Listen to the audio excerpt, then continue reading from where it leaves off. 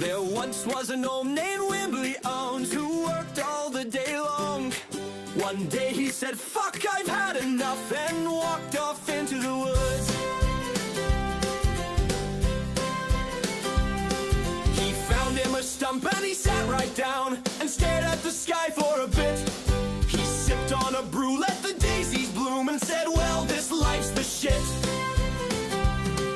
He marched back home with a jug in hand and shouted for all to hear, "I claim this day to drink and play. Let Owens Day bring the cheer. It's Owens Day, Owens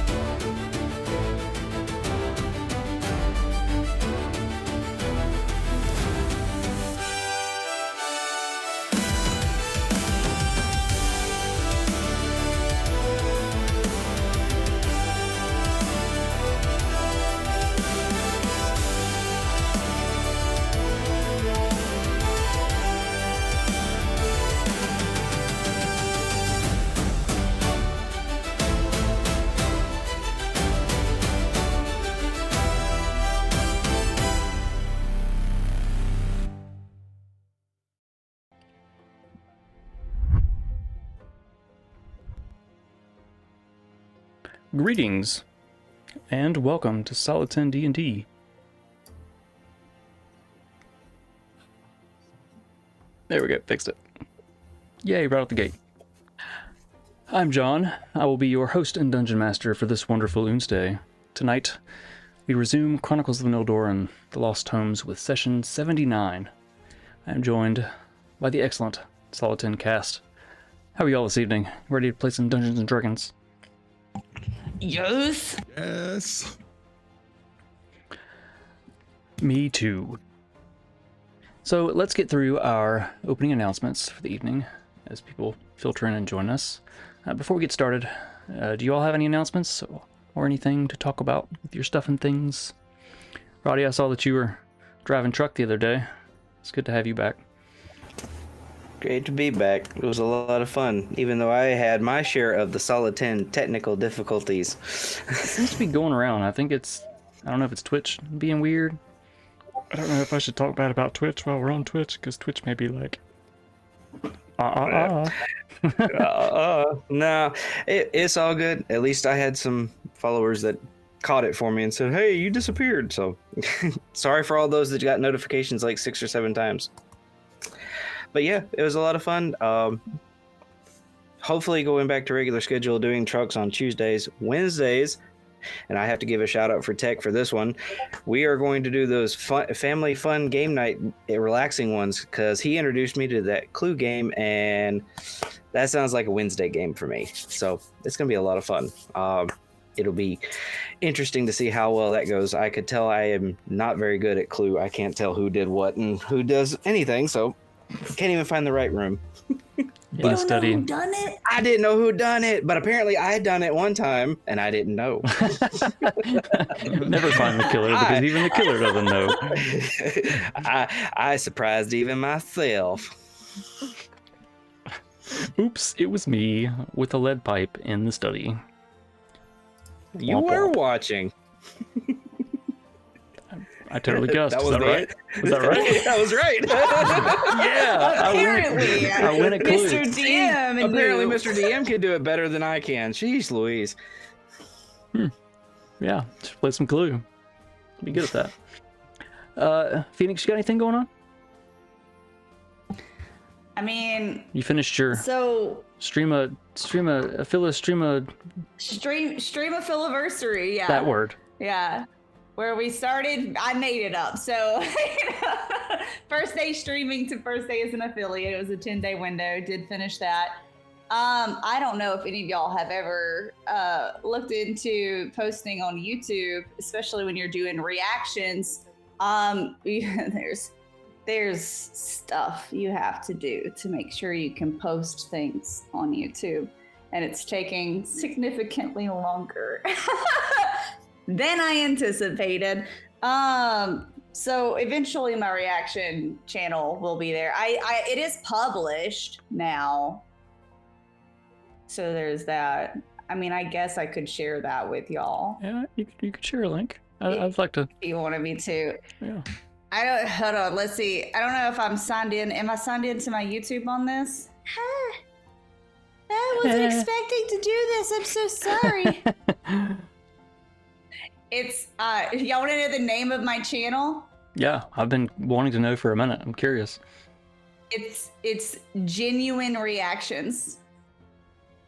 Because I'm Jen. So it's spelled with the J. I love it. That's clever. Yeah, it's spelled with the J. Anyways. Okay, there you go.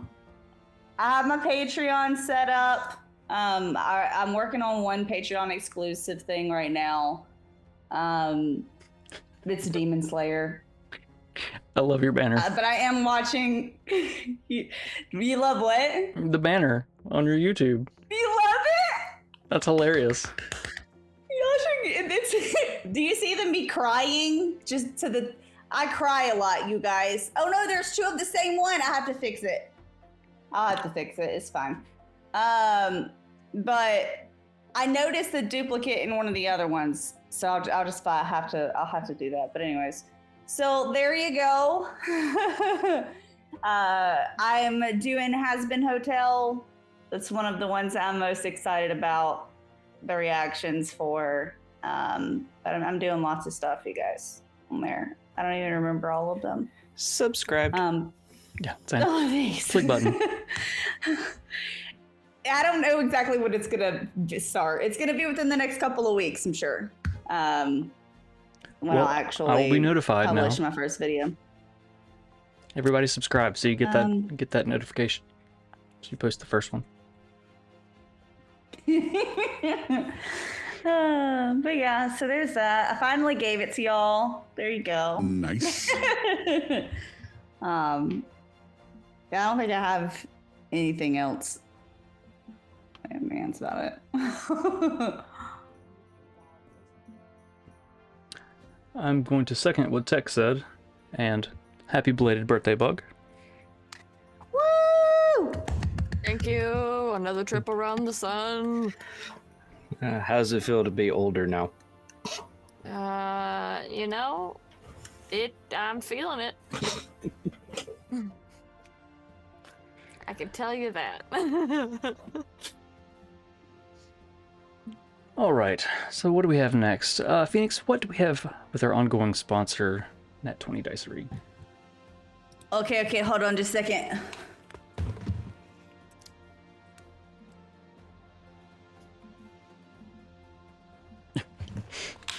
Oh my goodness, she's I had breathing. to get my beard on. Okay. So I'm wearing my beard for today's bit. And I'm literally only wearing it because I wore it during my stream of Filiversary. Okay. And I was like, I haven't used it for a bit, right? So I was like, I need to figure out how to use it for a bit. Most of y'all probably know I don't really like beards. Yes, I realize I'm saying this whenever half of the faces in front of you have beards on them. It's just not really, I just don't really like beards. It's not a visual thing. It's like, I don't like kissing someone with a beard, you know, because it ruins my face because my face is so sensitive, you know, it scratches it up and it's all raw. I don't like it. I just don't like beards. And then there's obviously one of the big reasons, right, is whenever someone gets something in their beard and they say the line, you know, you're trying to be nice to let them know. I was saving that for later. Yes, I'm just saving that for later. And you know, I didn't realize how true that it was, right? Like you could say that your DM could be like, roll with advantage. So you just, you know, you reach in your beard to grab another D20. You know, it's you save it for, and then you have advantage. And then your DM's like, hey, actually, we're gonna play Daggerheart today. So then you reach in your beard and you grab your 2 D12s, right? For Daggerheart. So you just reach in your beard and get it. You saved it for later, you know? You've got dice in you? And then you're like, hey. And then you're like, hey, actually I need damage dice, right? So then you just reach in your beard and you grab out one of these little pouches that you can get on nat20dicery.com, and if you use the link in chat, then it's 10% off. Why are dice falling out of my beard? Pocket Dimension Beard, shut up, take my money. I want one. There you go. Bag of colding, bag of beard. Beard of dicing. Beard of bolding. Beard of rolling. Beard of bolding. Okay, I'm gonna take my headset off so I won't hear you while I take my beard off. Thanks, Phoenix. I think she should leave it. I think she should leave it on through the whole session. What do you guys think?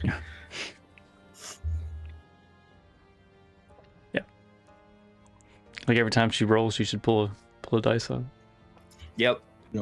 It's official. Next session, you have to wear the beard the whole time. It's unanimous. Every time you roll, you have to pull dice out of it. So which one of you are gonna fly up here and force me to wear it? I got nothing better to do.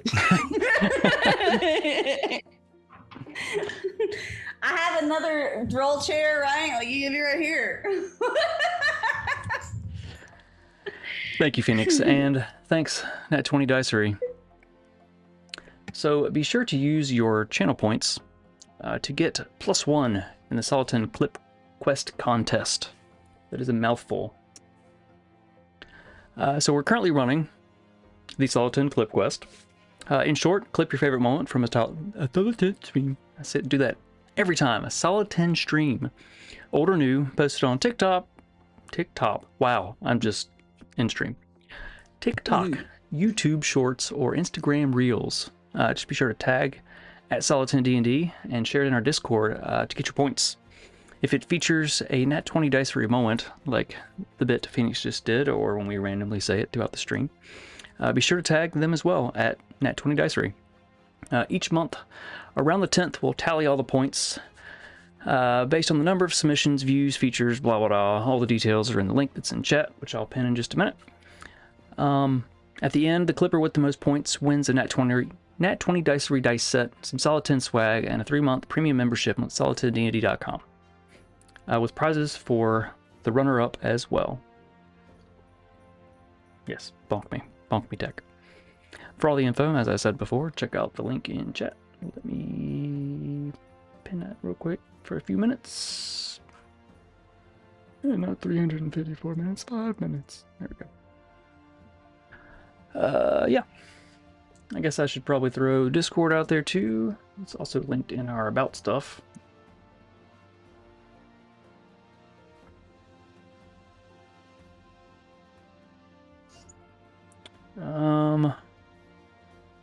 How are things going with the podcast, Hal? Podcast. We just released Chronicles of the Nildorin, episode 13, part 2, session 41 last Sunday. Our party explored the abandoned village settlement of Ribbiton, revealed more than crumbling homes and overgrown paths. They explored the ruins and an uneasy silence that hung over the hillside, broken only by the sound of rain, creaking wood, and shifting vines. Find Solid 10 at all your favorite podcasting apps. Just look up Solid 10. While you're there, subscribe and leave us a review. Back to you, John. Thanks, Hal. What kind of cool stuff do we have in our shop, Bug? I haven't had anything new lately, so. It's all the lovely things that you guys know and love so far that I've talked about a million times. We have our ball caps, we have our beanies, we have our t-shirts, we have our blankets, we have our hoodies, and we have our drinkware. We also have notepads, so you should go check it out. And while you're there, check out Gift to Twitch Chat. That way you can give some wonderful Solid 10 merch to another friend of ours here in the chat. And if you really need an honest review, the Gleeman blanket is worth it. It is so good. It's so comfy. I use it every day. So, there you go. Go check it out, solid10dnd.com. Oh, I did get a message recently that our supplier for the Tomes notebooks, they're going to be out of stock for a little while. So that's unfortunate. And I think maybe some of the glassware too. It's weird. It's the first time I got an email like that. They're like, hey, yeah, we're restocking. Sorry. So I don't know. I need to actually look and see if the website says that, but womp, indeed. Thanks, Bug. So you'll notice on the bottom we have a pool of luck, which the party can use to reroll a d20, except for death saves. For 100 bits, you can add to the pool. 10 luck points roll over each session. Apparently, they are not there for some reason. Click button, make luck points. Bam. There they are. Wondered why stuff wasn't popping up. 10 roll over each session. So players, be sure to use them if you got them. You can also help the party by casting a healing word for channel points or bestowing disadvantage on me. As is tradition, when we hit our bits or sub goals, we will give away some sweet loot in chat. For this one, you have to be present to enter. I believe that's all I've got. You guys ready to play some Solid 10 D&D? Ooh. Yes. Let's go.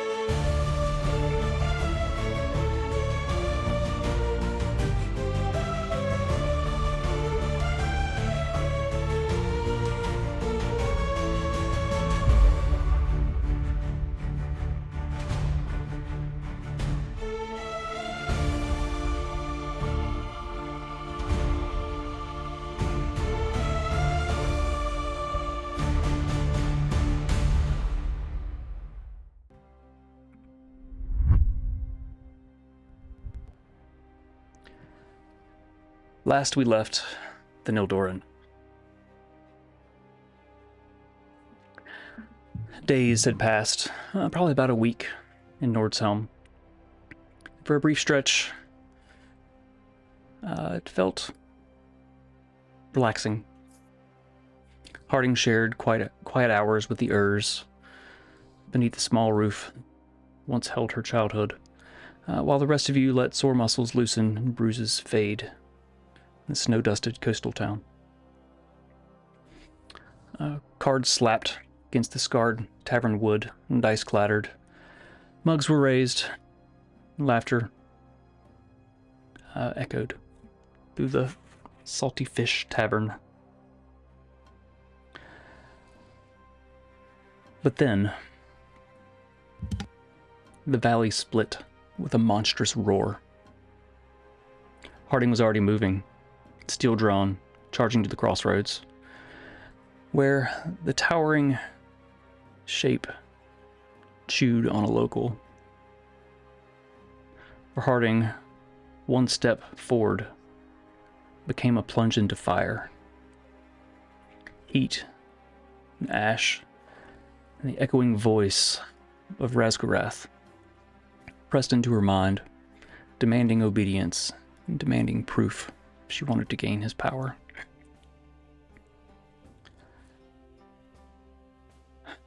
Within the burning hellscape, she fought 4 rising figures of ash and flame, her vision flickering between the inferno and the frozen street as her friends battled in the snow.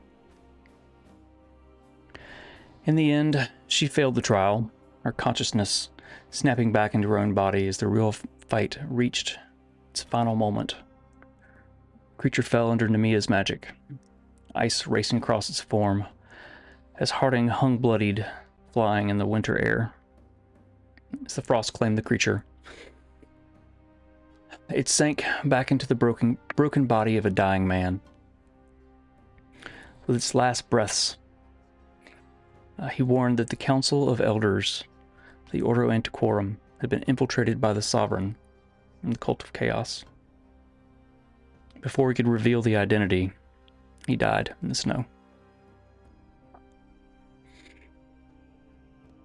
The Gleeman urged haste, and plans were made. Harding slipped away for some quiet goodbyes with Merd, Helga, and Eowyn, who were waiting with worry, having heard the bellow of the creature.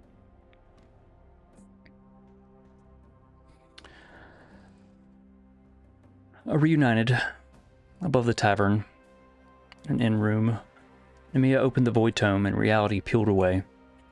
He tumbled through the endless dark and reappeared within the crown of the Ordo Antiquorum, the sanctum, startling Carvix from his meditation. Words were exchanged quickly before you retreated to the Gleeman, Tom's private quarters, where again tomes were open. The Raven Queen offered no path. Primus answered Dante instead from the gilded tome, its cover blazing the golden compass, settling east. From there, the night quieted in the stone halls, and the barracks somewhat familiar to some of you. Carvix bid you rest and left you to your own devices. Harding collapsed into sleep, drained from the trials, both seen and unseen. Hal filled the room with gentle music before later walking in the night air beside Dante in his wolf form. The two sharing an easy peace out in the grass before returning to the tower. Celine conversed within her tome with a bit of guidance from Nim. I think Dante kept watch as the rest of you eventually turned in for the night as well, sleeping well within the walls of the sanctum.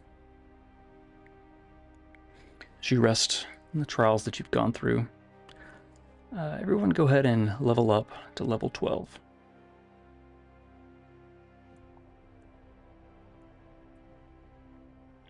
And Harding. All right. Harding, I forgot to do this last week. So, in defeating that creature in Nord's Helm, you were promoted within the Ordo. So, if you'll go to Features and Traits, select one of the following. You have to scroll down. It's called Ordo Veteran. There are 3 options. There's Battle Readiness, which will give you advantage on initiative. Or there's Pocket Sand. Features and traits, you Yes. said? Features and You Traits. said pocket Yeah. sand? Yeah, scroll all the way And to the then bottom. feats, and then manage feats. And then it's almost at the bottom of the list. It's called Ordo Veteran. There's 3 different options. The second one is Pocket Sand, where it's a bonus action. You can cast a spell to give disadvantage on opportunity attacks. And then there's Veteran Step, which you gain 5 feet of movement. So Hold okay. on, I'm still here. I think you're lying to me. So features and traits, and then feats, Uh-huh. and then manage feats, and then scroll. Wait, there it is. all There it the is. way down. Okay, I gotcha. It's under Ordo That's Veteran. a long way down. Initiative. Eh.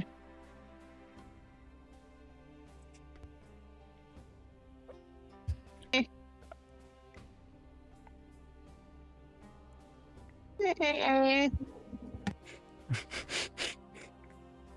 Eh.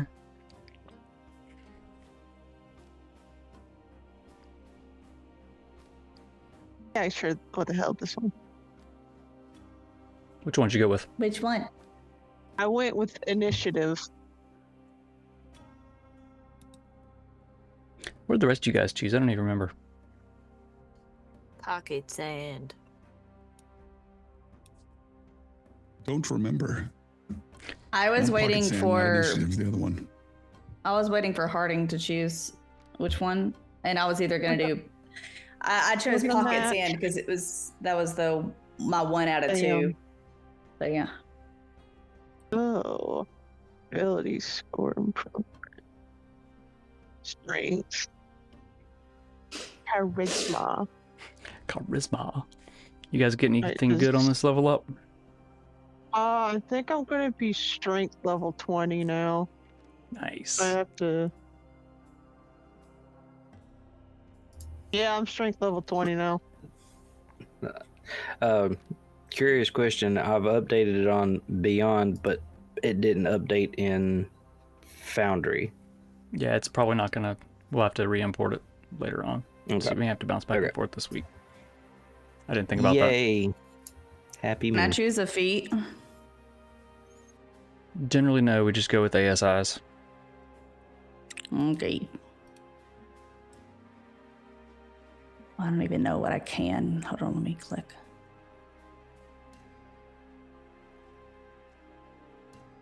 Because I like to Dexterity would be good. If create. if you bump it up to 2 and it's an even number, you get more AC. Yeah, that's probably what I'm gonna do. Looking at my stats, because my wisdom's already at 20. I was hoping I could get that feat that you said that I since I didn't have, I couldn't use my shield while I cast spells. So, but I'll just For put it in caster, yeah, Dex. that'd be good.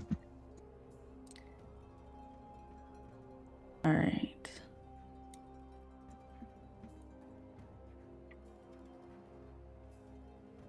So at some point in the night, Dante, while you were sleeping, you shifted back into your draggy boy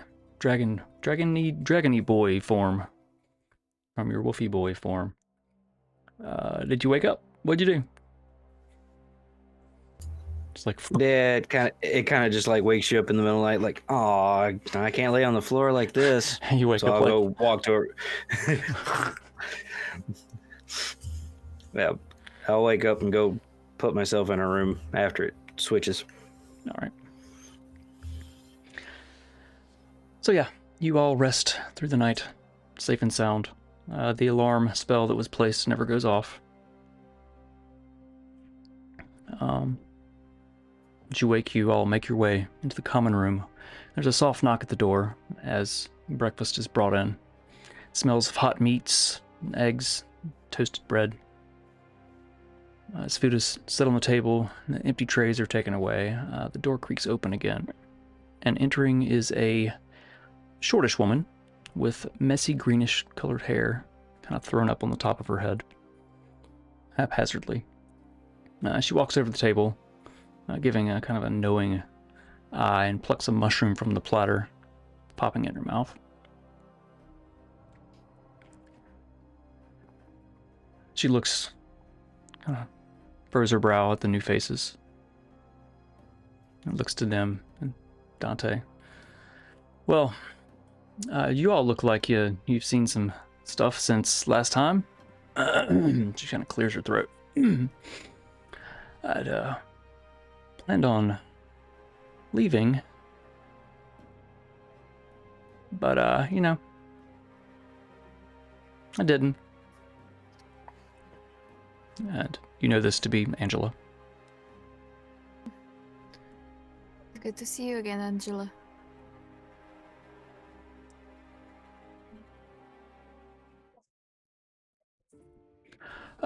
It's good to see you too. Last time, we were running from a dragon. Yep.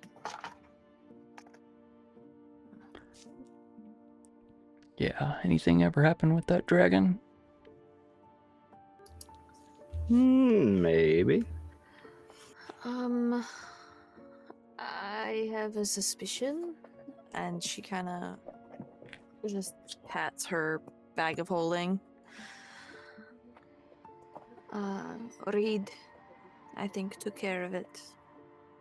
In a way. She's gonna reach into her bag and pull out the draconian flask and just place it on the table. So, the dragon's in there? It's here? She plucks another mushroom and starts walking back really slow. Don't worry. Don't worry. It's stuck.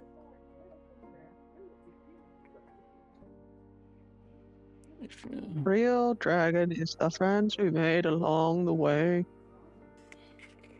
At this, she bursts out laughing, like doubles up. She's ditzy and easily amused. It's good to know someone appreciates me other than Phoenix. Not Phoenix. What the fuck is a Phoenix? I need to go to bed again. But it's Celine. Morning, and you've seen a phoenix? Heard they're really rare. Yes. you can phoenix these nuts and cross your face. Good sir, ma'am. Oh my. It is way too early for that. It's nowhere near midnight.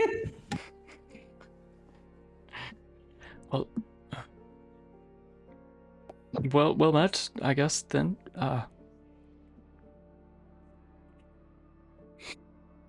So,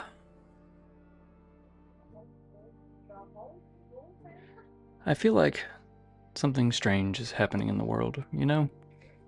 Like lightning before it strikes, that kind of feeling. I figure there's not much I can do about it, and I'm probably safer here, so I'm gonna hang out for a while. But I have this strange feeling that you all are somehow involved with this.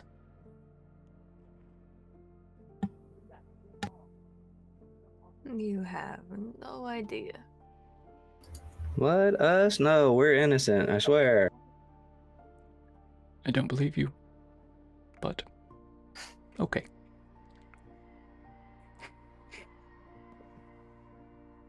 She kind of shrugs and walks over to the window. She's eating mushrooms from a platter.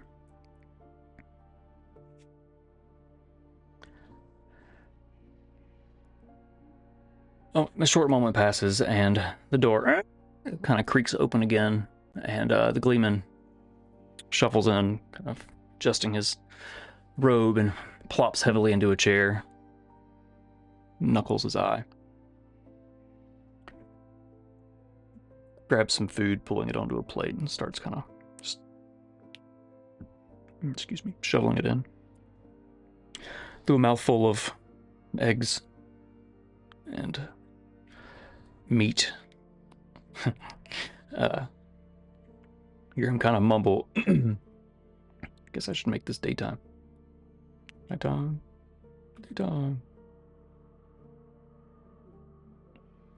Yeah, that's as good as it's gonna get. So, well, I couldn't sleep, and I was drinking a little bit, and I saw you guys walk past. Dante with your fuzzy butt, just wagging. It's wandering around, and I found something interesting. I think you guys should come check it out with me. I was way too inebriated to do a thorough check myself, but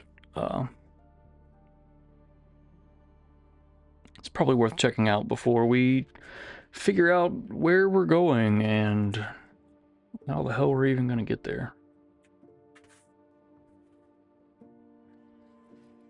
He kind of stuffs some bacon in his mouth. See him slip another piece into his pocket and stands up. Pocket bacon. It's the best kind. Oh, y'all, I realized something last night whenever I was looking at the moons. Yeah? Were they round? They are. I've seen the full moon cycle, before, and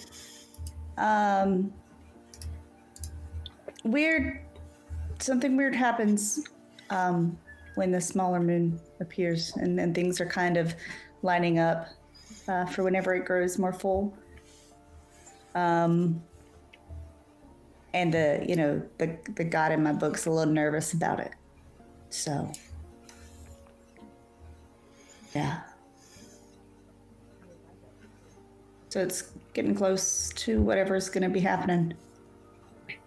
I don't know what it is, but...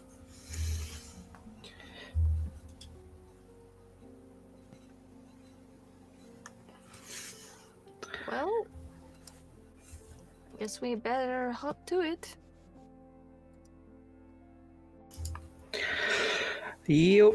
Let's go see what the interesting thing is that we're supposed to see and get this show on zeroed. Yeah? I assume she started saying this as we were walking. Yeah. I was like, oh yeah, guys. The Gleeman's kind of sitting there holding the door for you as you walk by. Kind of. Dante standing in an open room and nobody there saying that, like, oh, everybody's already left. Shit. Let's get this show on the road. Last one to know. The Gleeman's kind of like, not you, Angela. I'm sure we'll see you later. And she kind of winks. That's a small wave. So he leads you down through the stone hallways. The lower you get, it gets a little more damp. It's further and further down in the tower. He turns abruptly into a side hallway that stretches for about 30 feet or so, and the hallway seems to stop abruptly. He's like, here we are. Kind of feel him pushing, filling up the rocks. Eventually he finds one and he pushes it and it slides in. As it slides in, the whole door kind of and slides open.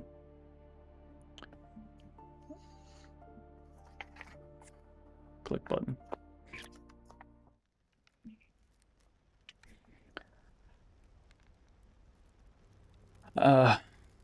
And before you is a small room lit by a single window.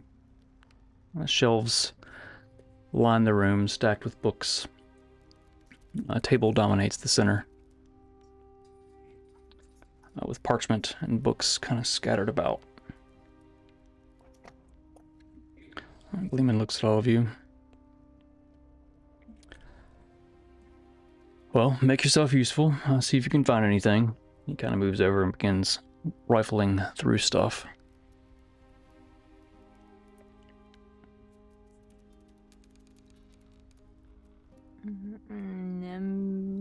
Starts scouring books. All right, so whoever wants to search, roll an investigation check for me. We got a heroic inspiration in the morning, all four of y'all. Playing a ditty over breakfast. Yep.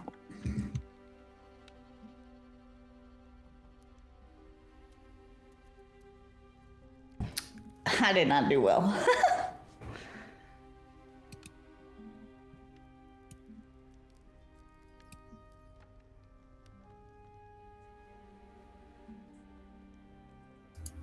Dante can't read. Rolled a 13. Hal rolled a 21. He tipped over, just tripped over something. So as Hal walks in, it's a dim room. Anyone roll higher than that? Oh, Harding is just looking at pretending to help, but she's really just looking busy, looking at the spines of the book. Stroking spines, huh?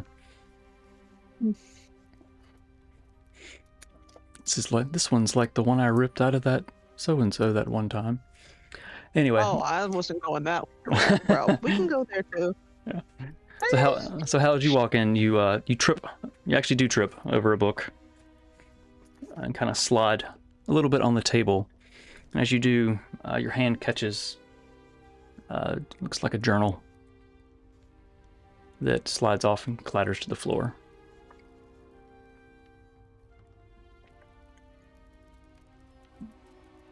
Pick it up. So take a look at it. It looks like a normal journal. It's slim, leather-bound volume. It's kind of dry and stiff. It's old. Its pages are yellow and brittled at the edges. And as you kind of flip through it, the ink is faded, but it's still legible. And as you're flipping through, a scrap of parchment kind of flutters out. Do you also notice as you're flipping through that many of the pages are missing? Some of them cut away deliberately or torn out.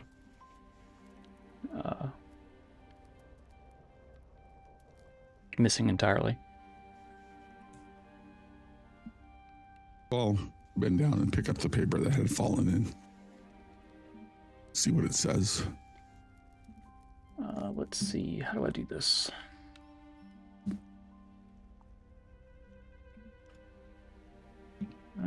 Show players. I'm just going to show it to all of you. Unless you want to keep it a secret, Hal. Oh, I'll hands it to somebody who can read well.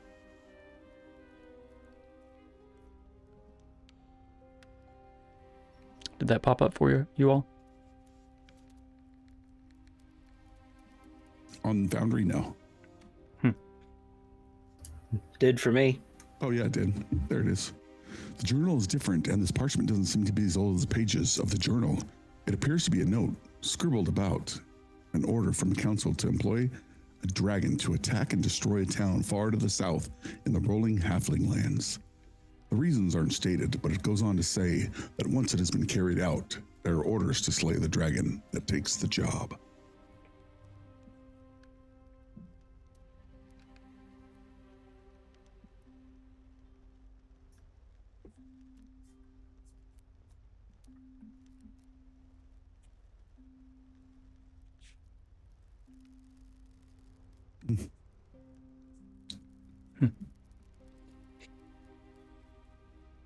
So, looking in the front of the journal, let's see, do that.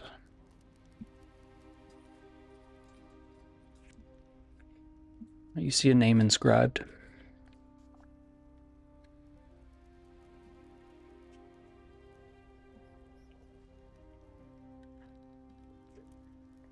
Inscribed in the front cover, Professor Eris Thorne, retired field archaeologist, archivist of the Ordo Antiquorum. You flip through and find a page that seems to be mostly intact. I don't know if you want to read it, since I guess you kind of are the voice of Professor Eris Thorne. Hal, it's kind of a bit, but there's some...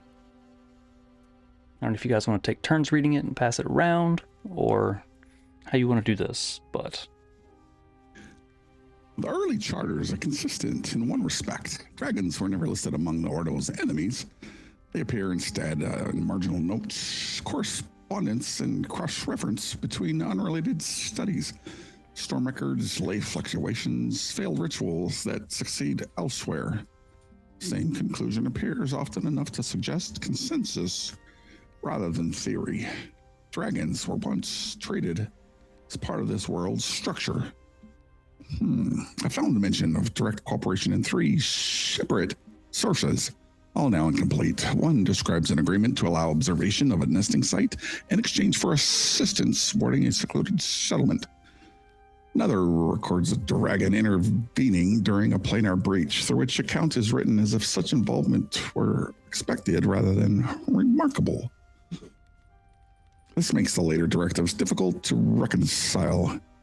First Order authorizing the slaying of dragons is preserved only as a copy. The original page has been removed. The justification given is brief and unsatisfying, citing emergency risk without defining it. No supporting evidence is referenced. After this point, language across the archives changes. Dragons cease to appear in environmental records and begin to appear in threat assessments. Notes on their movements replace notes on their absence. The shift is abrupt enough that it cannot be attributed to gradual change in doctrine. I've grown increasingly uneasy about the origin of this shift. Its timing coincides with the elevation of younger council members new to the seat, though not to the order itself. His influence has expanded faster than custom allows, driven by research that ranges far from the order's stated remit. His inquiries are not concerned with the preservation or defense. They circle instead around transcendence, continuance beyond death, the rewriting of limits long assumed immutable. In private discussion, he has spoken carefully of ascending to the power of something. Since his appointment, I am more frequently instructed to amend or strike material from the archives, always in the name of clarity or safety. Yet, the passages removed share a common trait. They would allow future readers to trace responsibility. I record this here because I am no longer certain the order is meant to remember itself. I was present when the request was made to recover certain crystalline formations found within the dragon's remains. The requests did not originate from the natural philosophers nor from the arcanists. It came from the council. When asked to clarify their purpose, the response was that the matter was outside the scope of record. I do not know what was learned from these recoveries. I only know that the materials were brought here, studied briefly, then removed. Ledgers that once tracked their handling now in midline. Entire shelves stand empty where related volumes should be. The world seems to have shifted in the time since these endeavors began. I find some words I have written have vanished from the pages. I cannot remember what they were. It's puzzling, not to mention that volumes of books seem altered as well. I plan to look into this further. It is my professional opinion that these omissions and disappearances are deliberate. They are too precise to be the result of random decay or negligence. Some knew exactly what to remove. I cannot say why the order turned on creatures it once treated as fixtures of this world. I can only say that the decision did not come from the fear of dragons themselves, but from something the order believed could be accomplished through them. And I fear someone has done just that.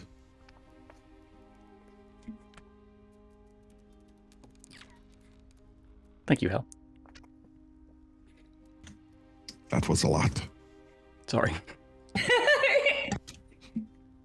I mean, you know Professor Thorne very well. He is not a short-winded person. True. True.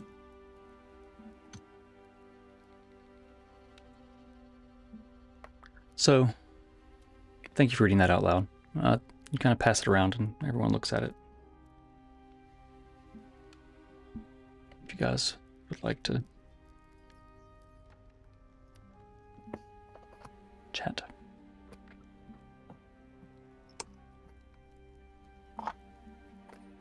Selene looks to Nim.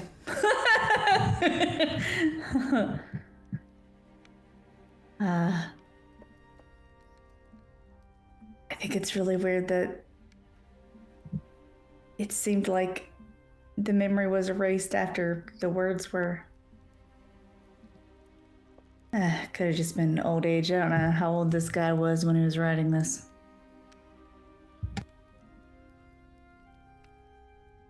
If the dragons were kind before,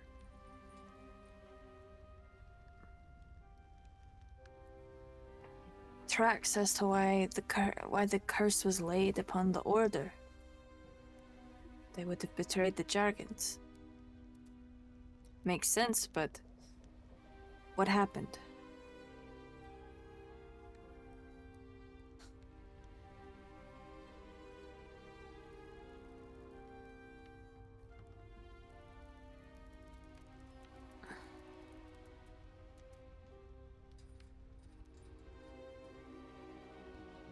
I mean, well, it did mention that there was, I don't know, these new people that came into the group.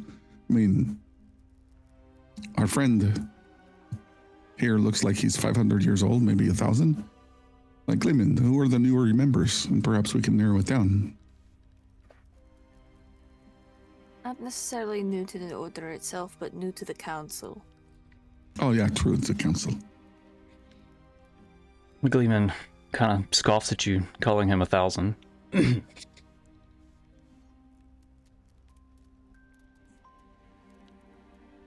I guess you're not too far off.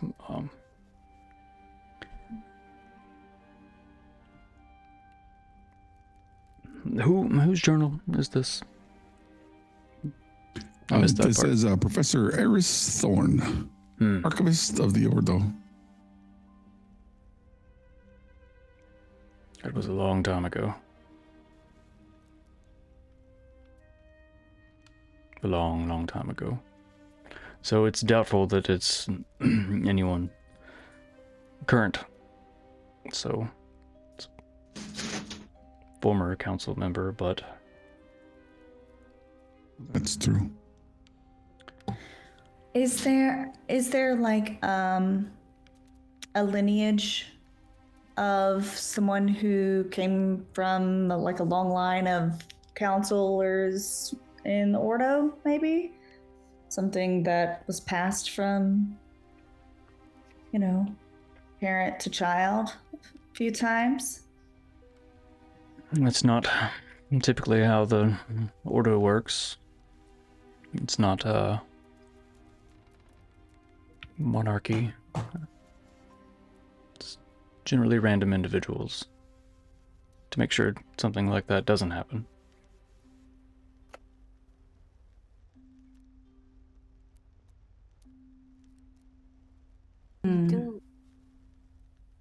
There is a chance that we might have someone that can answer a question, but we have to figure out how to subdue her.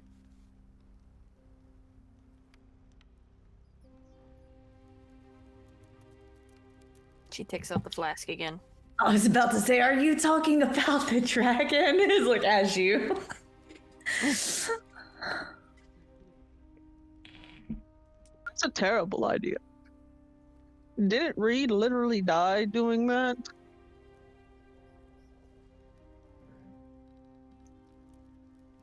She did, but She You also want to didn't have reunite? You all want of to the reunite with her information. that bad? There are better ways. maybe we could sway her to work with us since she was easily bought. Is she the one that attacked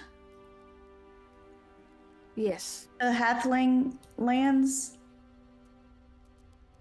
she's the one that attacked Reed's So hometown. the and the council employed her, but then Yes. turned on her. Yes.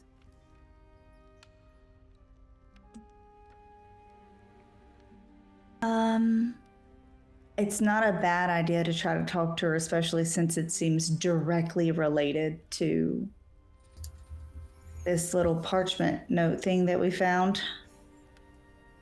And obviously showing the, what we did, what the, we as in the order did, or at least the council. And Reed is dead. That's all she wanted. She wanted revenge for her wormling. She might still be angry, but it could be a conversation worth having. And whatever fight we're going into, if we can convince her, maybe she'll help.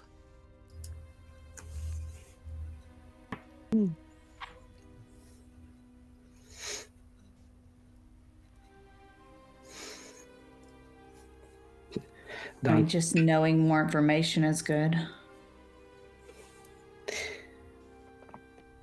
I guess. Well, if we're gonna do this, Dante will reach back, grab his bow, and grab an arrow. I'm not gonna be unprepared just in case. But we're not doing it in here because there's not enough room. Well, yeah, but I'm gonna carry it with me just in case. Wait a minute. He'll reach back, other arrow. Maybe, just maybe.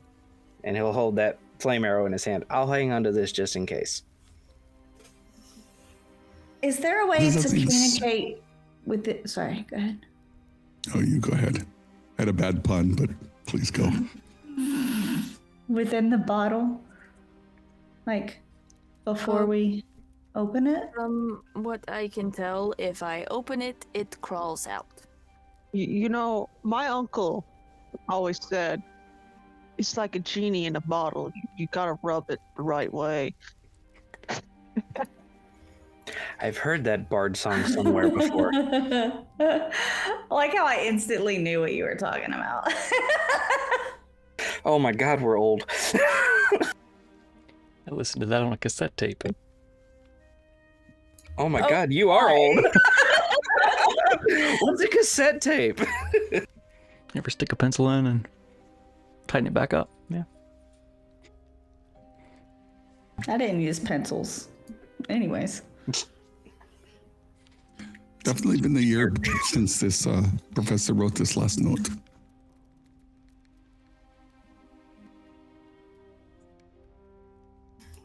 We're really gonna do this, aren't we? Oh. I need funeral clothes.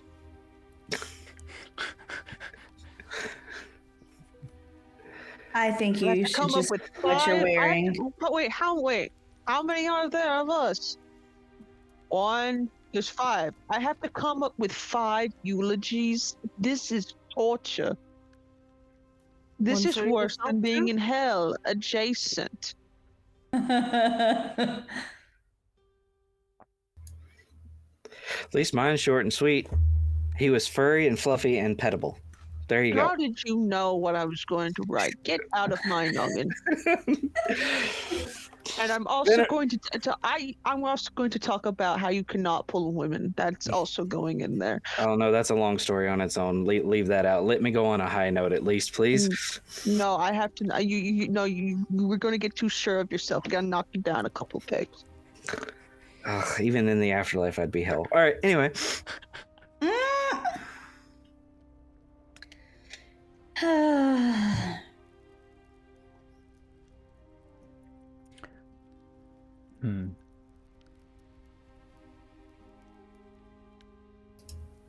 What do you think, Gleeman? What is your opinion upon this? At this point, he's kind of... he's taken the journal, and he's standing kind of in front of the window, like... reading through it again and again.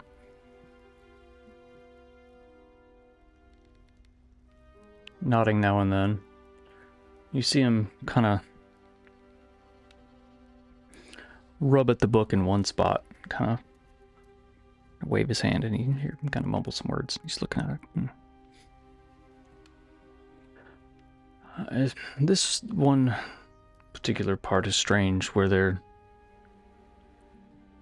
seems like there was a word, but it's disappeared, and he mentions it later about how words he's written and have disappeared, and he can't even remember what they were now. That's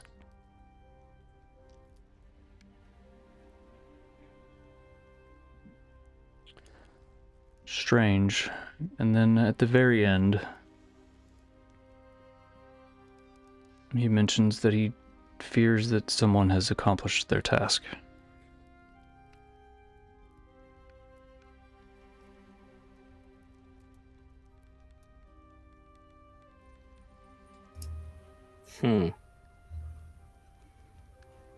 His eyebrows, big fluffy white eyebrows, kind of going to a V as he's thinking.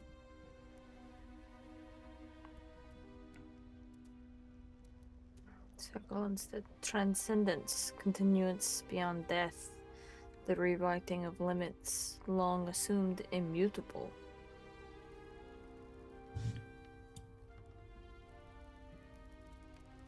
It sounds like someone wanted to live forever. Ascend? Ascend? Be a god.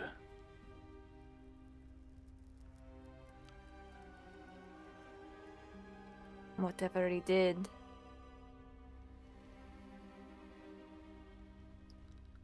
Eros.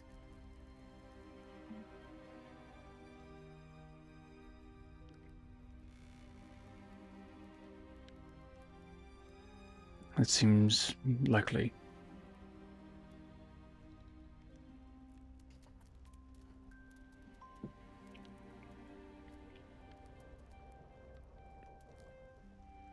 Are we talking to a green dragon today or not?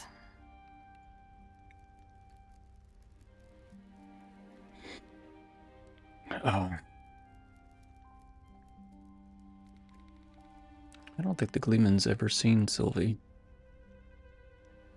They've never interacted. I've got the question, if you don't mind. Can you all hold your domes out, like in front of you? Don't touch the tips or nothing, but like I just want to look at the make, how they were made, well made, finely made, kind of not so much. Yeah, hold on. Let me find the blasted thing. Hold on. Digs around in his backpack. Yeah, here we go. I want to look at these books, and there was mention about books on these shelves that were missing in some way, shape, or form. Do these books that my friends have at all resemble the make and style of any of these books in these old archives? Roll. Guess this would be a history check. All right. Hal's going to give himself a hug to give himself bardic inspiration. You can do it. You can do it.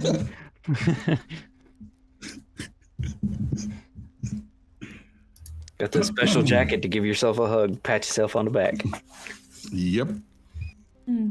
Yep. History, you say. All right. Do I have anything special that lets me do anything special with history?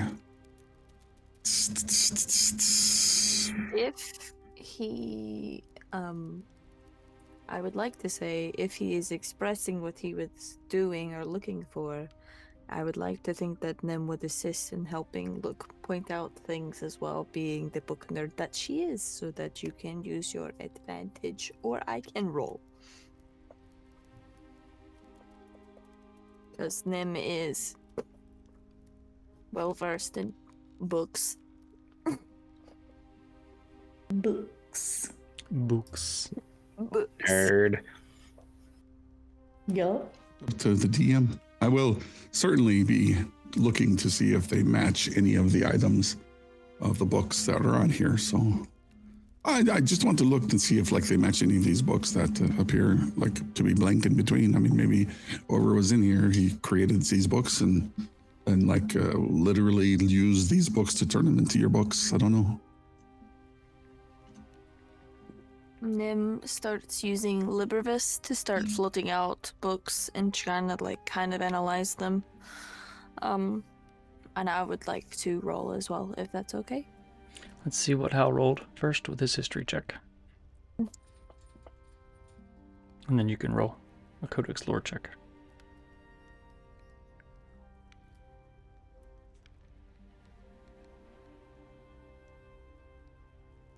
That is a total of a 10. Solid. As everyone holds their tomes out, they all look very different. That's pretty easy to spot. Each of the tomes are roughly the same size and shape, but you notice the pages in the Verdant tome are more vellum, and it's like all the paper is a little different. And as Nim is bringing books by, most of the books here are brown or basic, just leather-bound type books. Generally, they're much larger too, in a sense that capture more information. Nim, go ahead and roll a Codex lore check if you'd like. And tell me exactly what you were looking for. The same thing? Something similar? Something different? It's 18. And I am looking for... I think I'm looking for similar markings, but also anything else that kind of matches the vein of this journal. Where pages are missing, things are marked out, incomplete texts. So they're kind of like flipping open, and she's kind of like skimming through them. And kind of what, if there are, what like the titles are and what they pertain to.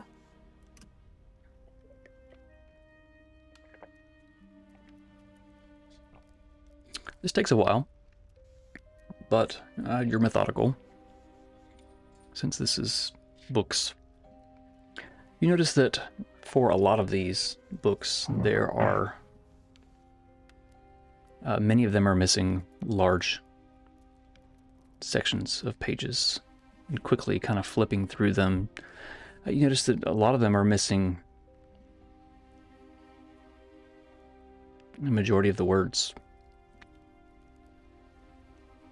As if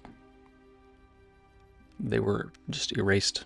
Because looking at it, you see it's kind of like throwing a piece of Swiss cheese on the newspaper. You catch like a word here and there on a page, but there are large sections that are just gone. You can't really put together what any of it means. Eventually you do come across one book, and it's got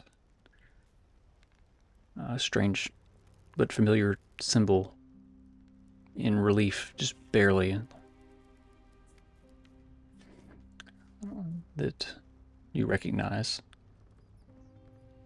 It's the same symbol that you had to trace on the cover of your tome to unlock it. But flipping through the pages, there's nothing there. In the middle, it's been torn out.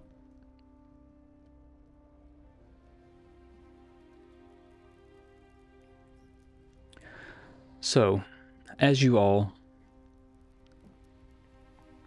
are holding your tomes out,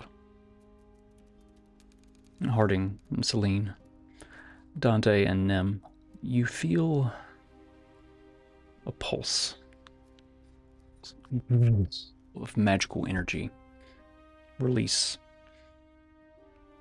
from each of your tomes. And light slowly begins to fill the room. Red, green, white, blackish, purple light from each of your respective tomes. And Harding, you're kind of startled from your in and out of conversation with them. You're still kind of pretending to do stuff. The books by the voice in your mind. And Dante, you also hear a voice that you've never heard before. It's always been in writing. And Celine, you hear the voice that you experience in your trances. And Nem, you hear the voice that you've never heard before. Echoing through all of your minds, you hear, time is short. Great danger is upon us.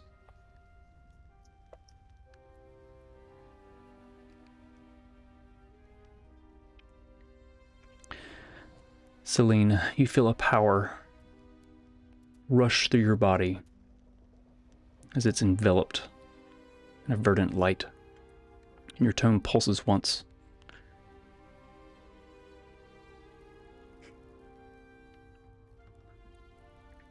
You feel arms wrap around you as they did last night. You hear the voice again. Take what little more power I have. Hopefully it is enough. I'm going to whisper something to you.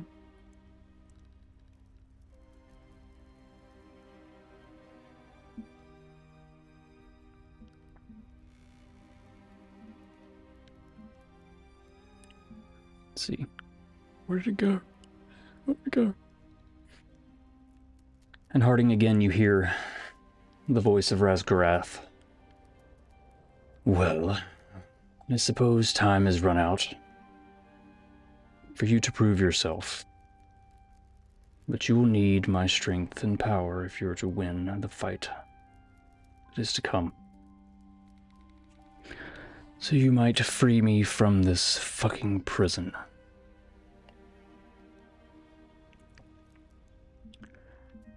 And you feel power swell through your body. Your body gets noticeably warmer. I'm going to whisper you something as well, Harding.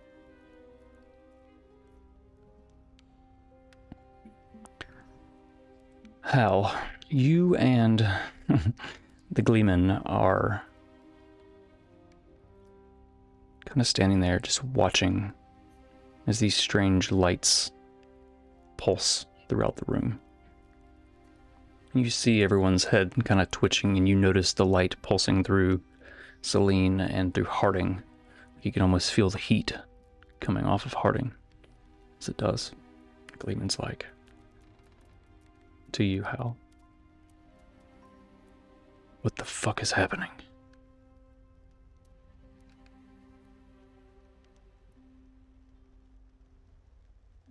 I'm not sure if they touched the tips. I told them not to touch the tips, but maybe they touched the tips. What's that?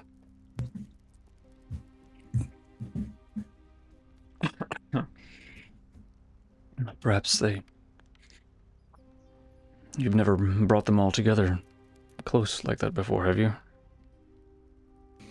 I mean, we've been sleeping together for weeks at this point, but not like that. Like, you know what I mean? Like in close proximity. That's what I meant.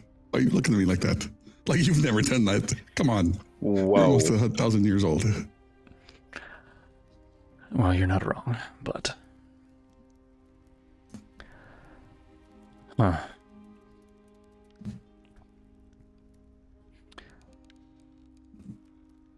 Dante, you hear Primus' voice once again.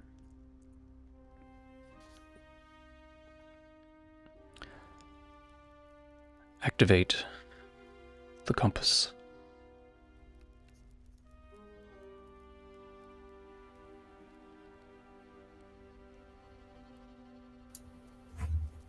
Okay, if you say so. And I'll Okay. I'll hold the tome over me. I'm gonna make this more interesting though and cinematic. Woo! A little bit of salt. Season that bitch. Compass! The compass begins to swirl and grow. This golden light hovers above the gilded tome as the compass is spinning and spinning. Nim, you hear a voice in your mind again of the Raven Queen. Open your tome. Bring it near the other. And we will go where we must. There is no time.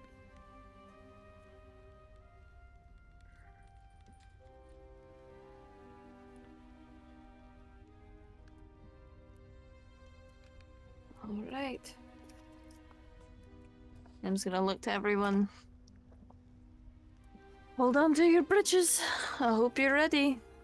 Gleeman's like, She's what going are to you hold what are you what are you talking about? What are you doing? What are you doing? She's gonna open the tome and Time bring is short. it to the gilded tome and open it Uh, and do the thing. consensually?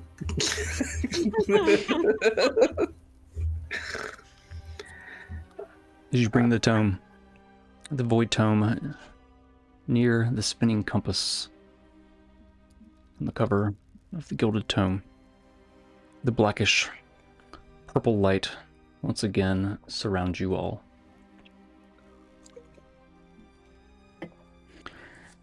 And you feel yourselves pulled into darkness in an instant. It feels different somehow. Hurtling through the nothing. As you fall or move, in direction is hard to tell, but occasionally you catch glimpses as if you're spit out and immediately brought back in. Fast flashes. You see a forest, lush green. The next flash, you're at the top of a red mountain, high above the clouds. Then you're on the bank of a lake in a small town on the other side, with green mountains filling the horizon. And then sand. Rolling desert. And after the sand, you tumble through the void for a moment longer as your feet land. They clack against stone. In a large room.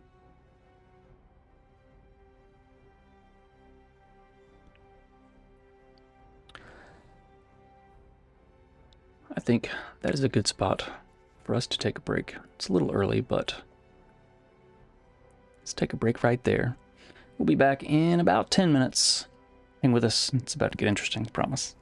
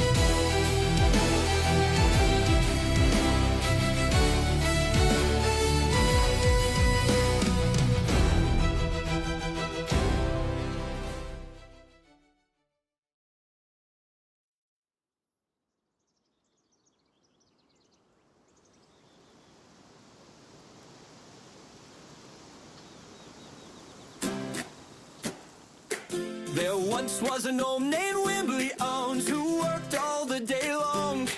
One day he said, fuck, I've had enough, and walked off into the woods. He found him a stump and he sat right down and stared at the sky for a bit. He sipped on a brew, let the daisies bloom, and said, well, this life's the shit. He marched back home with a jug in hand and shouted for all to hear, I claim this day to drink and play, let Wednesday bring the cheer. It's Wednesday, Wednesday, oi, stop the ale. Skip all your duties, let leisure prevail. Fuck yeah! Wednesday, no work and only play.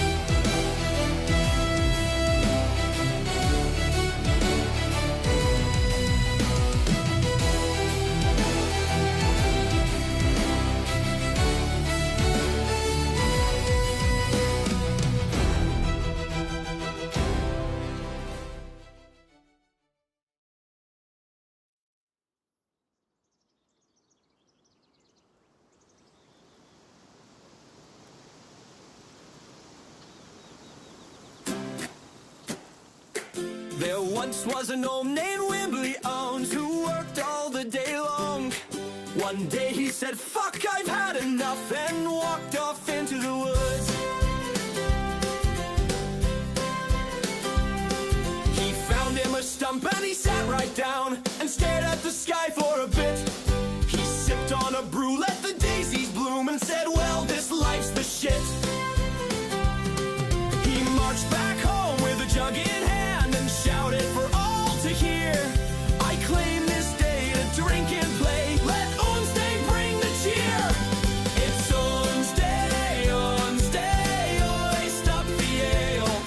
Skip all your duties, let leisure prevail.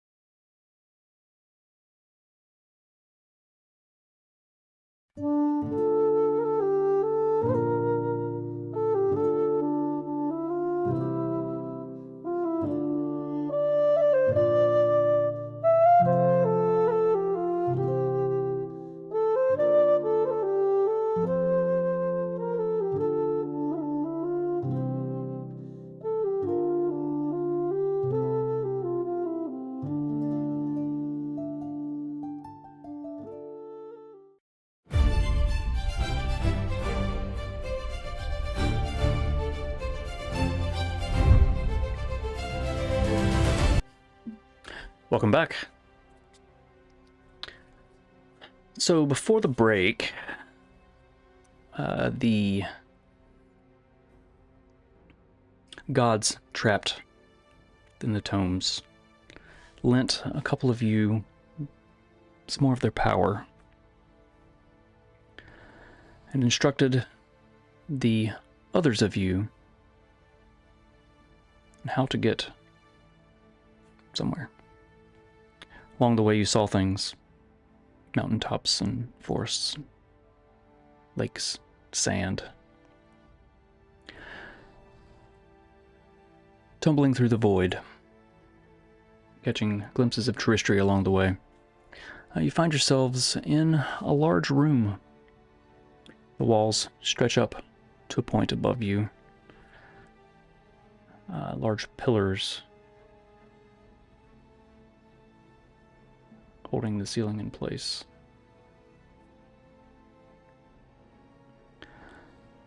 Braziers around the room light it, as well as tall windows stretching along the furthest wall.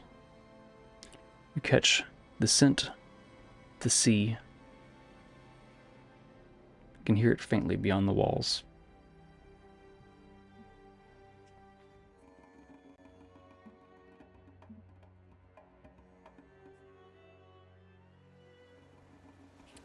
As you take all this in quickly, you see two figures across the room. A strange blue light emanating from a small book on an altar between them. A translucent glass-like orb rests next to the book on the altar. The sound of your feet hitting the floor and echoing. They turn.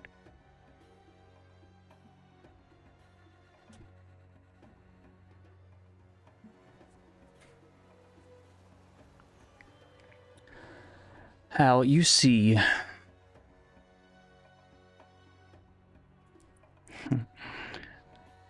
in the shadows of a red hooded robe, a figure from your past.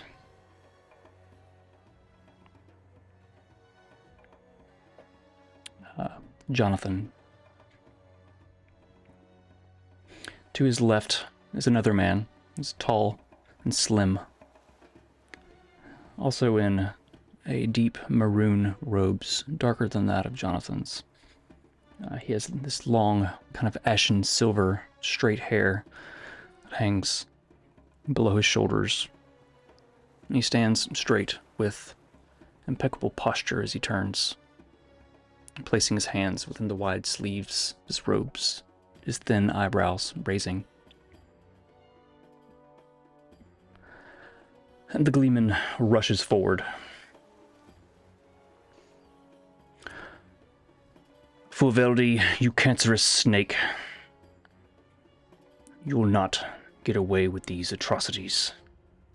He'll point his finger at them, and a bead of light forms on the tip, jettisoning across the room. Why did my hands turn back on? Why do they always do this?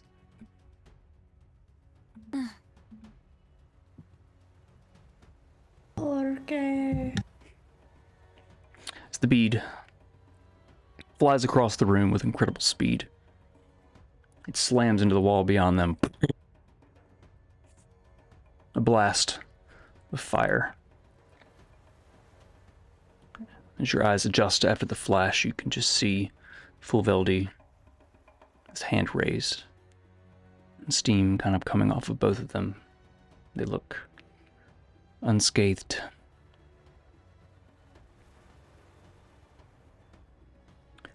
Before you can act,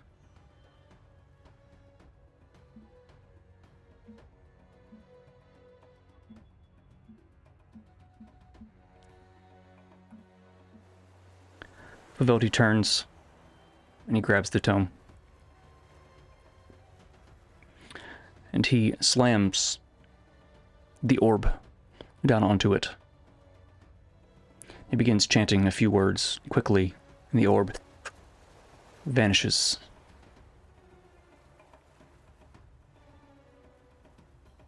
You can hear faintly echoing through the room. He says,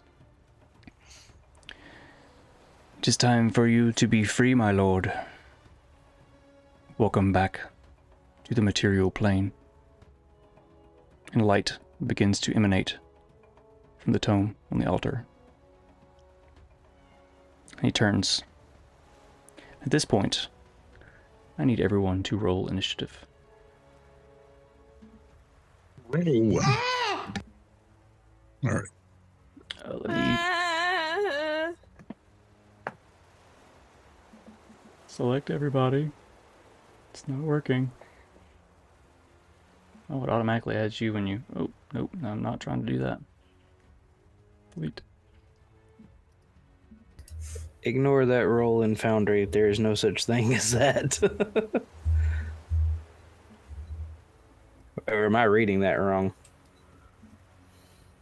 The decimal is just the it's a tiebreaker for if you have the Oh, same okay, number. okay, got you. Never mind then. Never mind. Yeah, it's got your dex in there to...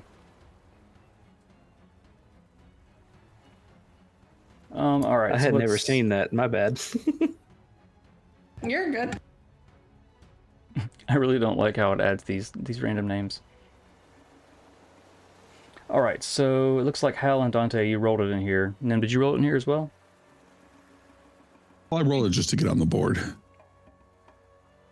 Oh, gotcha. Okay, I've added everyone now. So, Harding, what did you get for your initiative? 13. 13. Update combatant. 13. Alright. Dante? You gonna go with your roll on there? Yeah. Okay. Celine? 23. 23. Ooh, look at that. Hal? Yeah. Got a 15. 15, very nice. And Nim? 17. 0.14. 0.14. Gotcha. Let's see. So if I click the button to roll NPCs. Oh, it's so many dice. They all have question marks. It's because I'm rolling to me. All right. Let me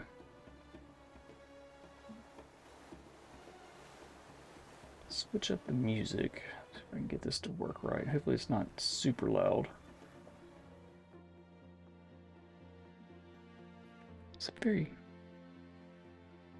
Nope, that is not the right playlist. Stop. This one.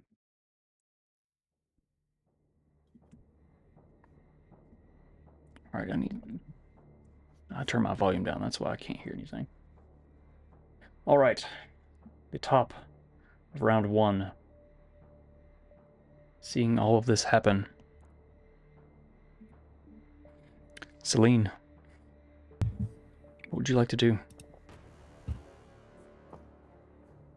The guy that held his hand up, did he create some sort of barrier to where magic can't go where he is? Is that Not what it looked like? Not that you can see. You don't know what he did. Okay. The flash hit and kind of obscured him. Your vision for a moment. Okay.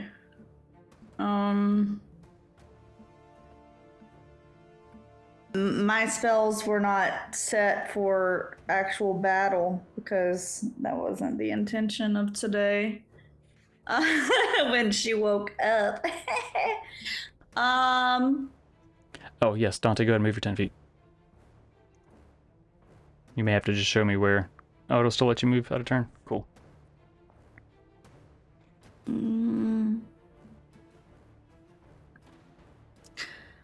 I think that I'm gonna create. I'm so confused. I don't know if I should do that. This is awful. Okay, I'm gonna move. What? Oh, what are these things? How do I ping? Ping. What are these? Pillars. Stretch up to the ceiling. Okay, and these are hallways, is what it looks like from Correct. from where I am. Yeah, from Okay, what cool. you can see, yeah. All right, we're gonna go ahead and move. Oh no, I forgot what my movement speed is. Hold on, let me check my other thing. 35. Okay.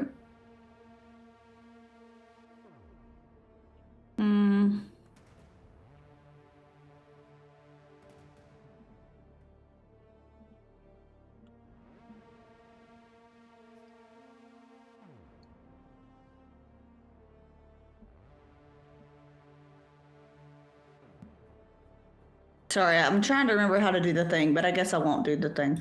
I'm gonna take a quick peek down that hallway to see if I see like monsters coming down the hallway.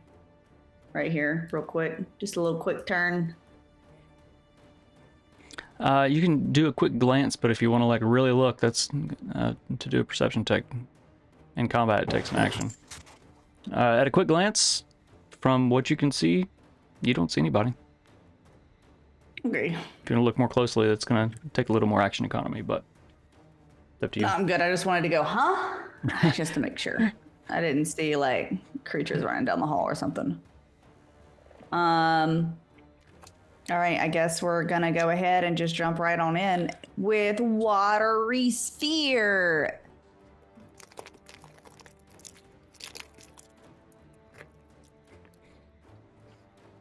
Do I have something messed up on my thing? Oh wait, no, we had issues with my inventory before, right? I was getting like double something at some point. Yeah, you had a bunch of weapons stacked, so I think I had to remove one because Foundry was like, nah fam, you can't do that. If you want to add your moonsicle back, you can, because that's what I had to remove. It was the culprit. Yeah, because my moonstone is the one that I got the +3 for the spell save DC. Yeah.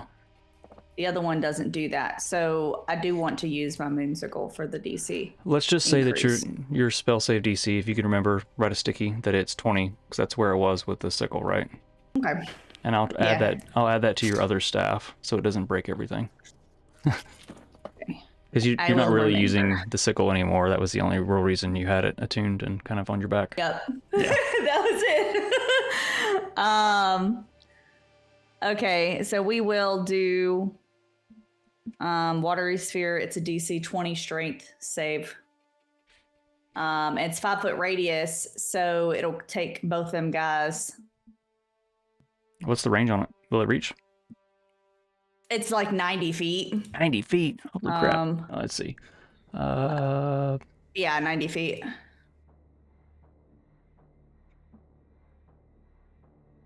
Five-foot sphere. And they've got to roll what kind of saves? DC 20 strength. Strength. Let's see here. Why can't I open their... You won't let me click on them. I figure at the very least they can't do vocal components, right? If they get stuck in there. All right, so Jonathan rolled a natural 1. And Uveldi rolled a 16, but he is going to choose to succeed. So Okay. Kinda, as the sphere appears, you said it's 5 feet? 5 foot radius, yeah. So I want it to be the center of it to be like in between the two of them, but down, you know? Okay, so Yeah. Fuvaldi is going to kind of when he chooses to succeed, he's just going to kind of push it to the side. So it's no longer on him. Okay. Because, I mean, he's not going to get trapped in it if he succeeds. So it's not going to still occupy his Yeah, space, correct? Yeah, normally it pushes them out, but I'm fine with him doing that for cool boss move.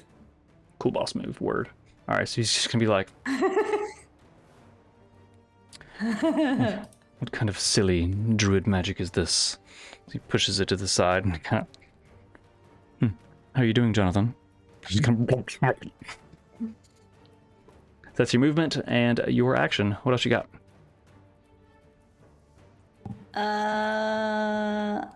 I don't think I want to do anything else. The sand thing I can't use, right? The sand thing? Yeah, it has to be within 5 feet. It's within 5 feet anyway, so I'm not that close. So, yeah, I'm done with my stuff. Right on. Nim, you watch as Celine darts across the room, glancing down the hallway. Cast a spell, and this kind of shimmering, watery orb appears. You watch as Veldy pushes it aside, and Jonathan is trapped within. What would you like to do? I'm gonna reach into my bag of gems once more, pulling out a nice little diamond, and using my staff, I'm gonna point it to that area as I walk forward.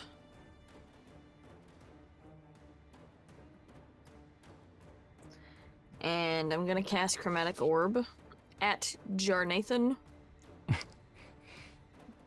All right. So how does it work when he's inside the... How does stuff work when he's inside the blob? I was talking, I was muted.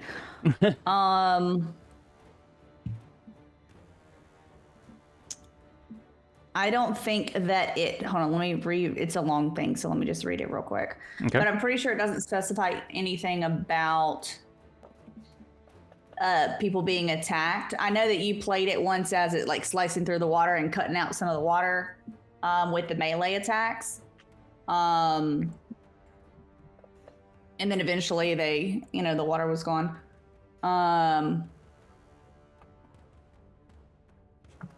But other than that, Okay. So what it doesn't specify.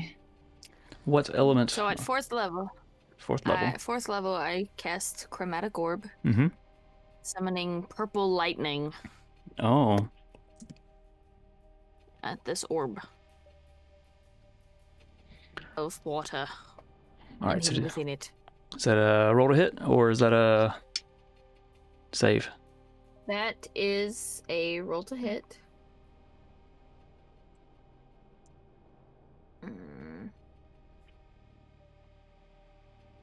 So that's a... Sorry, I didn't mean to click that. I don't know why I did it. It's a 15 to hit.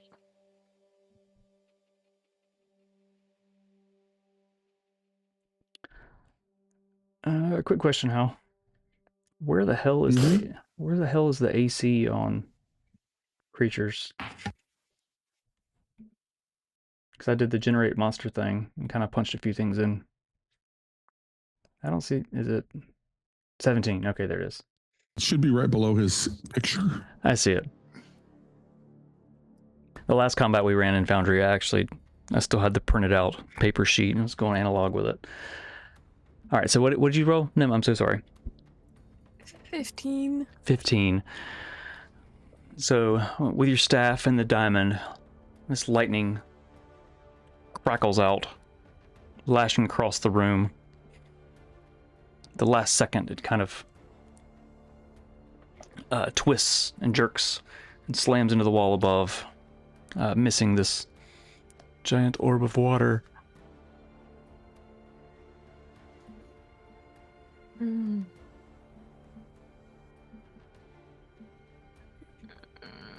It's a movement and your action. Okay. Then I will use 2 of my sorcery points to do quicken spell, and I will cast Ray of Frost. For another try at this thing of water. And it misses, because I rolled the same thing. Oh,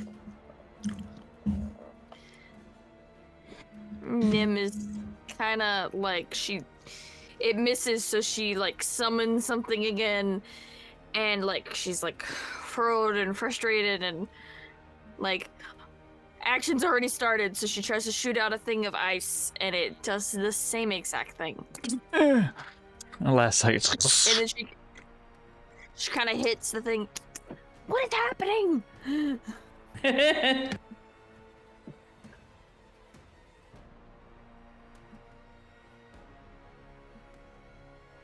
Whoop. All right, so I'm gonna turn off something. There we go. See if that helps. Looks like we're lagging just a little bit.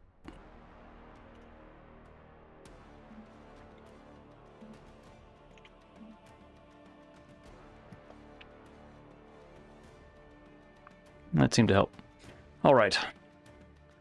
Nim, casting your spells unsuccessfully. Moving a little bit. You got anything else? That's it, Chief. Forgot to hit the button. All right, that brings us to Hal. Seeing Nim fail all right. spectacularly. I was going to step forward, and he's going to yell, "You're already such a coward, Jonathan. Your friend looks nice, but I bet they're probably pretty mean. And I'm going to use a bardic inspiration to cast unsettling words on this individual, since Jonathan's spinning around in a... And then I'm going to cast confusion right between the two of them. It's a 10-foot radius. All right, so unsettling words. What does that do? It gives them a D10 negative to their save. Oh. D10, right on. Oh, I got one of those. So confusion. We've done this before. Yes. I still don't remember what it does. I think they saved last time. It does a bunch of different stuff. Wisdom 17. Wisdom 17. Da-da-da. So, Jonathan. So, because he's suspended in water, does he have any kind of particular effect on him? I know that he's slowly drowning, but... I'm double checking if there's any. I mean, they're restrained. Restrained, yeah. Does that give any kind of disadvantage? Probably not for a mental spell attack, but... I don't think not for a. I don't think there's anything for mental spell attacks. No. All right, so that's a total of 2 for Jonathan. So he is drowning and also confused. Used while he's drowning. He's having a good time. And this individual, the Gleeman called Fulveldi, and you remember him talking about the Council of Elders. Wisdom, you said 16? Wisdom 17. Wisdom 17. That is exactly 17. You have to Even with subtract the D10 now. subtraction.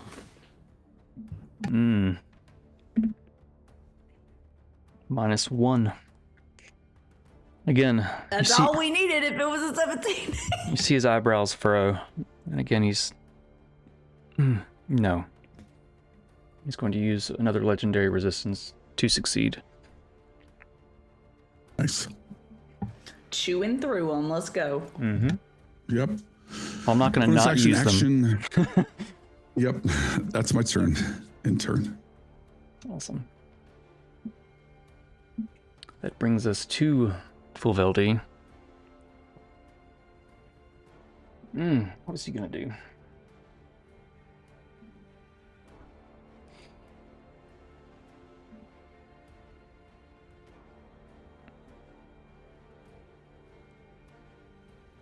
Oh, can I move back to? I'm sorry. Go ahead. Never mind. No, you can move. I actually haven't. I want to move to the Gleeman. Yeah, that's good. Stand next to the Gleeman.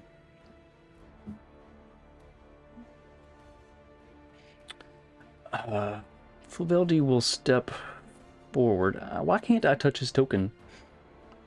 I know I've got the wrong tool right now. It looks like you're still drawing circles. Yeah, I tried to move him earlier, and it wouldn't let me move him. There we go. Maybe because it wasn't his turn. He's going to step forward to about right there.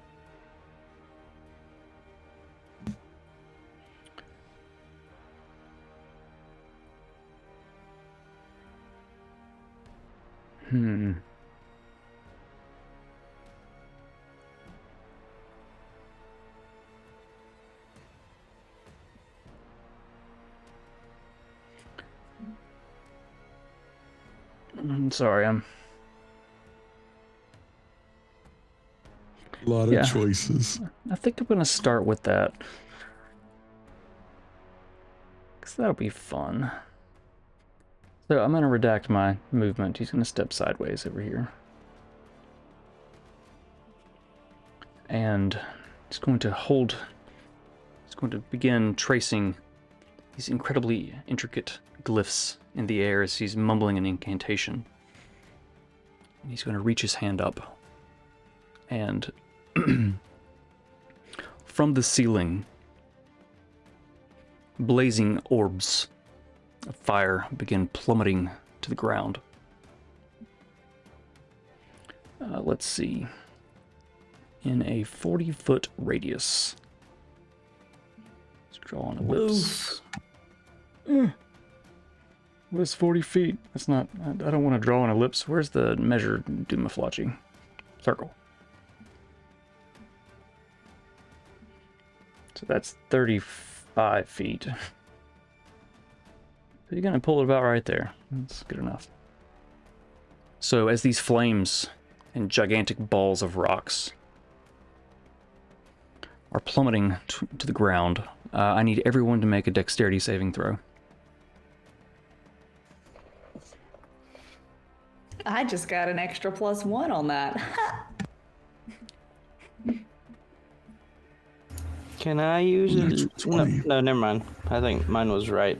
There it is. Now it's showing up. Okay.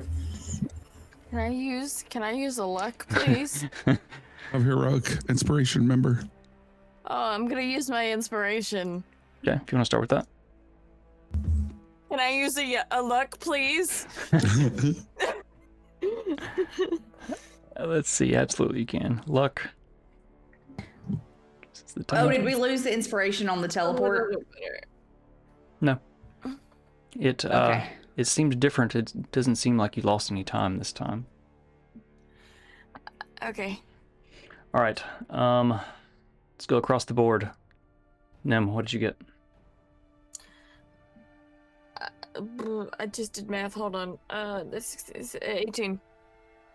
Sorry, I'm panicking. 18. Let's see. Find the spell save. I promise I'll figure this out eventually. It should say right there. Oh, there it is. That is a failure. You said 17? 18. 18. 18 is still a failure. Hal? 25.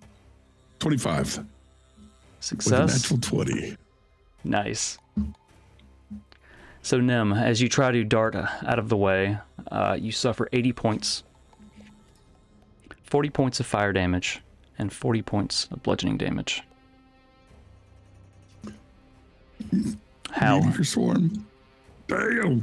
It's altered, but yes. Hal, as you dodge out of the way, it still catches you, dealing 20 points of bludgeoning and 20 points of fire. Celine? I failed. It's 40 points of bludgeoning and 40 points of fire damage. Okay. Dante? 19. 19 just succeeds.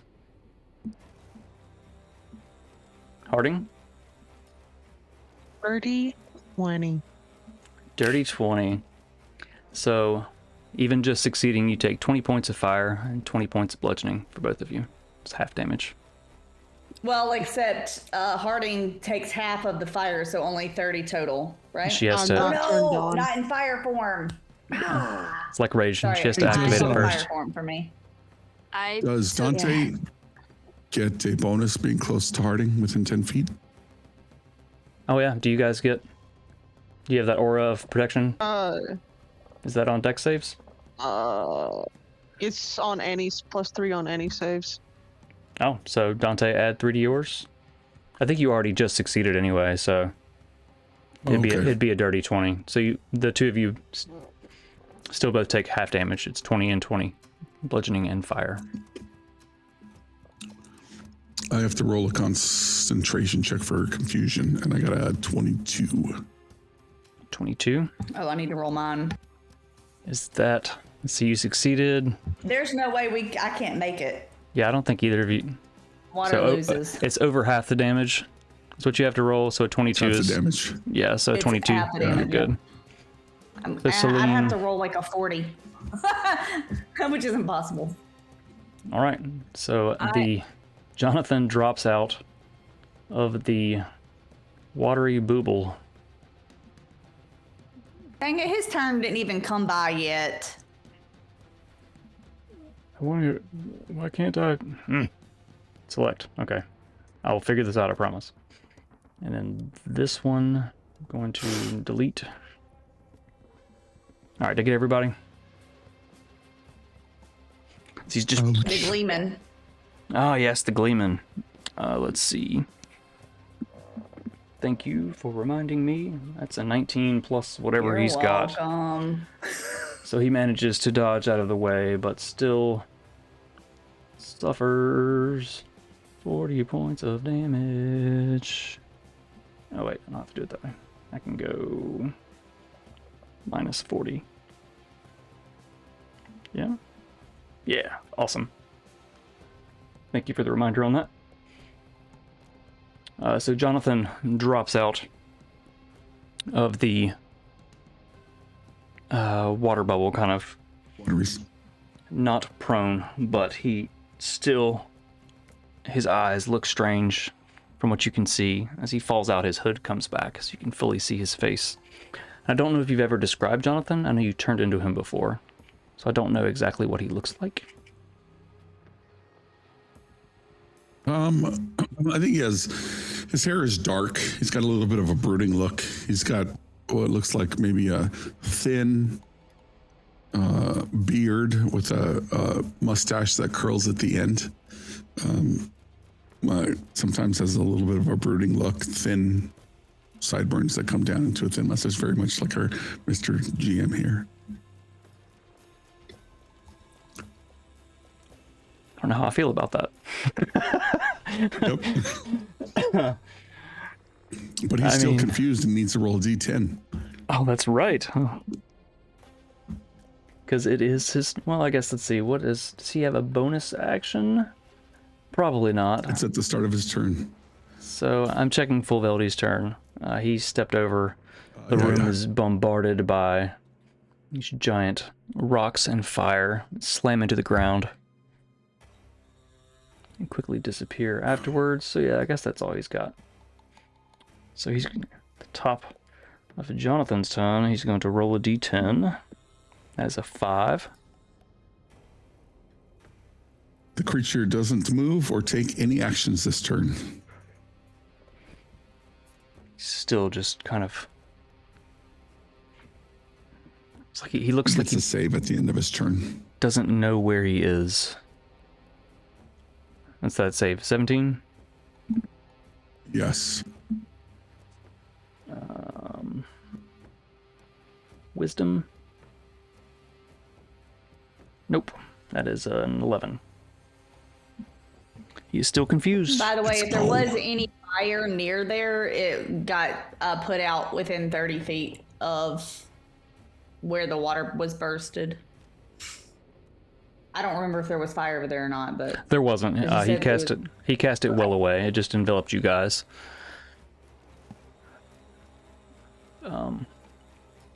Right. That brings us to Dante.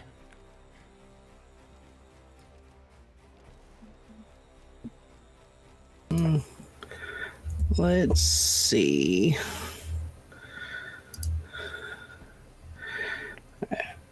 Okay, the order of operations that I was going to do is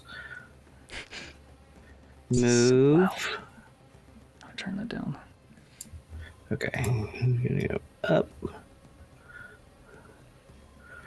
20. I'm gonna move my 25 feet to there.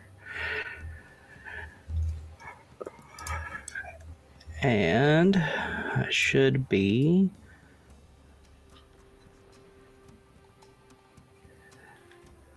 Yeah. Okay, so from where I'm standing, I'm going to draw an arrow and aim for. So you remember, as you go to draw your arrow, Hal singing a little ditty over breakfast about your hunter's mark. Yep. Before I draw the arrow. You sent that message the same time I said that. Because we joked about it last week. Yep. Okay. Before I fire an arrow, I cast Hunter's Mark on the. I can't read the names. I'm sorry. Everything's blurry for me. One on the left. Oh, Fulveldi. Okay. Yes. Sorry. Let's see. Hunter's mark is. You can't zoom in anymore. It's so small. Marked. I don't know which one it is.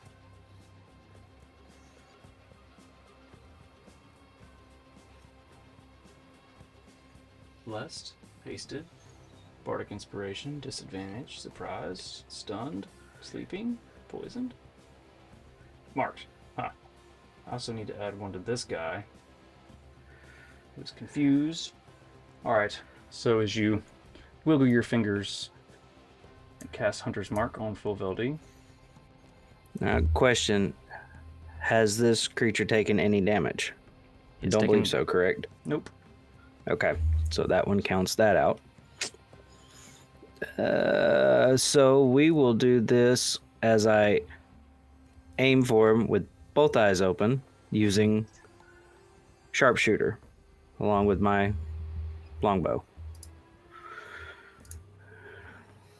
You pull back. Oh!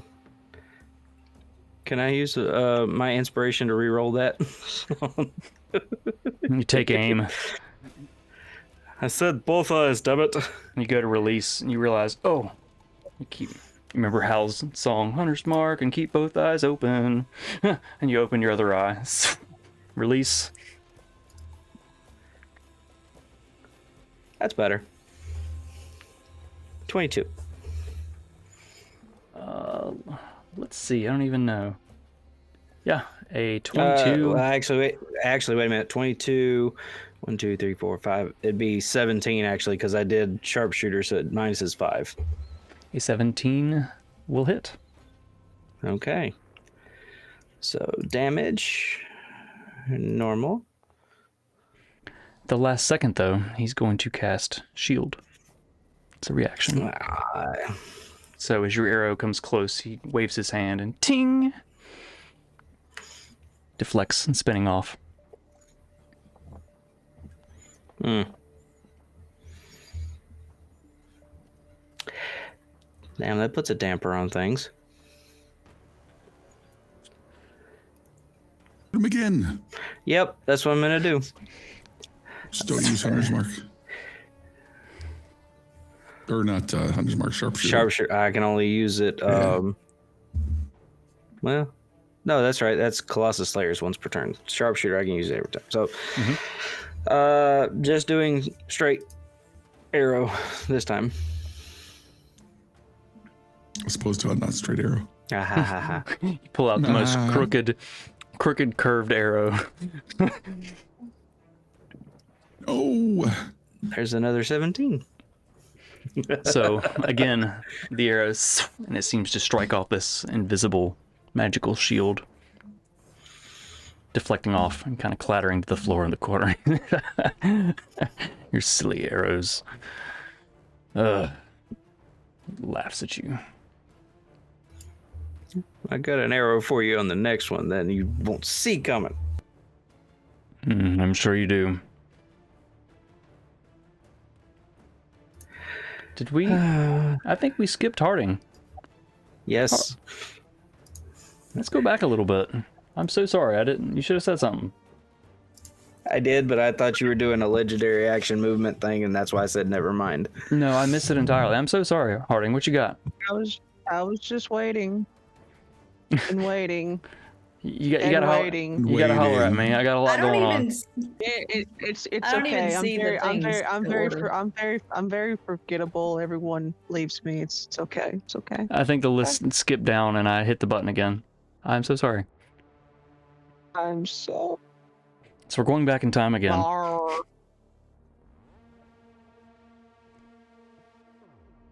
I'm gonna go. First of all, I'm gonna remember how to move my character. Nope. There we go. My 30 feet of movement, and then I'm gonna get turned on. Flames begin to envelop. Flame on. Just like she's so hot. muscle mommy, protect me. And that's all I got. I guess I hold my action if one of them gets within swinging range, Okay. but I have no. Do you want to use your action to dash up there? Or Misty Step? No, I don't want to get too close. Okay. I don't have any backup. Look how far everyone is. I mean, it's That's fair. you trying to send me to my death. No, I'm just asking.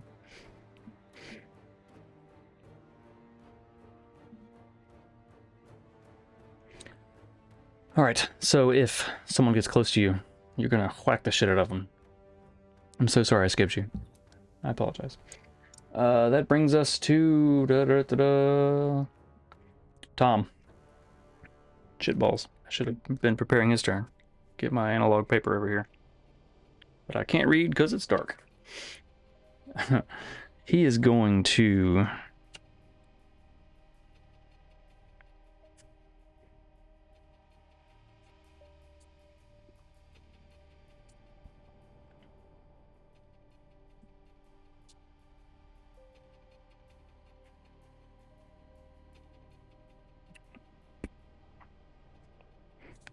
Better remember that.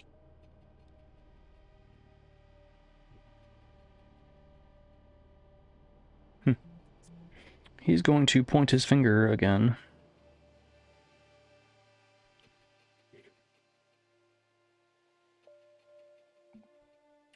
Why does it... Oh, yeah. He's going to move up between all of you. Point his finger again.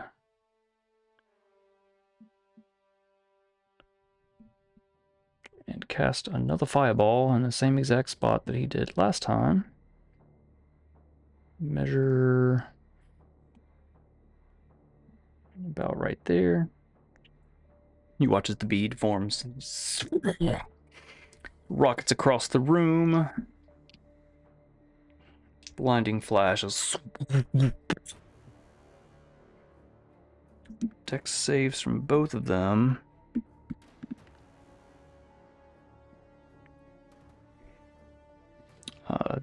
Jonathan fails horribly, and so 19.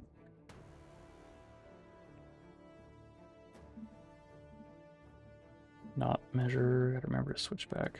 Dex save. So that's it.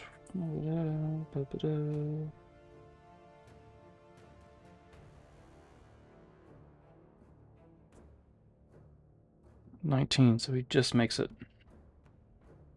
I want to cast silvery barbs. You force him to reroll. Yep. So how does that work? 60 feet. So Jonathan I just have failed. to reroll and take the lowest. Jonathan failed horribly. So this is Yep. full Feldy. Do you like? Is it like verbal components where you just say something shiesty or wave your hand?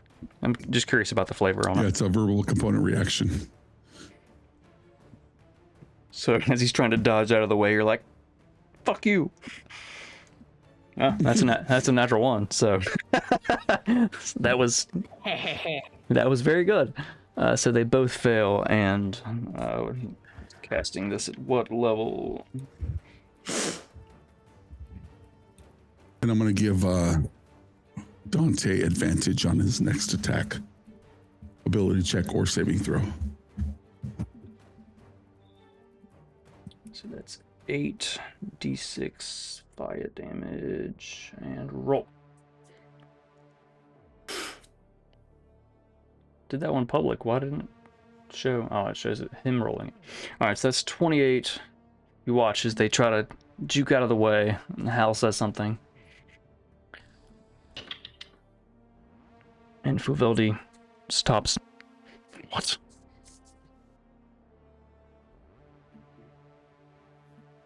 So they've both taken some damage now. And Tom's gonna be like, "Fuck both of you." Gleeman's pissed. So, Nice. at the top of round 2,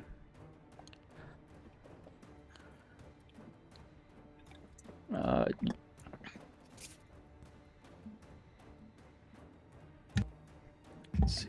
Oh no! 20. You see guards begin to run in.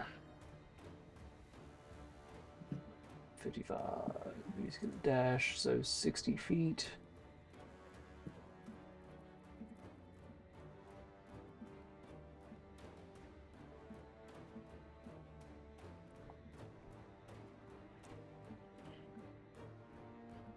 Let's just have them group up here as they rush out and assess the situation.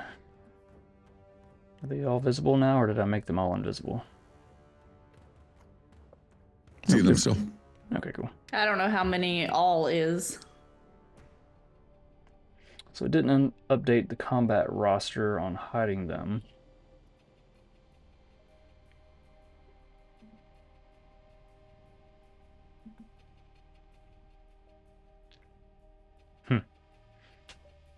Oh, there's a button. I'll just...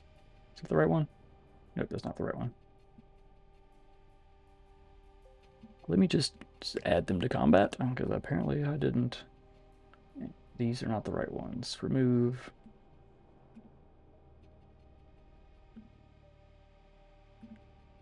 Might be y'all. So Celine, you're on deck. Yep. As these guys are running in.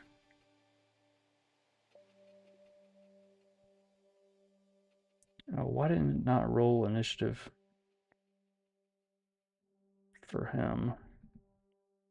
So I guess he's just at the bottom. Looks like the Gleeman, I didn't put the initiative in for him, so I'll put him at the bottom of the list because he went last.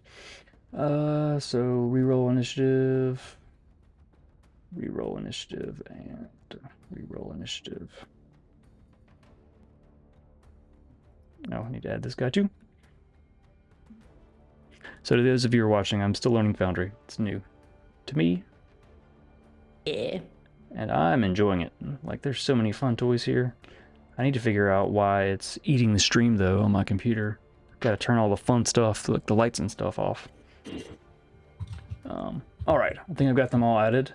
Celine, you see... Where you'd glance down, you hear footsteps echoing in the hallway to your left, where you checked before. And a single guard emerges there. And quick check over your other shoulder, you see 3 more guards emerge from the other hallway. What would you like to do? Fun. I'm gonna move Here. I'm gonna do mass cure wounds on everybody. Right on. Roll some healing.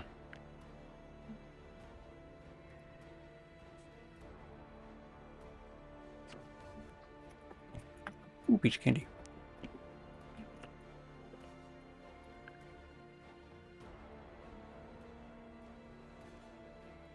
Uh, 29. To how many can I do it on again? Let's see. And I used a 6th level spell. A 6th level spell? Damn. Yeah, I used my only 6th level for it. Up to 6. I think that's all. Even the Gleeman can get healed some. So 29 for everybody. It is in my party. Just to clarify. And that was how much again? You said how many points? 29. 29. Nice. Very nice. Oh, done. Yeah. Let's go. So narrate to me how that looks So as you kind hot. of step forward. What does it look like? Well, it's vocal and somatic. I imagine her looking at the center point, which is going to be the Gleeman. So she'll get to that spot and face him and just kind of like do part of her water dance. Mm-hmm. And then she just kind of like bloop. And then like, it's like a splash of water. Just like a ripple in a pool, you know, like an effect. It's obviously not actual water, but like, out. Is there a verbal component to this? There is verbal. So Yes. you, being so attuned to water, this sound of whoop kind of reverberates through the room. And these waves of magical energy surround all of you as you heal up the wounds you've And then taken. she'll turn and face bad guy again. Yeah, your wounds knit together a little more tightly. Yeah. All right, that That's my brings turn. us to you, Nem. What you got?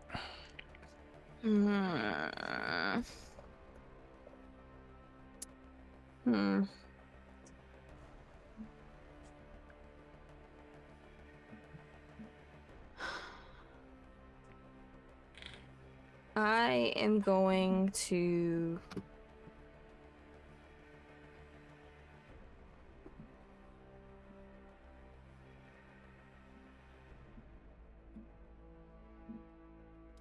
do old trusty and use magic missile at level 5 Targeting? to level 5 gets 4 extra. So I'm gonna do 4 to Elfman and 3 to Furveldi. the other one. All right. Furveldi. You still have shield up, by the way. Oh yeah, that'll block the magic missile, won't it? That sucks. It's until their turn, right? Is it like Mhm. Is it like a physical shield that she could see? It's probably this kind of shimmering magical effect you can see, kind of where he held his hand up. So yes, you're aware that it's there, and you saw that Dante's arrows randomly changed direction. Then I'm hitting some new friends.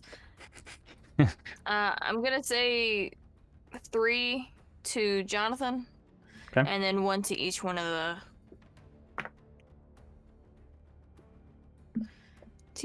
friends.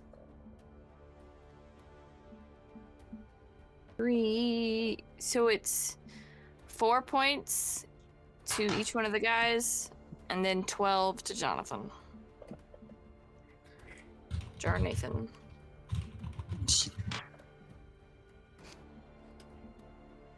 All right.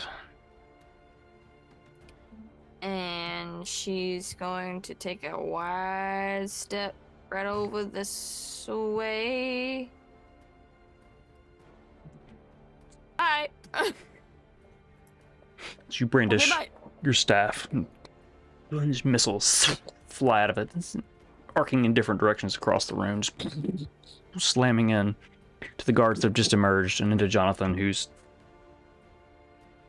confused and just being brutalized at this point. Dart across the room, and that brings us to this guard, who is going to rush 30 feet to Harding, and is going to attack twice. Harding.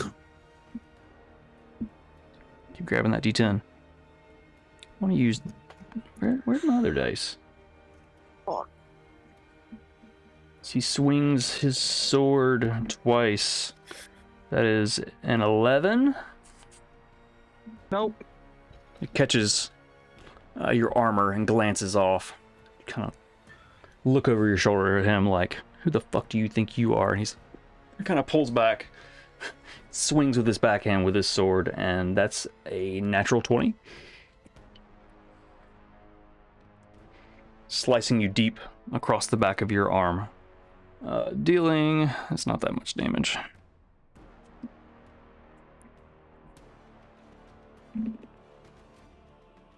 Yeah, let's... He's gonna suffer 1d10 of fire damage. Nice, nice, nice. Fucking. Did you get to do your attack yet, Harding? No, I probably got forgotten there too. As I read a million things I got added to this. Level Actually- 12 paladin, 500 things to do. Actually, so before as he runs up to you and attacks you, and this all kind of happens at the same time, you get your action because it's before your turn, and you're holding your action for someone. So this is going to happen all kind of simultaneously in a back and forth as he swings at you. Okay, let me write that down. I rolled a 26, by the way. Yeah, that'll hit. Is it like double his AC? That'd be hilarious. Actually, it is exactly double his AC.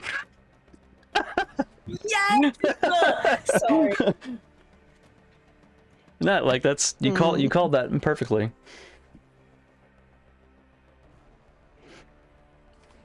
So Okay. do I need to make a save? Hold on. Faith is mathing. Okay, so this devour the lesser shit just happens in tandem as I'm turned on. Actually, I'm pretty sure it happens always. You don't even have to be turned on for it to work. So bear with me. There's not an actual bear with me. Where's the bear? There's a bear in the room? You need me to turn into a bear and be Rawr. with you? So, okay, so 26 hits. Mhm. That's gonna be 2d6 plus 7 damage since I leveled up, and then a 1d6 of fire damage. Mhm. So let's get that out of the way. Let's get out of that way. That's a 17. 17 of just damage. Okay. And we're gonna have, stay with me now, 5 fire damage. So we're at 22 points of damage right now. Mhm. Stay with me. I'm still with you.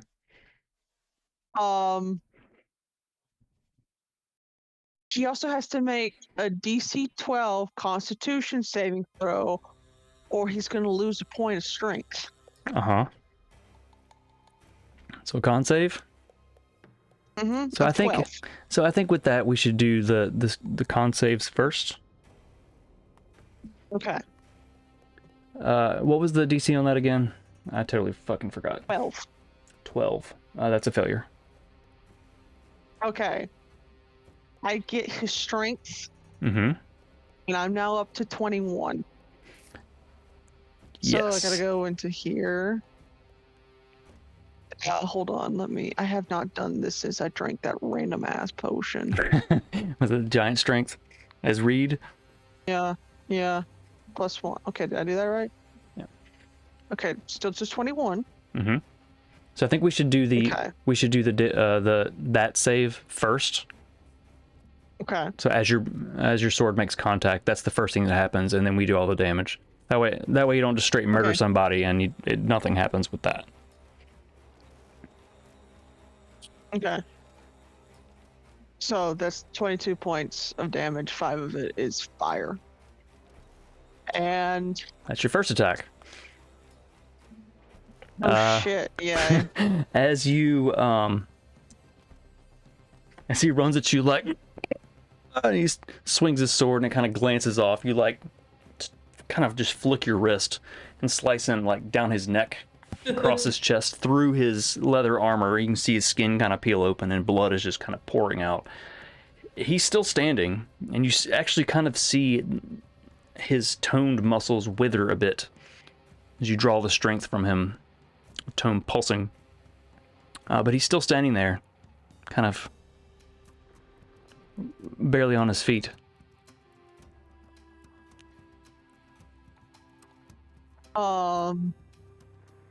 That's an 18. I think, yeah, his AC is real low. Yeah, so Yeah, it's a 13. that'll hit. That's an 8 plus 7. 15 points of damage. And then the fire That's is 3 points. that's plenty. No, he It's going to plenty. take it. He's going to take it like He's gonna a take good all of boy. it. He's gonna learn today. He's going to learn Yeah. belt to ass. Belt to ass. Catapults him across the room. It's like knocks his skin off of his bones. He made his strength save somehow. So as your blade strikes him, and how much damage you say? Like 17? 18. 18, excuse me. Five of Home dude had 3 of 6. it's fire. Home dude had 6. So I had to make sure he was dead. you swing with the backhand, and you actually do kind of just knock him across the room. He clatters to the ground, sliding, just leaving a blood smear as he dies.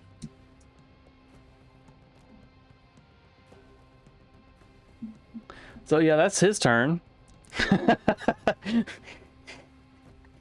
Because he entered the no harding zone. So I guess he's dead.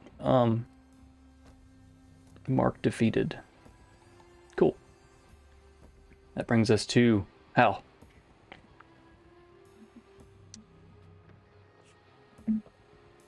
Hal's gonna start chanting a song about somebody by the sea, and he's going to cast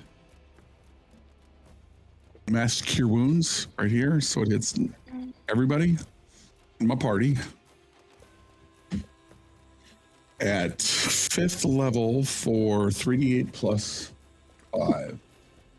Let me find all my dice because I wasn't ready.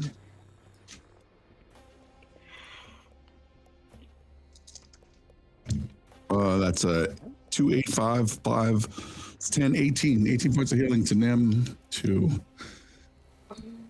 Celine, to Gleeman, to Dante, to Harding, and to myself. Wait, what was that? 18. 18 points of healing. Ooh.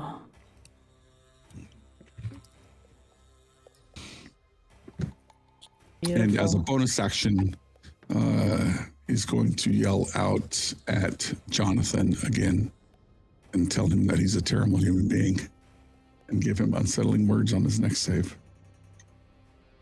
That's so mean. I love it. Awesome. You gonna move anywhere? Is that all you got? No, I think I'm okay here. All right. Harding, that's back to you. Right.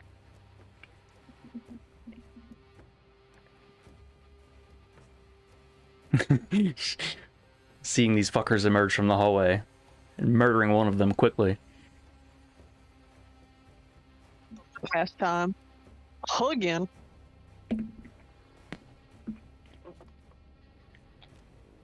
That's a 25 sound. It sounds like a lot. Like a lot. Brandishing Almost double. that buster sword.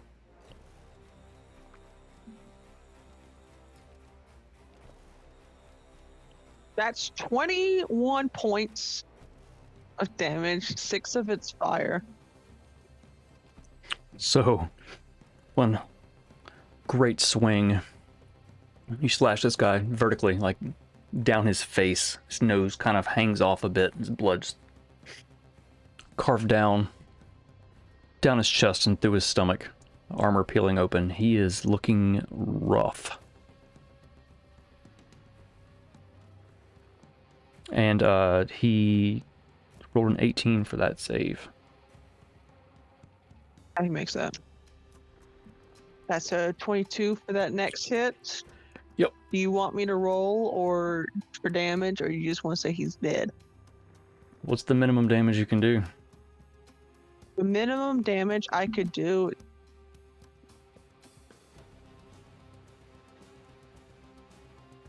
$10. Is it 10? Solid. That's Yeah. some solid damage. Waka waka. Yeah, so this time you cut him crossways, and he fails the save. You feel the energy as you watch him wither a bit as you slice him in half at the waist, the Buster Sword, cleaving him completely in two as he just... the two pieces fall to the ground. Mark defeated. Oh.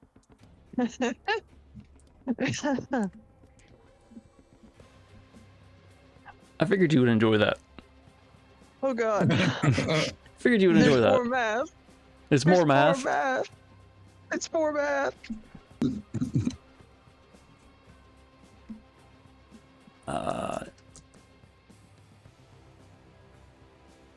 Yeah, I guess I don't mind. Oh wait, I didn't even look. Do I even have anything for a bonus action?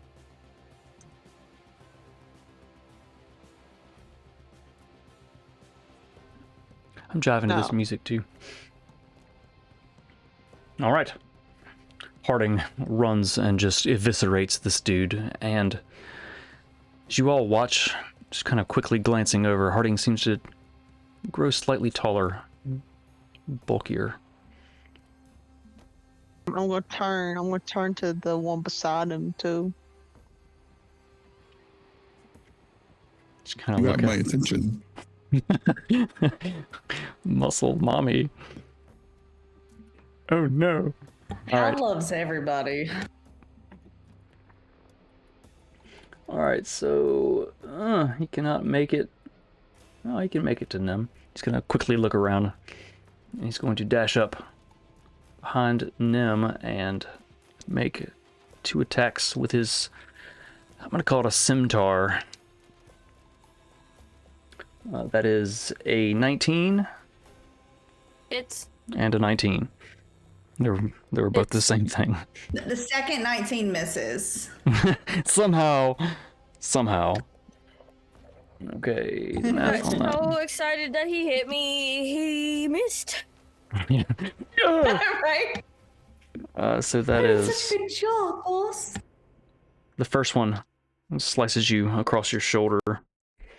Blood kind of pouring down for 15 damage, and the second one does math.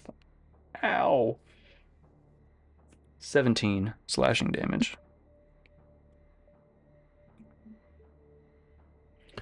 32, right?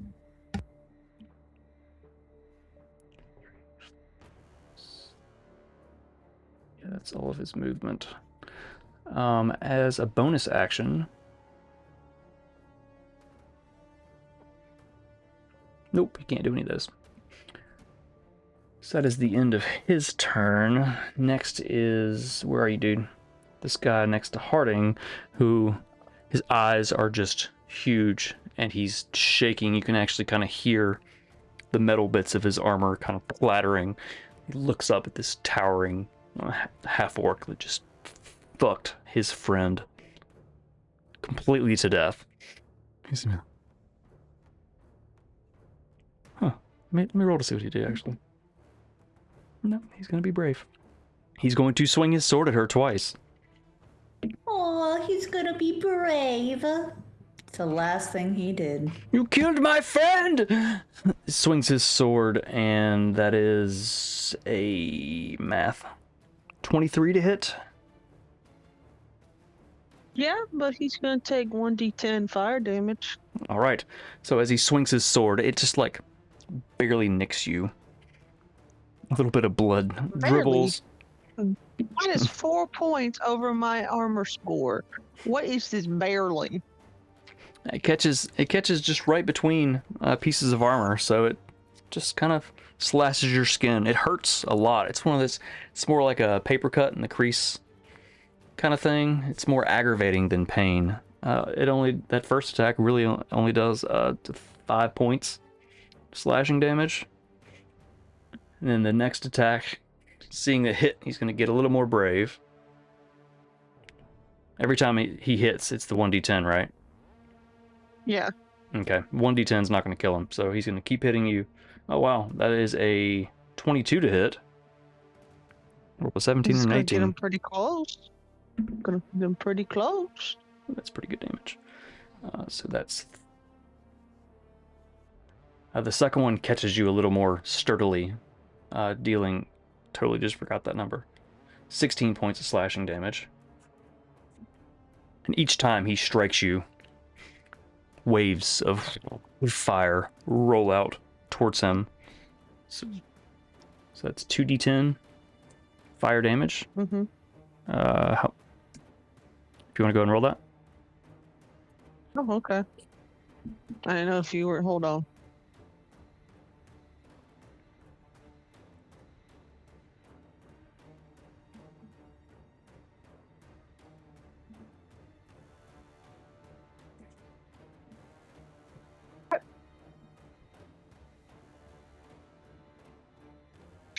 Hold on, I grabbed the wrong one. I've been grabbing. I accidentally rolled a d10 earlier for a d20. I'm like, nope, that's not right. Moved it back and rolled again. I grabbed a d12. Okay, there's that one. Okay. I'm with it now. I'm with it. It's gonna be 14 points of damage, Chief. 14. So each time he strikes you, fire erupts from you. His friend that's in two pieces on the ground is now just kind of crackling slightly.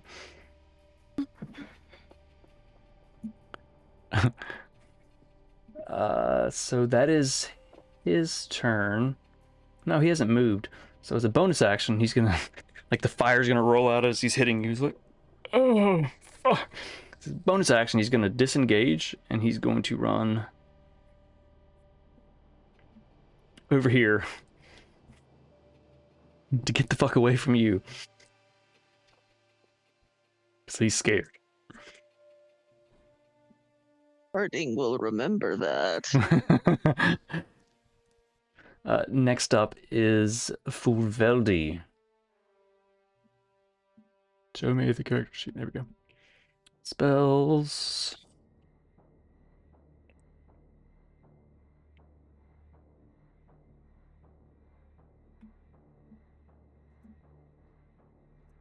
That'll be fun. Let's do that. He's going to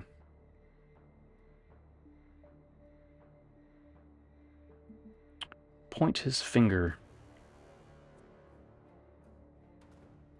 at the Gleeman.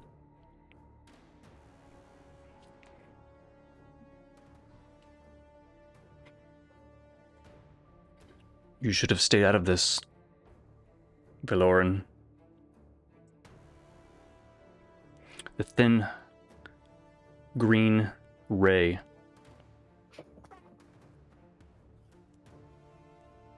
springs from the end of his finger.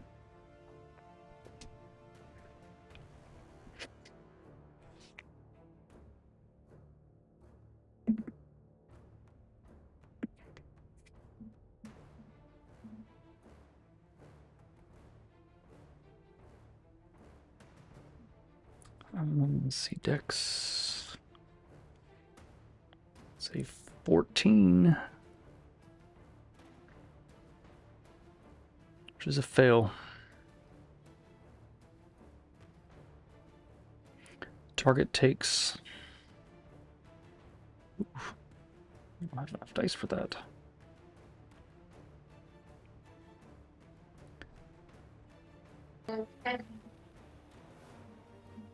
I mean, I probably do somewhere.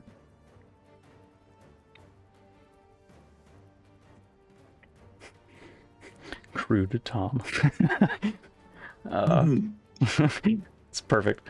As Fuveldi casts Disintegrate, the beam strikes the Gleeman in the chest, dealing 80 points of force damage. But you watch as the Gleeman looks down at his robe with this singed hole in it. Just, you motherfucker! He seems completely unaffected. He pulls back, and it shows this armor he wears beneath. It seems he is immune to force damage.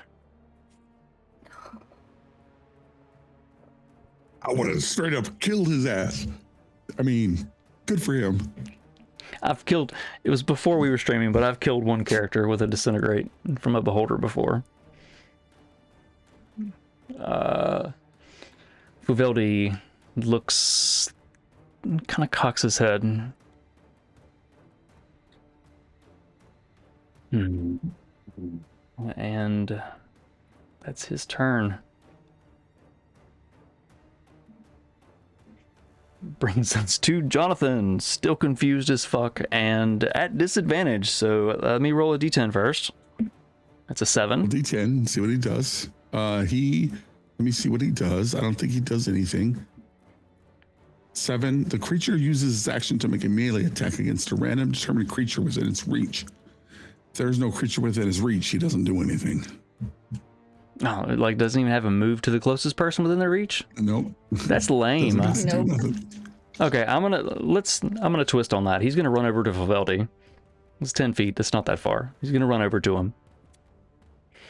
He's got this crazed glint in his eye, and he's going to draw a dagger and try to stab at him. Because that's lame. Let's see. Yeah, that's gonna hit. Fucking shit. But he has to subtract the D10 from it. From his attack or from his save? From his unsettling words. Save, attack, next whatever D20 roll. Oh, Save, attack, okay. ability, So check. I'm kind of fucking up what you did there with that. I'm sorry. Yes. Yeah, You because you can wanted that say for it the doesn't hit save at or the hit. end. Since I'm fucking up your thing, I'll save that for the confusion. Just to be fair, because I'm doing DM flavor shit.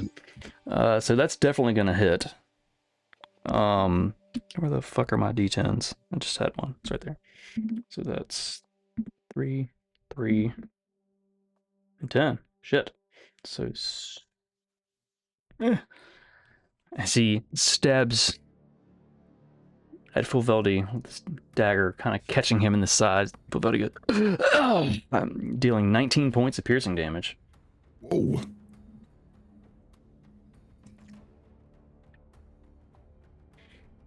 And Jonathan looks just confused. And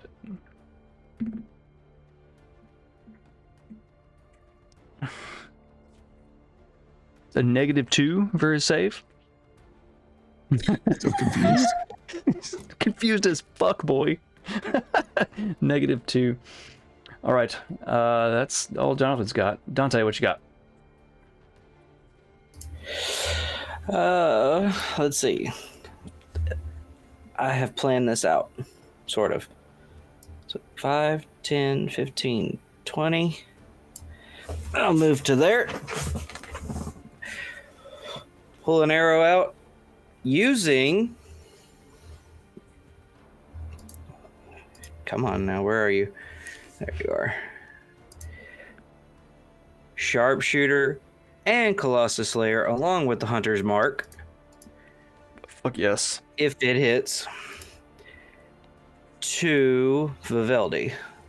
I'm glad I didn't let you multi-class, because if you had sneak attack too, that'd be... If you had advantage on this, and... Alright, here we go.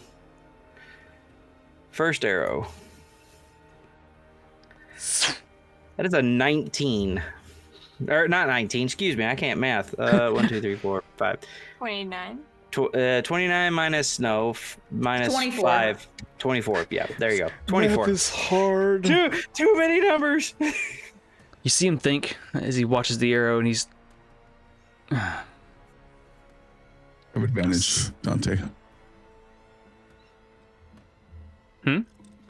I gave you What? advantage from Silvery Barb, so you have advantage on the shot. Oh, it's gonna hit. See if you hit a 20. Let's see if you get a nat 20. Roll over again. Alright. No. Nope. Damn. The arrow flies and buries itself deep in his abdomen. Like, the fletching almost disappears. It goes through so deep. It's emerging from the back. Alright. Alright, so for the piercing damage, that's that plus 10, and then the Colossus Slayer is 1d8.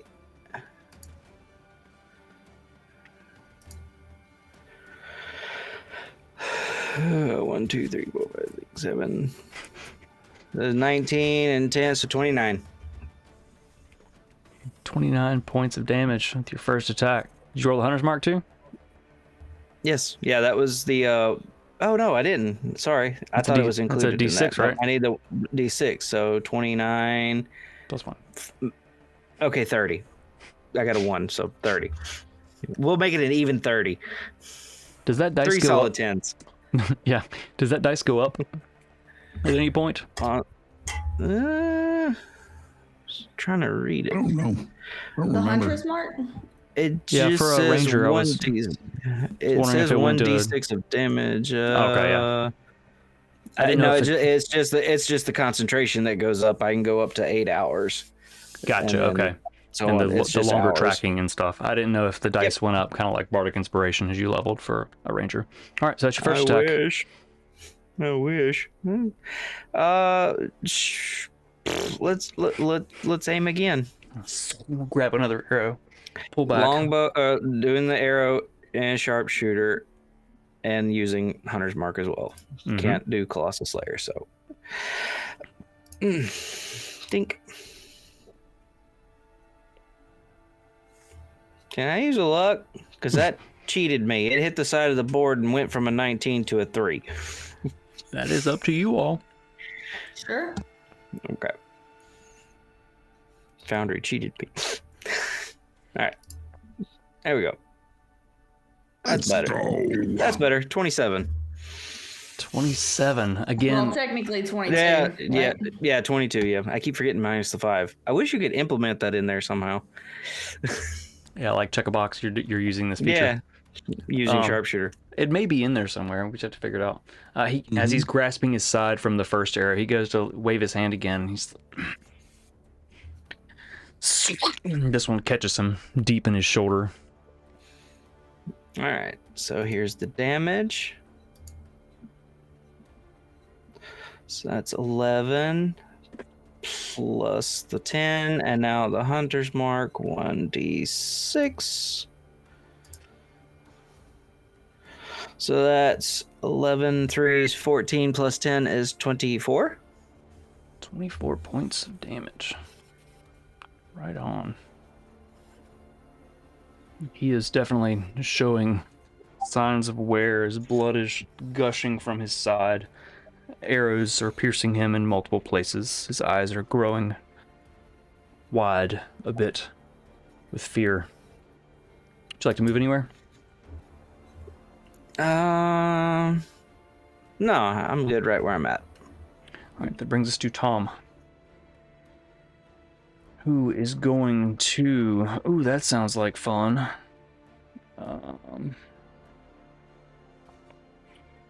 He's going to reach into his component pouch and pull out a caterpillar cocoon and crush it in his hands. Trace sigils and mumble words, and he's going to transform into something.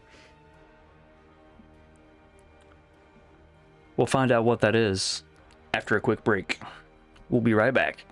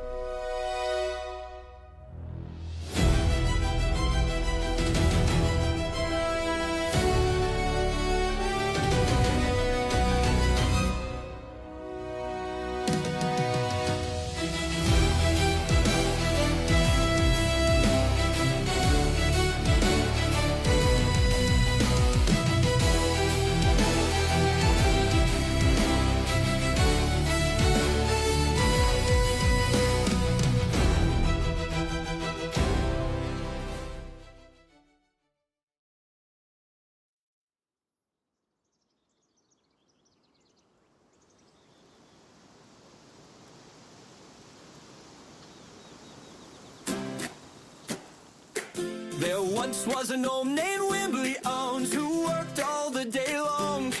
One day he said, fuck, I've had enough, and walked off into the woods. He found him a stump and he sat right down and stared at the sky for a bit. He sipped on a brew, let the daisies bloom, and said, well, this life's the shit. He marched back home with a jug in hand and shouted for all to hear, I claim this day to drink and play, let Wednesday bring the cheer. It's Wednesday,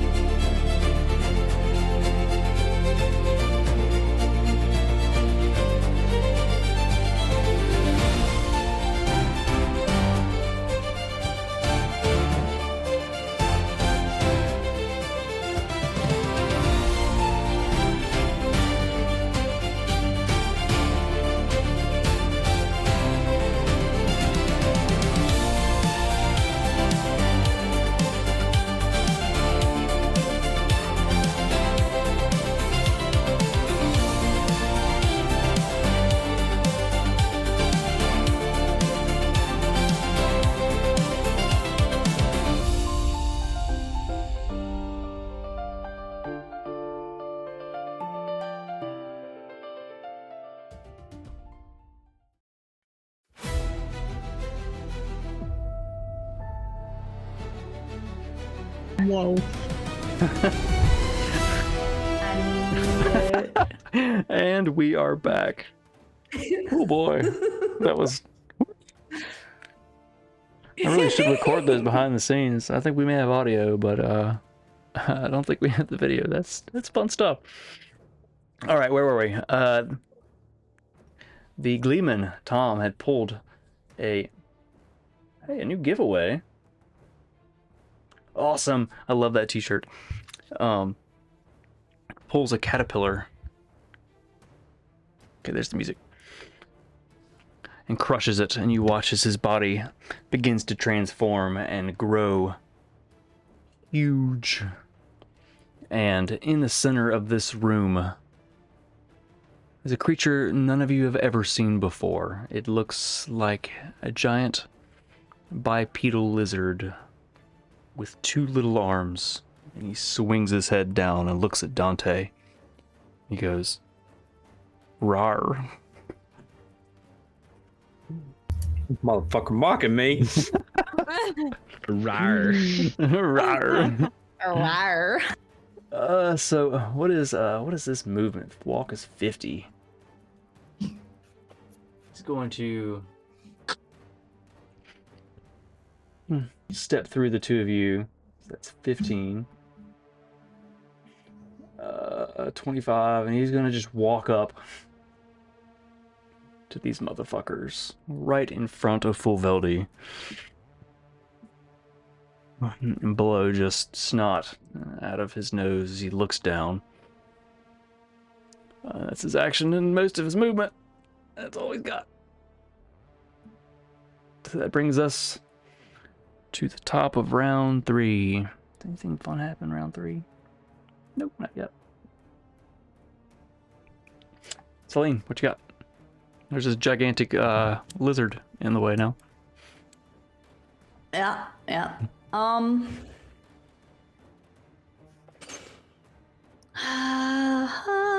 Okay, so at the beginning you mentioned the orb in the book. Did he like put the orb on the book? Like what was it that happened again? All Or right. did he just put it down? So he took the orb, which you have seen and have talked about enough with the Nildorin. It looks like a Korakorda, a dragon's heart of hearts. He took it and he cast an incantation and he slammed it into the book. And when he did, it vanished. It didn't break. It just disappeared. The tome itself, from what you can glean, it's a very small book. It fits the description of what you know of the lost tomes.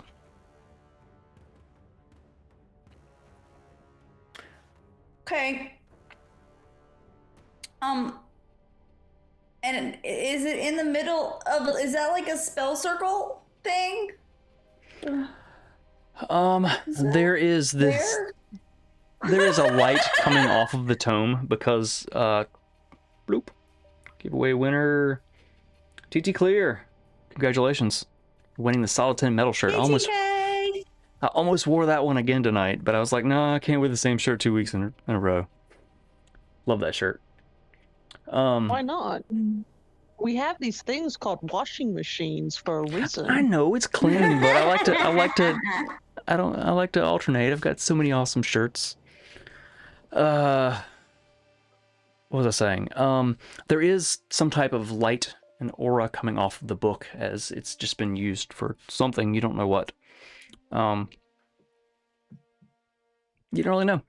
You'd have to get closer and probably roll some magic to figure it out.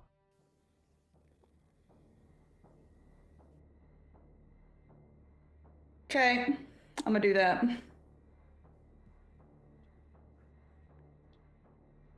Actually, I want to be in this spot, if that's okay. Just move over just a little bit. I'm gonna have moved over, before I got there. Hold on.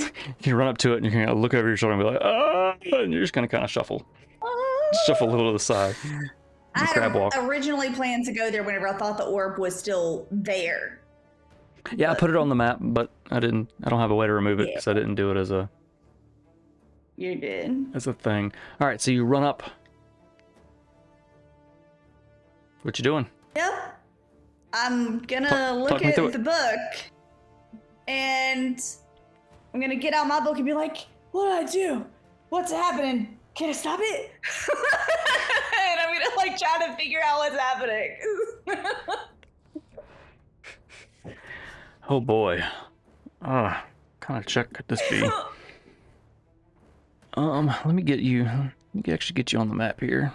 Let me scroll out just a hair. I love how I look ghostly in that spot. I really because love how the lights it's work blue. in Foundry. It makes me so happy. I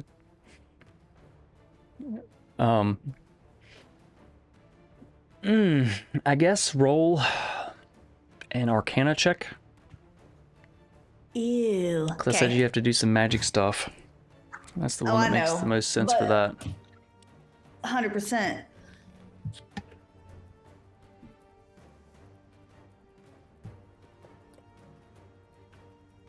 Question, if I use the heroic inspiration, do I get to choose the higher out of the two, or is it the new one? It's just like advantage, right? Okay, I'm gonna roll again and use my heroic inspiration. It was one higher. Maybe it helps. 17. 17.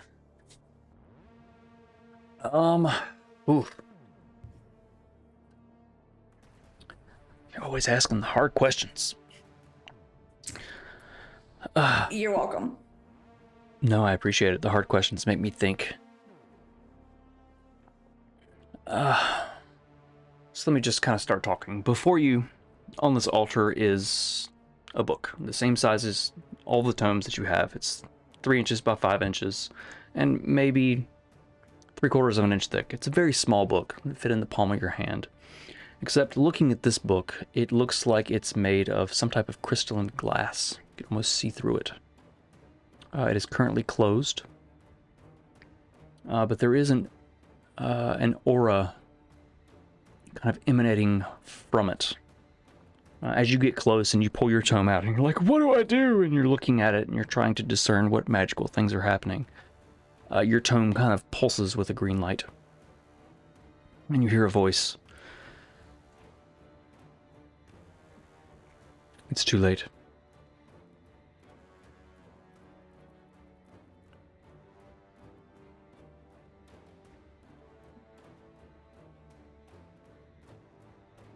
Okay, maybe you can tell me what's gonna happen later after we kill these guys. You just feel a soft pat on your shoulder. It's like, go get him, Tiger. So that was probably my action. Yeah, it probably Let's took see. at least most of your 6 seconds to do that. Yeah. Probably swing a bonus action if you got it.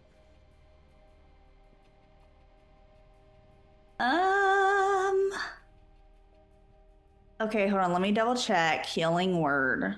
Nim, you're up next. It is just they have to just be able to hear me, right? Mm-hmm. That you can see. Okay, never mind. I cannot see Nim. Nope, there's a big... And Nim and I are the ones that are hurt the most. Except Nim is hurt more than me because I don't think Nim got the healing from Hal. Yes, she did. She did? Okay. Yeah. She's gonna stay there then.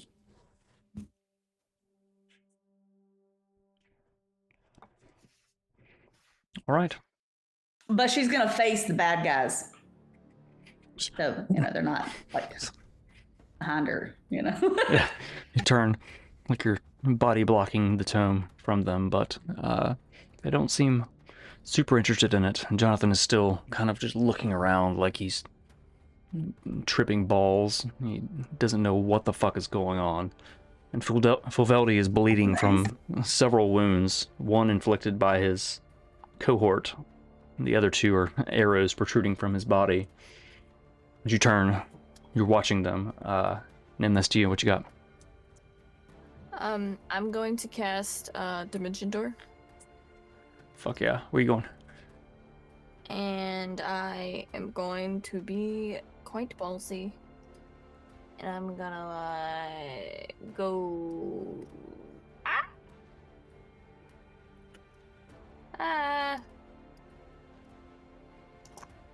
Hold on. Walls and things. Yeah, just show me where you're going. I'll move you. Just drag it to where you want it to go. Because I can move you through walls. Right there. Right here. Is this where you want it? Right there.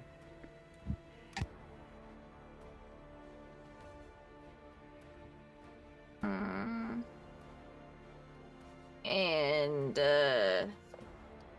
Dang it. Stupid ad. that was my action. Actually, yeah, no, that's my action. You're not And gonna I spend can't some. do anything else. You're not gonna spend sorcery points or anything. I mean, Bonus action? I am right. That was 11. Toss. Celine's over there The like. sand toss!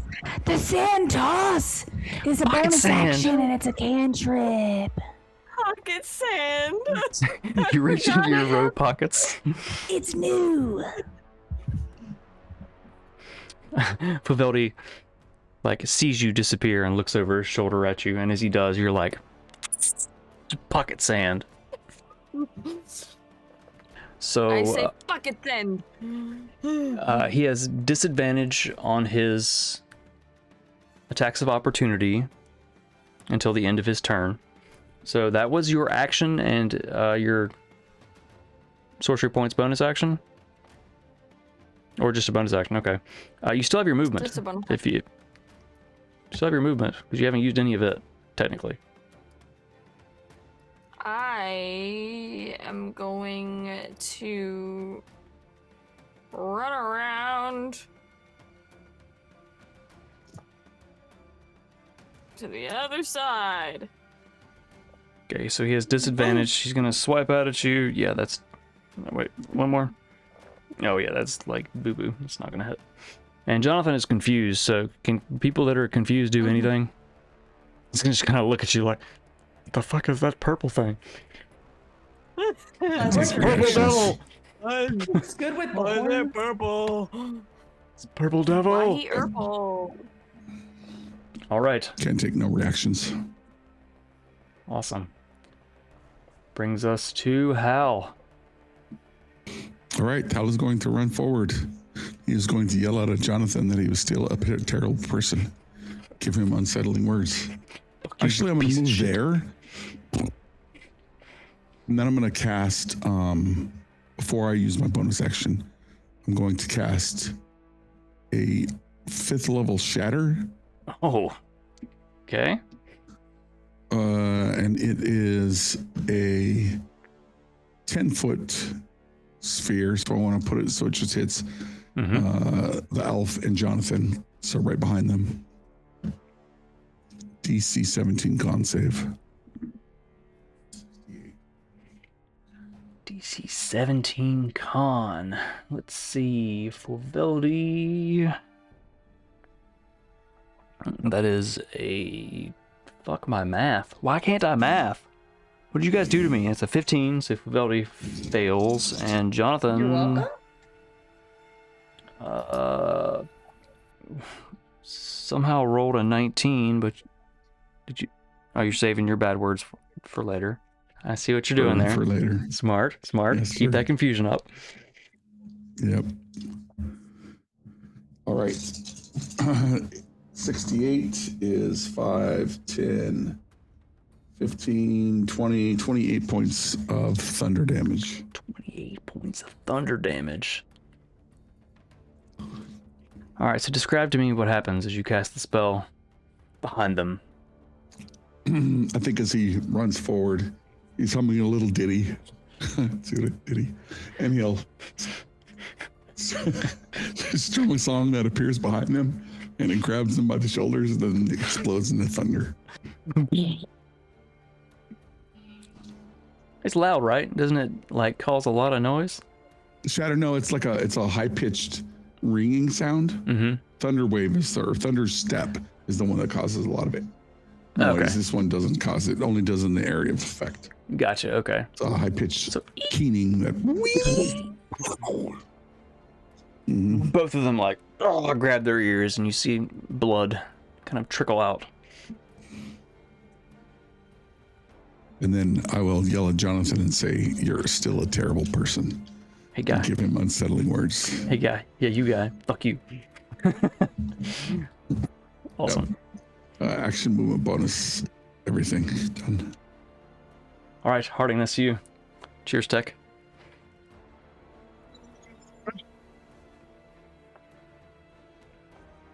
We go over this like every time, but my flying boots don't add another 30. It's just Yeah, that's 30 it's just in the 30. air. Yeah. and I can't misty step. That's right. You can't cast. Because they're both bonus actions. or She whatever. can't. No, 'cause She I'm She's on fire, so she Nice. can't cast spells. Oh, well, she's well. hot. I just I mean, Just What, saying. I'm just what's your movement? dashing. I'm dashing. You're dashing. Right I on. only got 30. 30. Okay.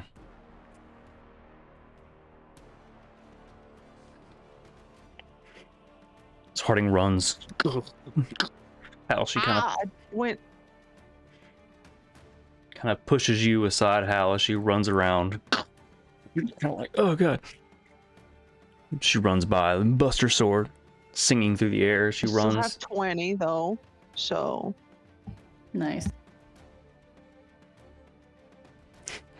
hit it from the back. Back shots with Harding. Paveldi watches you. Just this flaming aura just kind of streaking behind you. You dash across the room. Alright, so that's your action and your movement. You don't have any bonus actions, yeah? I mean, I can blow up. It's more for mobs. No, it's to send a message. Ah. You know what? Fuck you, guy. Boom.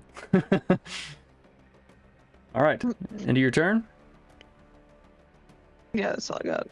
Okay. So this guy.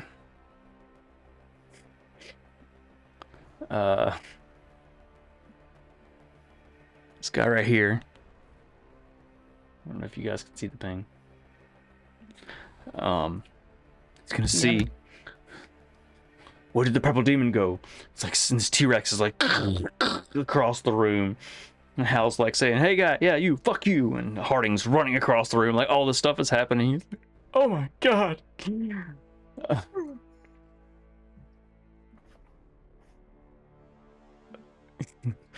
He's not actually like the condition stunned, but for a moment he's like stuck, like, oh, what the fuck do I do? But roll dice. Yep, he's gonna be brave, and he's gonna run up, drawing his scimitar, and he's gonna swing it. I guess he's gonna swing it up at the ass of T-Rex Gleeman. It's 2 attacks, so 19 and a 6. So the 19 will hit. The first one he swings up. Why do I keep putting my dice away? I need these. 8. 10, yeah. Max and minimum. So that is 12 points of slashing damage as he carves right under the base of the T-Rex's tail.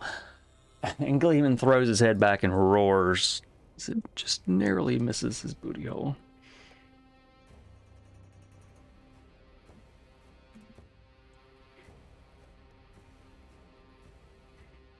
The second one he swings, glances off the tough hide. The T-Rex. That's all he's got. Where's this next dude? You down here hiding? He's going to like peek out from behind the column, terrified of what's going on. He's watched his friend just be absolutely eviscerated. He's gonna run up behind Gleeman. Not Gleeman, I'm sorry, Dante. He's gonna run up behind you, try to strike at you twice with his swintar. Twice with his scimitar. It's a natural one. So the first one just, you manage to you hear him coming. You quickly hold your bow up and it just just kind of deflect that attack off. The second one is a 16. Just hits. The first one deflects off. He twists his wrist, this fancy motion, and then brings it back, catching you across the back of the head with just the flat of the blade. Dealing, oh, that's boo-boo, 8 points. For this, I'm going to call it bludgeoning damage, because he flat-bladed you in the back of the head. Oh, that's all of his movement, so there's not anything he can really do. So it's going to bring us to Fulveldi.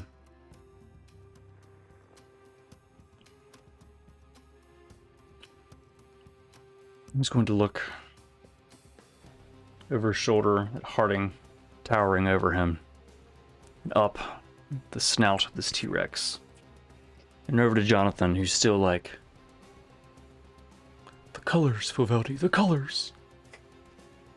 I see sound. Yeah. Synesthesia. And he is going to cast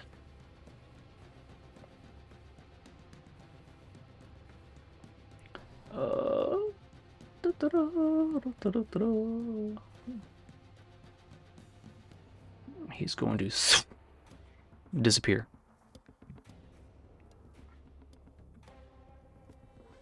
Thank goodness it was hunter's marked.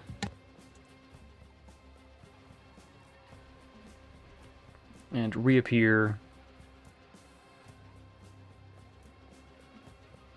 across the room. See dimension doors.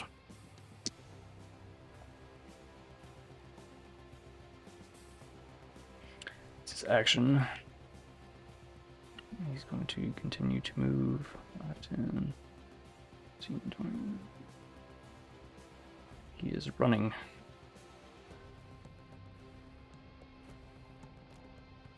Next up, it's Jarnathan.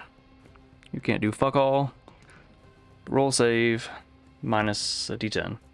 Alright, first he rolls a d10, right? To see what he does. Yeah. That's a 5. Does no nothing. And that's 7 minus 3 plus bonus. That's a 5 to save. Still confused. Like, it seems to intensify almost as he finally realizes there's this gigantic fucking lizard in the room that he's not met as before. He's like, and kind of chokes a little bit on a spit. He cowers. That's all he's got. Dante, that's to you.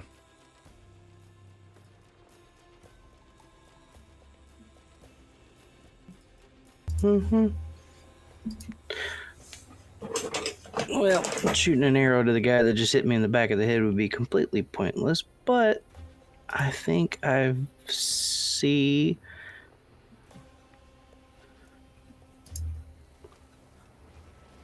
there is something in here that I've never seen before.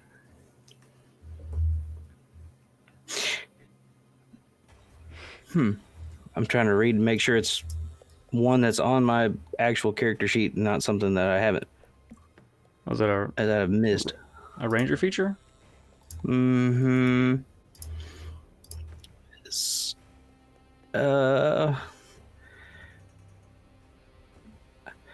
I think I'm gonna go hands-on and do this whirlwind attack. Yeah. That's something you've had for a minute. Well, you had Never saw it. use your action to make a melee attack against any number of creatures within 5 feet of you. A separate attack for each. Right on. So I guess, do you have any melee weapons? You have a dagger or anything? Yeah, I do have a dagger actually. Right on. So let's see, where is it? Here it is. Okay, hang on. Let me make this easy. Drop down here. All right, so I'm going to use my dagger So you reach down, for the whirlwind. you draw your dagger, and as you do, the bow kind of falls over your shoulder, just hanging off with your dagger arm through, and you're going to spin around. Slice at this guy. 21. 21 will hit.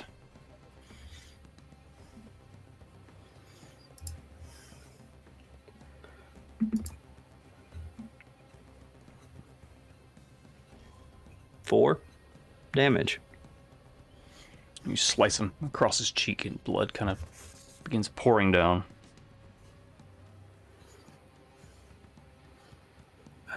I could do that again then, couldn't I? I mean, As you a could second attack. You could probably just attack him straight up too, because the whirlwind I don't think adds anything. It's just more if you're surrounded by people, you can attack all of them.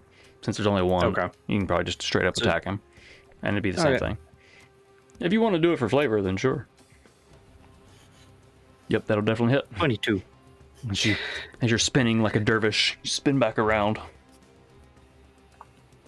And that's 5. Dude, you catch him, you peel him from temple to temple. The skin kind of flays and folds over, and there's blood falling into his eyes, almost blinding him. Dude is hurting.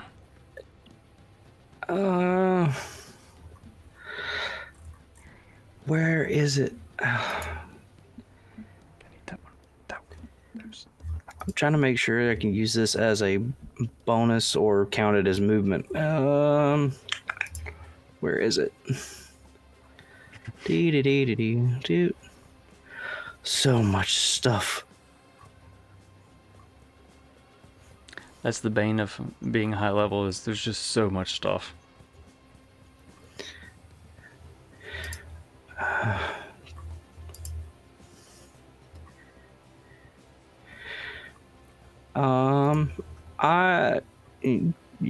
I think you're gonna have to help me with this one because I haven't used them before. But I would like to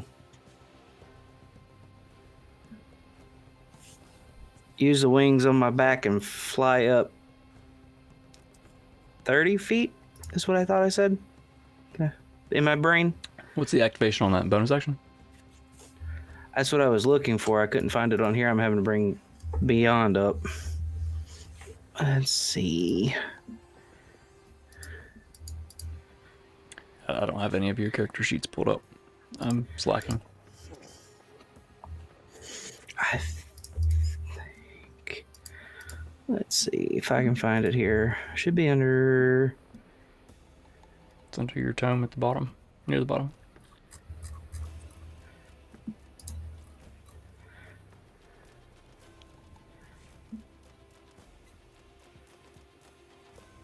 I only see the feather fall. Let me look here. Celine, real quick, roll a D100 for me. I forgot to do that earlier. I know where it's at. Let's see here. I do have that tab open. 35.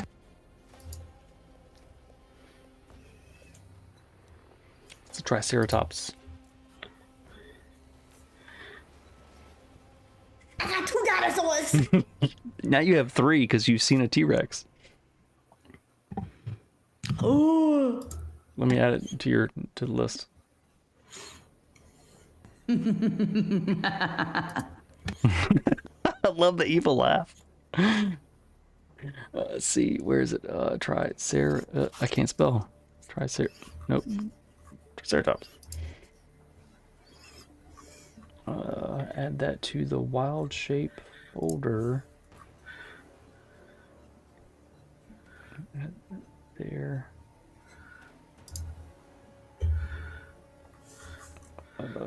Duplicate. There's a blasted search bar in here when you need one. Why can't I scroll? Let me scroll. Oh well. I'll do that later. So Nem, you can also now polymorph into a T-Rex since you've seen one.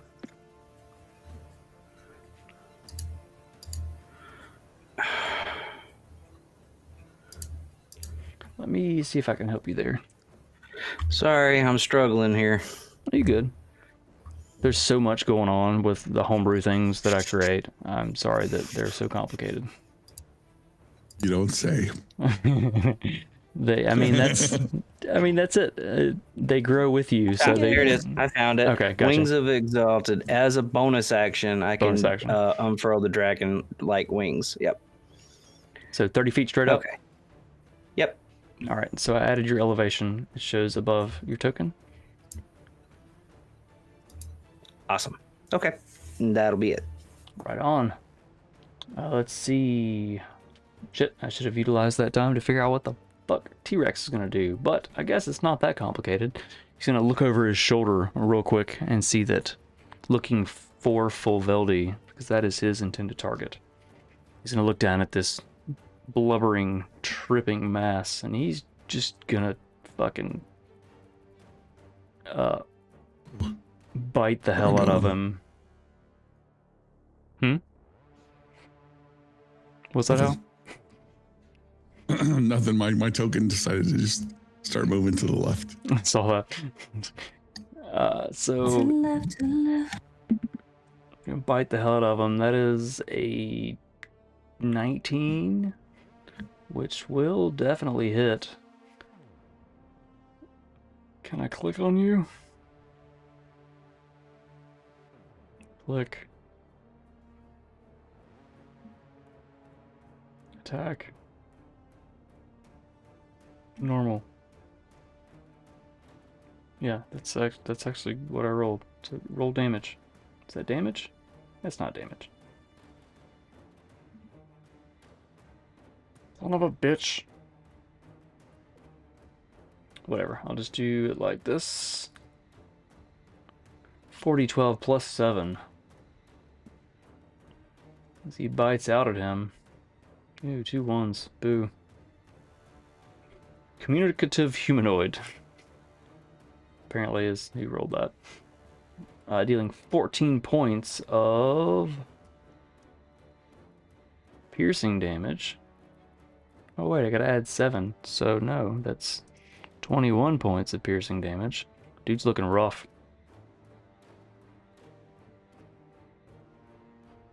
Wait, why is this?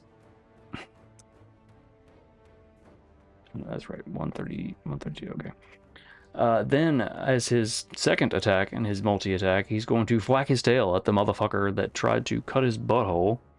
I'm just gonna roll this manually. That's a 17, which will definitely hit. No. I'm sorry, that's a 27, which will definitely hit.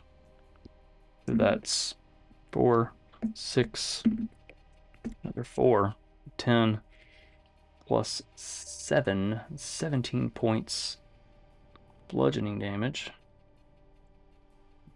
I feel like there's something else with the tail. Nope, that's it. I figured it would knock him away, but it does not. And he lets out this roar that just echoes through this room. Rawr. I was waiting on it. You motherfucker. Brings us back to the top of round 4. Nope, nothing fun yet. Slane, what you got? Where did he go? You don't know? She was mainly saying that for, I don't know, the people that may not notice that he disappeared from the other side of the T-Rex. You're like, hey, where'd the main guy go? Y'all see him?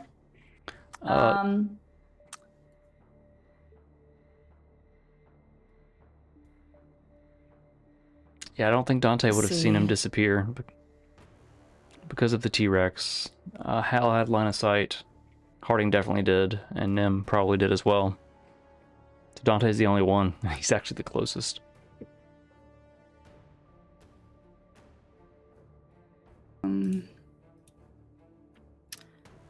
Since we don't know where he is yet, hopefully people will start kind of looking for him. Let's see, what do I want to do? I guess I should start looking for him too. Actually, Dante knows exactly where he is because of Hunter's Mark.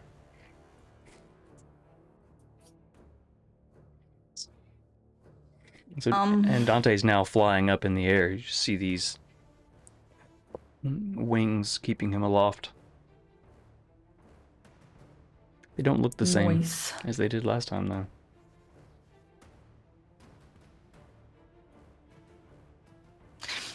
Okay, we are going to cast...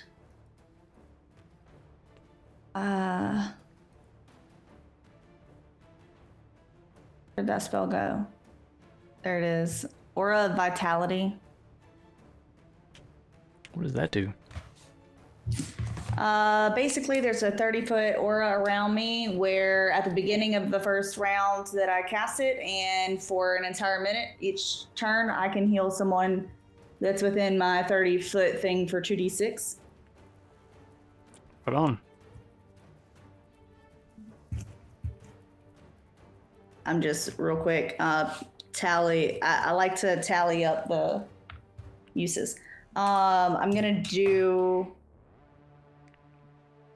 Oh, wrong mouse. Sorry. I'm gonna heal Nim this time. 4-6. It's not much, but I get to do it 10 times. So as long as I still have concentration. Awesome. Oh no, I was gonna do something else. Now I don't get to do that. Oh man. Okay, maybe I'll just. What was the other thing you were gonna do? Do something. I was gonna Misty Step, but I can't do 2-level spells. I am going to just walk then. I have 35. No, I don't want you, Gemini. Go away. Sorry. What?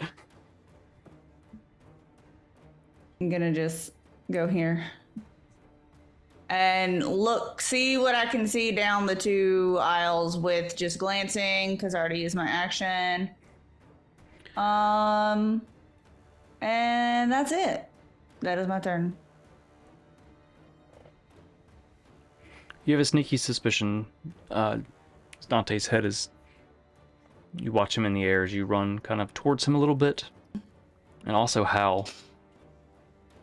They're kind of looking off towards the hallway, so you have a pretty good idea. That's probably where he went. There are 2 hallways. Oh, that one. Okay.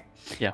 I kind of assumed that one because that one had a fancy looking room and the other one looks like a barracks for everybody else. So Yeah, but you can't see that.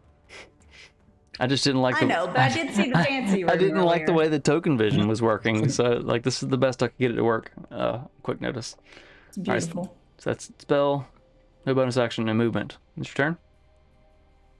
Yeah, that's it. All right, Nem, that's you. I am going to investigate the tome that's laying on the table, and I'm going to see what it's doing. Okay. That's you about to move a little closer.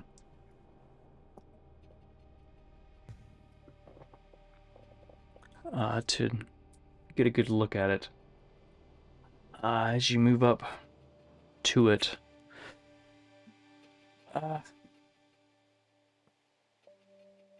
yes, roll a codex lore check. Because that kind of fits with this. Because I don't know that Celine communicated what she discovered. 30. 30. It's definitely a lost tome. It is different than all the others. Just by the way that it looks. It's the same size and shape, as I've said before. But it looks to be made of glass. Crystal. Something of the sort. It is pulsing this kind of teal, aquamarine kind of energy.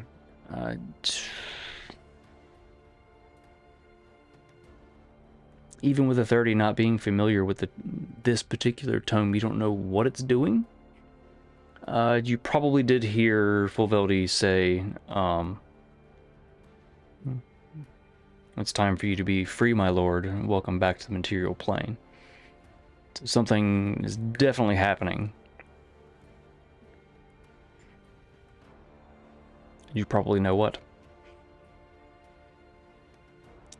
Beyond that, you gonna try to touch it?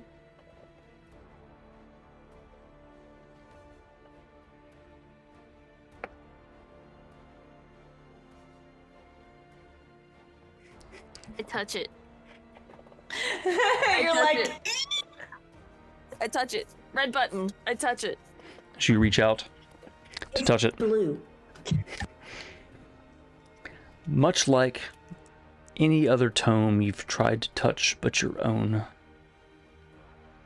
As if your hand is a void. It passes through it.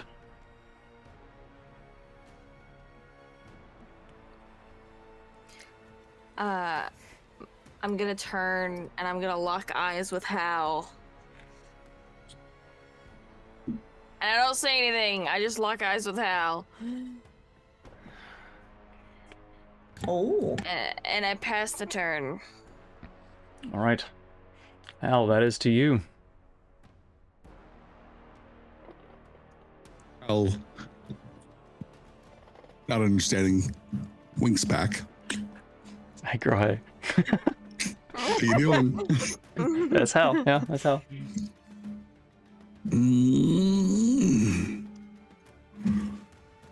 He's going to take his Kilthar chakram and he's going to chuck it at Jonathan. Nice. Pull the spangle off your wrist and zoom, kind of this harmonic note plays. You fling. That is going to be a 25. That'll definitely hit. Ah, it kind of flies through the air as if it's singing. Ah, ding. Clocks him in the side of the head. It's 2d6 plus 1d4 plus 4. 4, 8.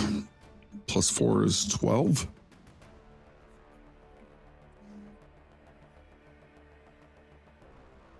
How do you want to do this for Jonathan?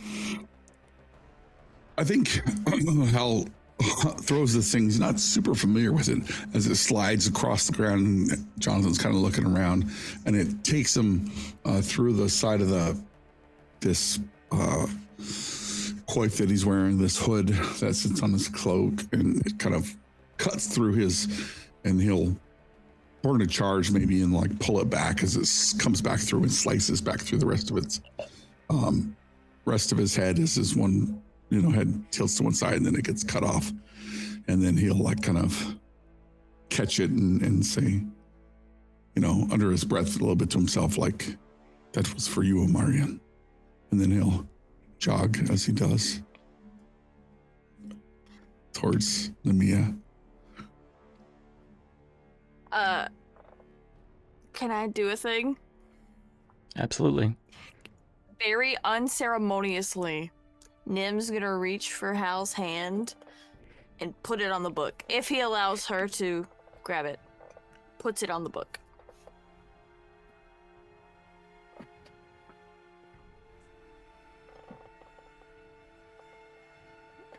I'll leave that to you. I mean, he sees her looking at him and he'll reach out, maybe thinking something else. But, she grabs his hand and then She's like, she puts it on the book. Take my hand. This guy. It just looks like, take my hand. And you take her hand and she's like, slams it onto this glowing, legendary arcane object. Like,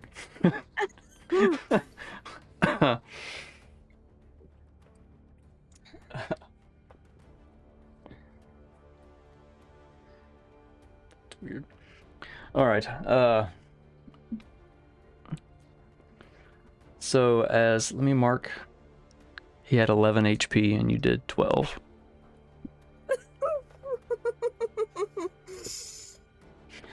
So as the Kiltar chakram slams into him, and you pull it, his head just kind of topples off, still barely connected by some skin. He just kind of crumples to the ground.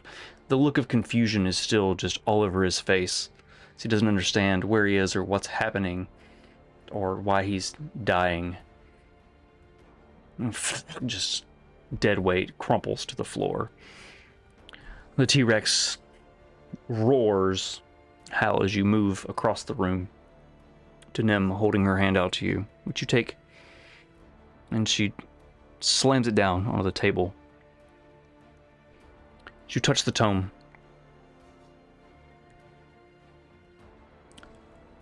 this strange understanding of it just moves through you, and it's a sense of calm and understanding, which is how do I phrase this? I feel like Hal is, for lack of a better word, cocksure. He thinks he understands. That's a good term, right? He thinks he understands most things, but this is different. This is. Am I right or am I wrong? I'll definitely cocksure. There we go. He thinks he understands most things well, but as you guys have seen,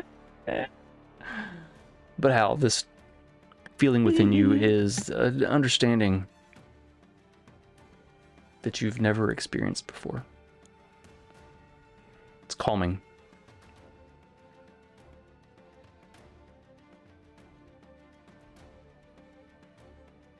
Your hand is on it. It's your movement, your action. Got anything else for your turn? I think I'm out of bonus actions.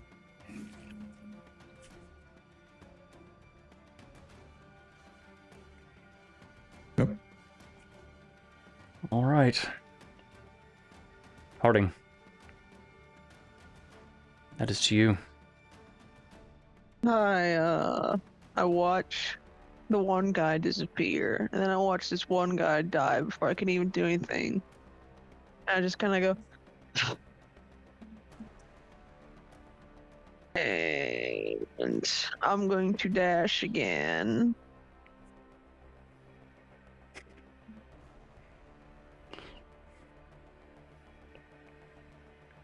I may have to move you through the boxes. They may have walls on them. Here's Okay. the halfway mark for. Yeah, I got you. Okay.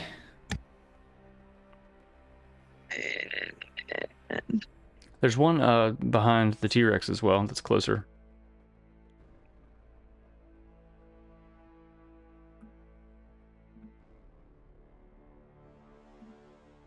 Okay. My shit is tripping. I've got like 3 Hardings on my map. Let me refresh. I mean, Harding is like 3 Hardings on the map.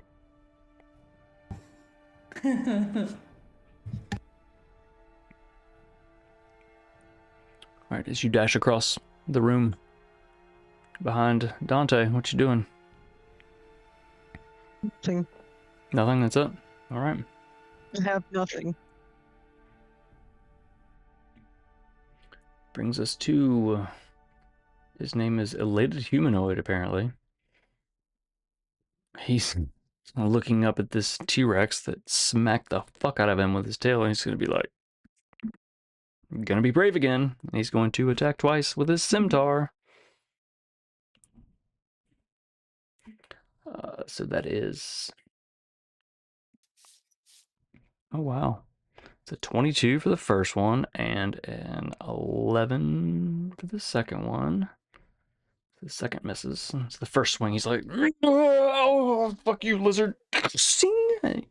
Slices right at the base of his tail again, inches away. Wait, let's see.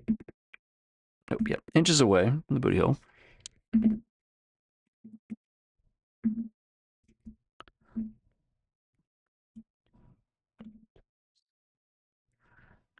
Dealing 16 points of damage. The music stopped. Let me fix the music real quick.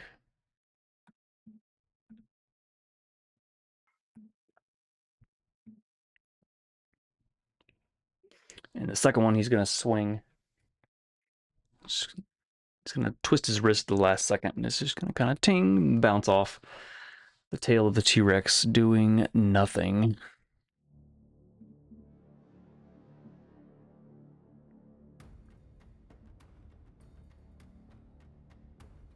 You guys are kind of close together. I can zoom in a little more. So that is the end of his turn. Next up is the miserly humanoid, apparently. And he's going to... He's going to be brave, too, and he's going to lash out at Dante twice. It's a 5 and a 9. It's still brandishing your dagger with your bow kind of over your shoulder. You're going to, like, whip your bow around and knock his scimitar away, and he's going to come back to try to hit you, and you're just going to kind of push it out of the way, missing you entirely. What you do. That's all he's got. That brings us back to Fulveldi.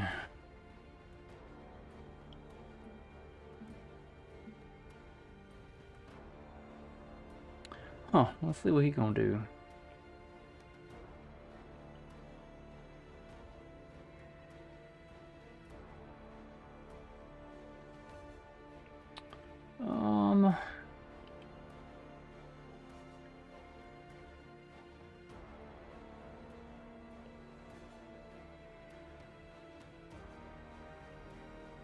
So one.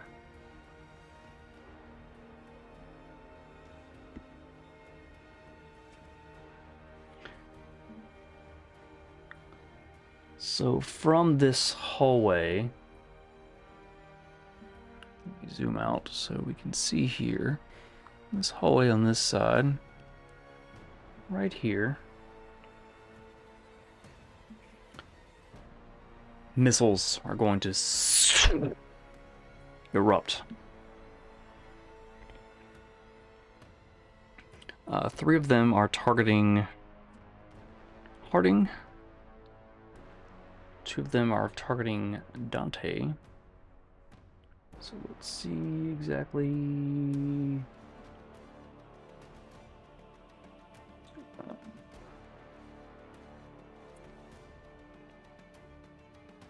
So Harding, that's 7 points of force damage.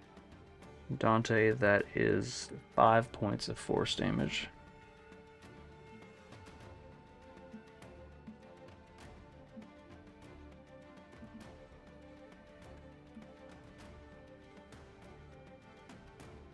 Oh, I really like how it keeps up with all of your movement. I never noticed that before.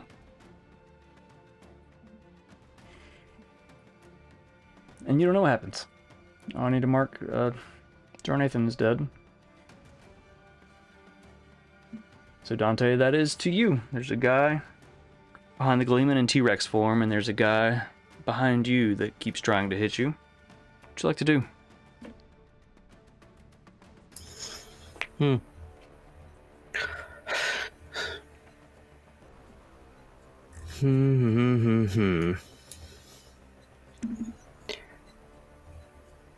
I think I'll aim an arrow at the guy trying to hit me down below. Let's see. Which guy? Down the hallway? No. No, he's 30 feet in the air. He's talking about the one that's next to him. Oh, got you. So that guy probably wouldn't have been able to hit you anyway. I totally forgot you were No. flying. Yep. He's just swinging his scimitar below you, like, "Ah, you fucking fuck you, fuck." Just take care of him real quick So while yeah, we can. he definitely missed.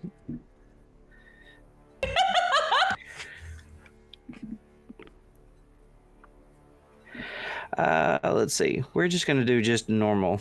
No sharpshooter, no Colossus on him at all.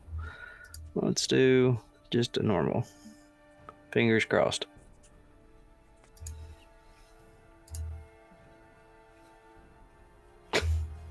I can't read what it says there. 27. There you go. Yeah, 27, well over half hits. Is that an old edition version? Like if you exceed their AC by so much, it's something else? Is that like a 3rd edition, 2nd edition thing? I feel like I've read that somewhere before. If you double their AC, then it's something even more. 3.5, which was Pathfinder, was built off of. If it's a plus 10 on their AC, it's a critical hit. Ah, okay, yeah. Super crunchy something. So what's the total on that damage? 9. 9? As you look down. Wings flapping. You fire straight down, and it just, through his forehead and out the back, just blows the back of his head out. He just crumples like you've cut his strings.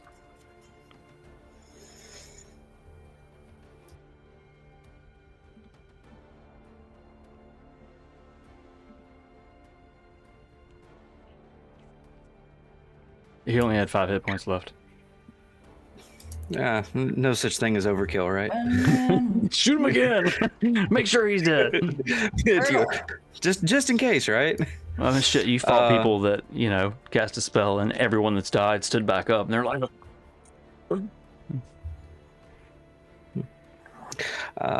I will, Should've for done my that. second shot, aim for that guy. Kind of rotate in the air, pulling another arrow from your quiver. With this one, just to add extra flair and fun, sharpshooter and Colossus Slayer on it as well. On this one, the one behind the T-Rex. All right. Let's see. See if Click you get him. that, click that, and click that. I think you have to roll like super fucking low to miss these guys. That'll hit. Yeah, it hits. Without even your modifiers, just rolling a 13, that's enough to hit. All right. You release the arrow. All right. That's 9 and 1d8 is 2, so 11, 21. So this is the last guard on the map, yeah? That came in the building, yeah. Yeah, that we can see. Yeah, the other guards. Haven't moved them, but they should probably be moving with all the, you know, dinosaur roars and shit. Well, it's like, So how do you want to kill this last guard that's in the room? How do you want to do this? Put another one through a forehead and straight out the back. He's like, looking between all the combatants in the room, the dinosaur. He keeps striking in almost the butthole, and he looks up at you, and as soon as he does, he sees this tiny little thing as it slams him in the face, and it takes him off his feet as he kind of flies up, slams into his back on the ground. No more.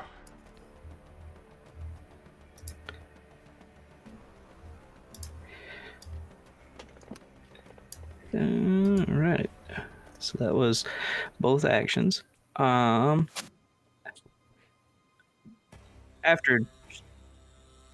shooting my 2 Hail Mary shots, I will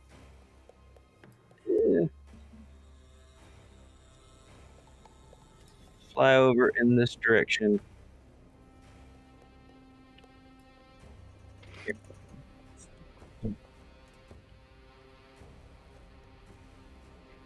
All right. Brings us to Tom as a T-Rex. And swing his head around towards the thing that's been slicing at his butt. Look down at it and just...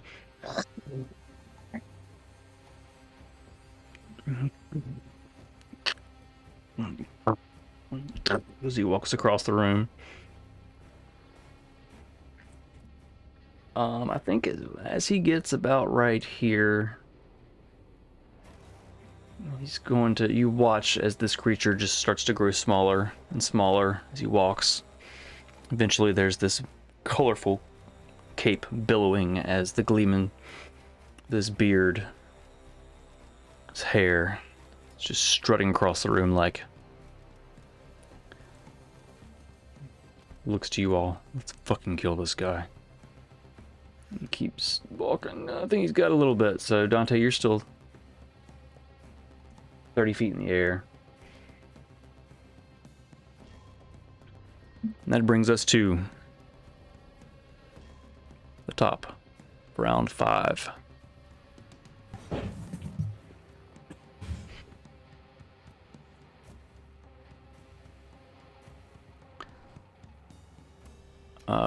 Hal, as your hand is resting,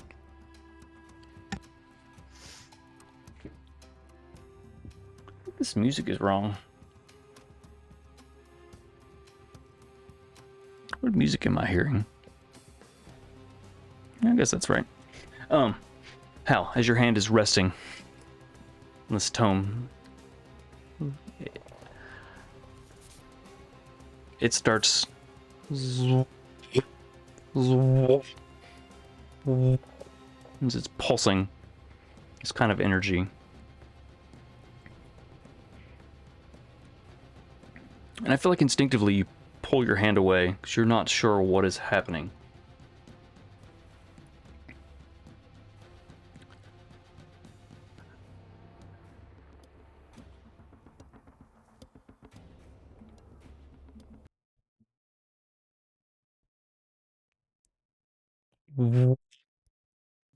It continues.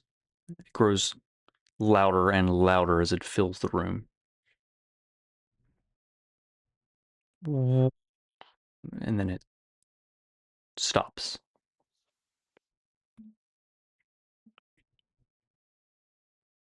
The light sucks back into it, and the tome itself seems to be glowing faintly from within. As you're watching, it almost seems like a figure rises, almost ghostly, from it. Just this misty shape takes form, floating in the air above the altar, laughing.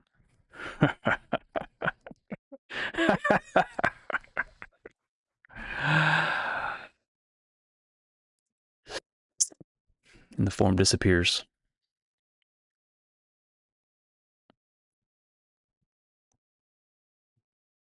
The glow within the tome stops pulsing. And is just infused with light.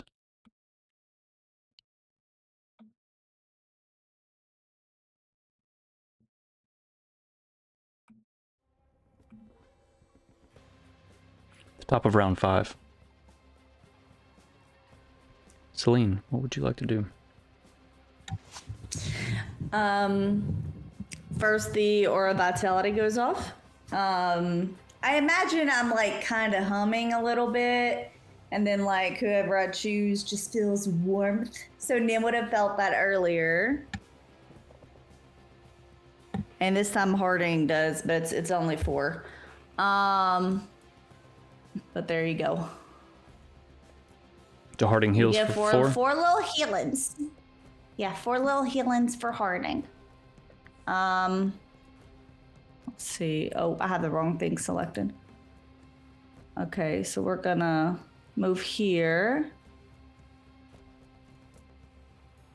And then I'm going to, and that doesn't use a spell slot, it just happens. It's already used Awesome. a spell slot. That's cool. Yeah, it's just consistent with your concentration. Ooh, piece of candy. Then I'm gonna Misty Step.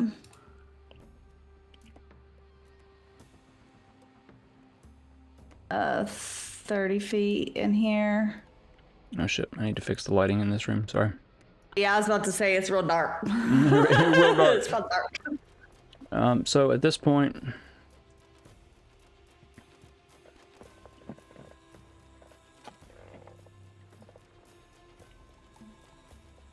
let's see. Configure. Guess just don't be meta. I guess I still have him hidden, so it doesn't matter. Do I see him anywhere? So as silver mist covers you and you disappear, and then you reappear in this room. You see, it looks like a quarters of some sort. It's fancy. You see, it's also got windows. And outside the windows, you see there are rolling dunes of sand, and you see the sea out of the window up here. You do see that there is a door open out into a garden to your left. But you do not see Ulveldi. I guess I will use my action to dash.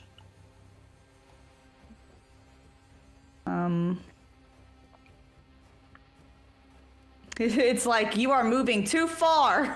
I'm sorry. If I go here and then I'd go here. So with It's not letting me this go. thing that we've got going on, you can move like 10 feet in one direction and then move again, and it'll tally it up for you. That's what I noticed earlier.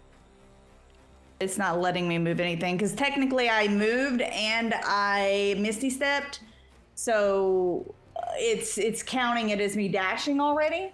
Oh, gotcha. Okay. So you want to move Okay, there? can you put me? Oh yeah. And then about Yeah, right where? there in the doorway. As you emerge from the doorway, Yeah, you see Fulveldi standing there, and you also see there is a guard out here as well. Okay. I would have had 5 more movement, so can I just step right beside him? Mm-hmm. Beautiful. Okay. And I just stare at him and I hold my staff. Wolf. Fuck you, guy. I mean, he is bitsy. He's a little bitsy. Okay, I've done all of the things that I can do. Every possible thing. All right. That brings us to Nem.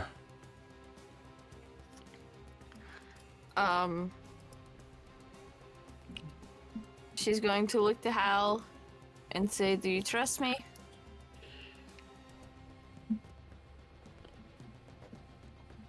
I have no idea the hell where we are, so, and I guess so. Don't let go of that book. And she's gonna hold him and cast Dimension Door once more. And I would like to go here. Sorry, let me zoom out. Next to Dante, next to Dante and the Gleeman, because that's all she knows for sure.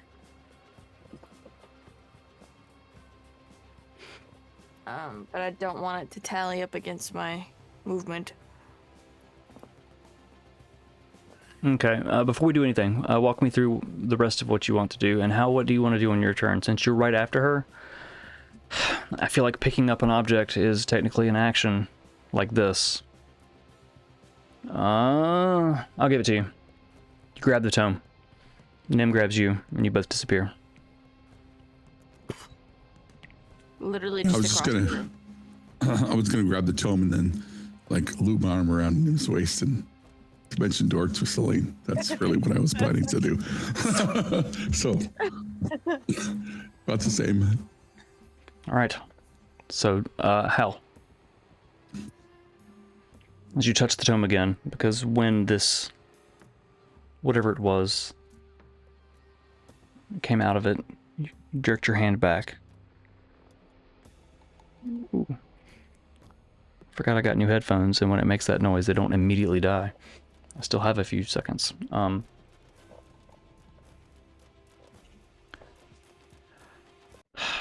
When you touch it again,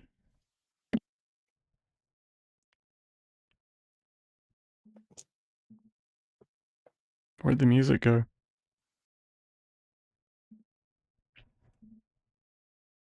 stupid computer. Give me half a second. Oh, okay, I can still hear you. Sounds great for me. Input, microphone, output. Yeah, that worked. Cool. I can't hear the music, though. I guess it tripped out on that. I'll be okay with that for a minute. Let me move to you guys. But as soon as you touch the tome again, there's that sense of strange understanding. And you may add to your inventory and attune to it as you claim the tome destined for you, the Iridian tome.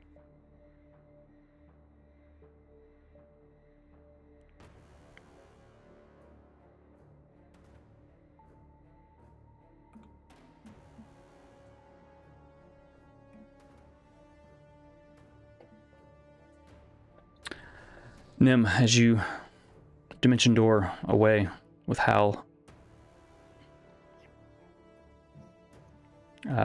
still have your movement and your bonus action. What would you like to do? I'm gonna move through everybody. So Dante's still in the air. You may have to push the Gleeman aside a little bit. That's what I'm gonna do. Okay. I was just running.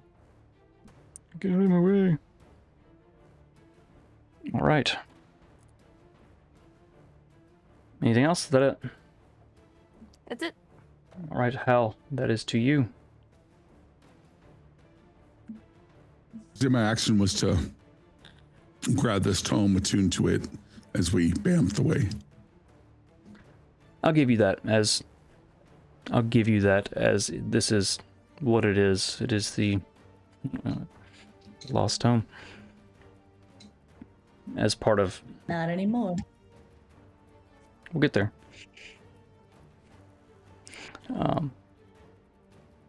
That's just grabbing the tome and in the few moments it takes to attune to it, because it is what it is.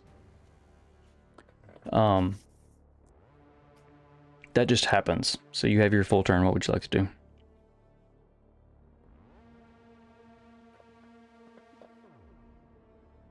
You look up and you see up Dante's skirt. He's flapping his wings above you.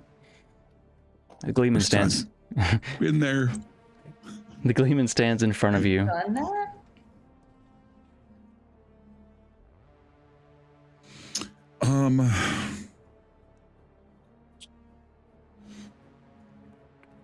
Can I sidle over towards Harding? Mm-hmm. And ask Harding, don't scale me. Do you trust me? We're going to save Celine. Okay. I will put my arm around Harding's waist consensually. Or just like, what the fuck? And I will dimension door to Celine with Harding. Let's see. Friendly hugs. Yep. Just touching fingers. Roll a d6 for me.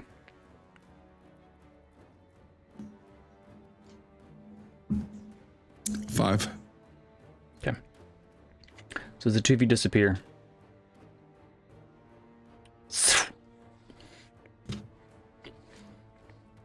You reappear, and you're standing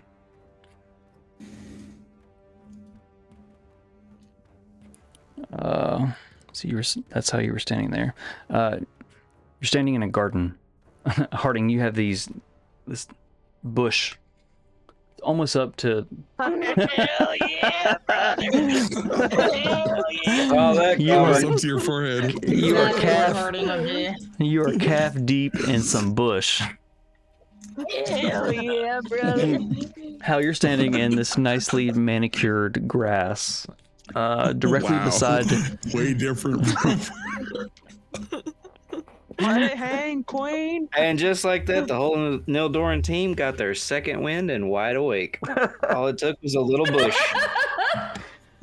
Little bush.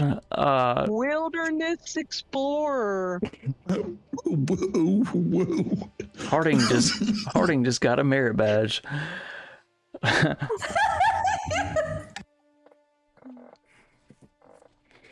Ankle deep in bush. Don't save me. I'm exactly where I'm supposed to be. How you're standing directly beside Fulveldi. Celine is just opposite him. Is he looking Nice. at me though? He is. So how you're like right behind him. I was going to, excuse me. And he's going to lean over towards Celine and maybe try to like hold on to her shoulder and say, "You're a terrible person. Get him, Harding." And I'm gonna end my turn. Get him, Harding. Harding, that's to you. You are calf deep in a bush. Okay. Let me. I knew I put those on the map for a reason. It makes me so happy. I didn't expect you guys to be out here. I love it. I'm to wreck this fucking twink. I'm going to swing my sword. I am using a third level Smire. And I swear to God, if he has any type of fire immunity or resistance, I swear to God, I will log off and you guys will not see me for the rest of this campaign. No, you took fire damage from a fireball earlier. All right, so you're doing a level 3 slur. Yes, I Okay. love slurs. I'd say my favorite one, but then we get banned. Wow. We'll be right back. Never. I can say that one. Time to rebrand, guys. Rebrand and start over. I'm the only one here who can say it. That's how many? I need like 2 more. Let me put together an overlay real quick. She's allowed to say that. Put it over your camera. Remember, you don't have to smite until you hit them. Right. But I'm going to hit him. I'm going to Yes, you fucking tear are. that ass. I'm going to tear that ass up. Let me get ready for all these slurs. Makes sense. Nice DM, Celine. Thank you. That made me laugh. Okay, I think I did just ask what it was, chat, and get just to say. Okay. No, I have enough tool. Whoa, enough tool? Okay. Oh, hey, what's up, Mythic Tool and Minds? bush. Sorry, Good I'm Lord. so distracted from chat at the moment. I swing. A swing. How's hold up. How's a Math. 28? No, that's not even, no, I did that wrong. How does a,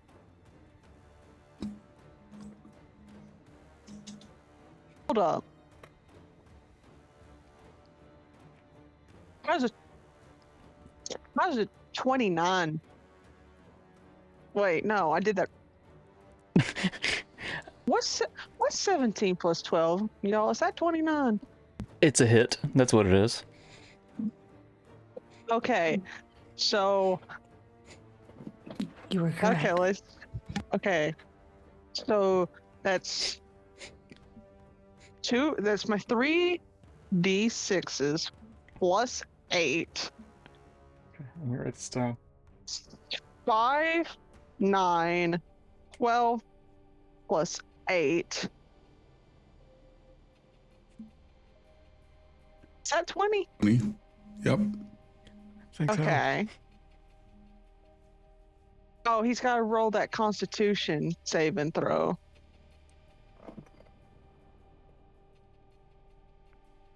Oh, that's right. Yes, sorry. My brain just went boop. Big delay on that. Con save, that would be a 16. He makes it, that cheating ass bitch. Any- Anyways, I feel like think this is You're like wailing on this guy just saying the most obscene things.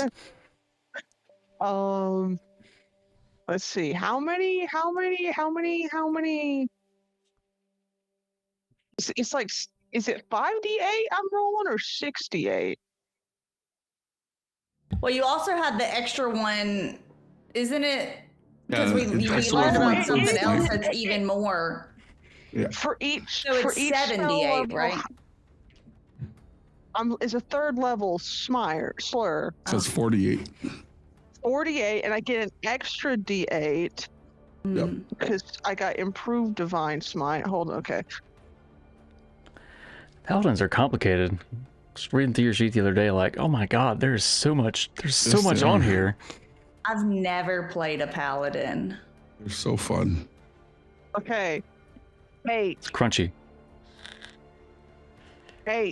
16, I like crunchy. 7, 23, Whoa. 4, 27, 4, 31, 3, I lost count, 34, Yes. 34, and that was and then 5, 30, 39, plus 20 from my original attack. 59 points of Mhm. damage.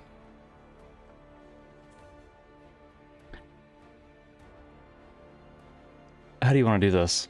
He has 58 hit points. Let's go.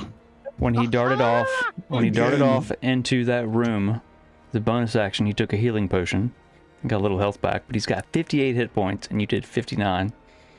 So describe to me how you murder the fuck out of this guy, saying all the slurs, but please censor yourself a little bit. Party's gonna be like breathing real, like, Party's a little chubbed up at this, but sword through Valentino's skull, just slide it through like butter, and then she's gonna grab the blade part of her sword with this head and the body still attached, and then we have a semicircle, vault it through the air, and slam the body into the ground. All right. Let's go. So as you just sink and you lift, like his body immediately just kind of falls limp. And as you lift him up into the air, I feel like you turn and you're facing over this way. So you're not slamming it. I'm There's- proudly looking at Celine and Hal during this big ass smile. I'm fucking twirling them around. Helicopter. blowing kisses. As you slam him into the ground, like your 4.5 foot long, thick ass Buster sword is just so far in him. It's way after 12, guys. Sorry. You lift him up, you spin around, you slam him onto the ground, and it's just pink mist. As he is absolutely eviscerated.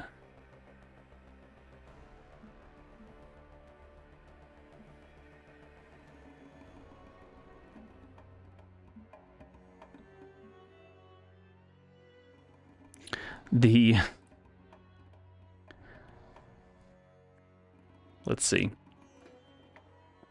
At this point, the guard is going to just fall to the ground.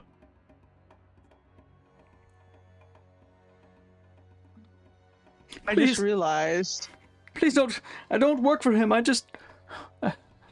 Please. Okay, I haven't moved. I'm gonna put That's his body. 15 feet. I'm gonna put his body over here. I ate him. Nice. Nom nom. Nom nom. I'm just gonna go look. Wrong place, wrong time. And yeah, I will use the second level slur for the hell of it. So I just need to take 1d8 away. That's a 4 on the save. Ooh, Odd day.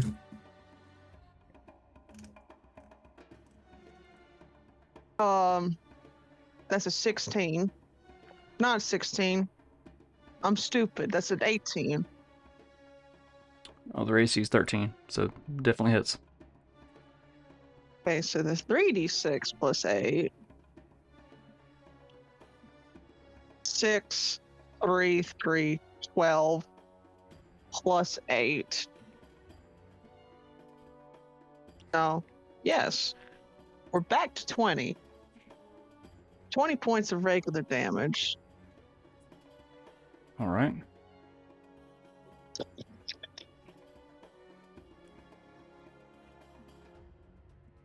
I feel like while this is Okay. happening, the rest of you. We have 8. We have 8. We have 2 7s. And then we have a 4 and a 2. So 16 plus 14, that's like 30 or some shit. It's 36. This guy's 56 points. lying prostrate, like bowing before you on the ground. Like, please, I don't work for him. I just. And you're like, wrong place, wrong time. And you bring the Buster Sword down as it just bursts. Your sword bursts into flames, and you literally cut this guy in half. He's bowed down, and his body just. Hot dog style or hamburger style? Since he's Hot dog. hot dog, he's like this. You cut him like, and as his body just viscera. God, you murdered the hell out of him. That's the end of my turn. And that is the end of combat.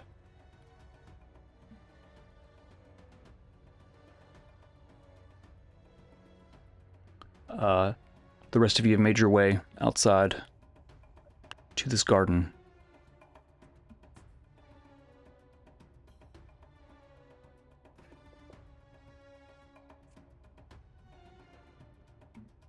What would you like to do?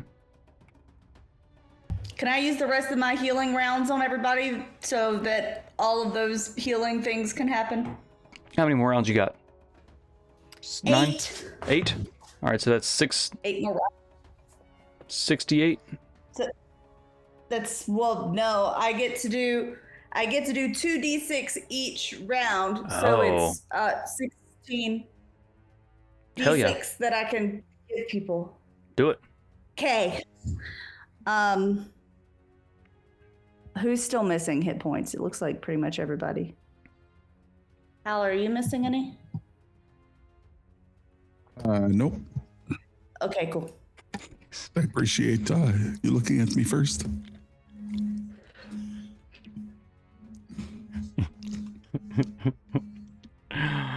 DM. I'm gonna chuckle. just calculate some stuff up so you can talk for a minute.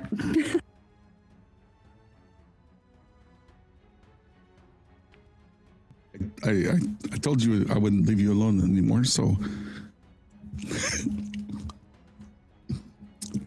Not came to the you. rescue.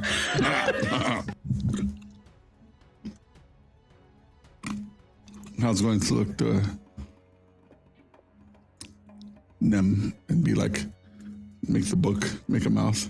All right, So, what am I supposed to do with this book?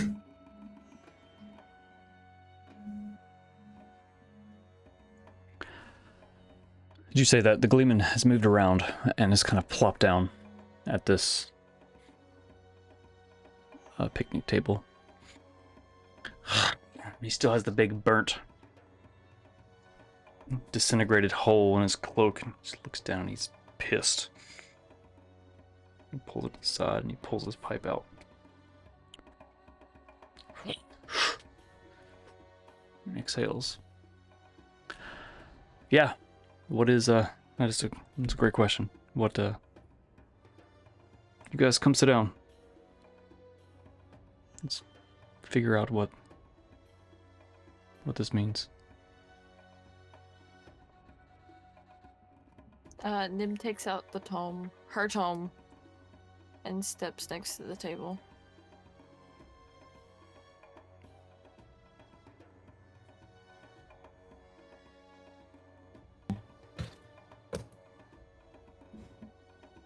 Okay.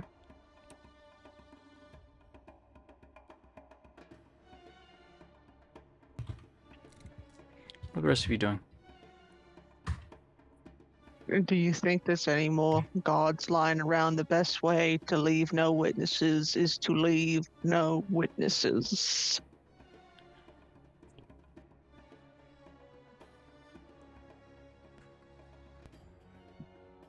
No, I would agree with Harding. Well, like I once said, Harding is the smartest person among us, so it makes sense to me.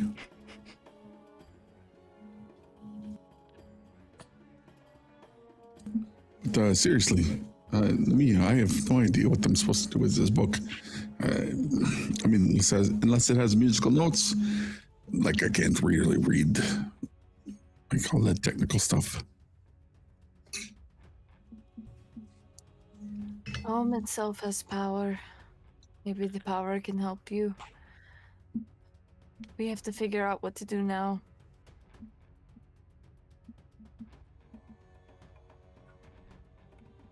I'm gonna open my tome and write to the Queen of Ravens and see. I'm gonna ask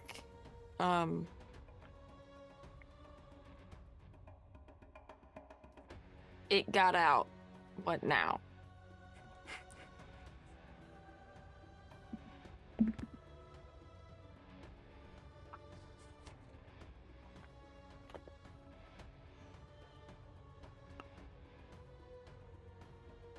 As you scrawl into the book, your ink fades.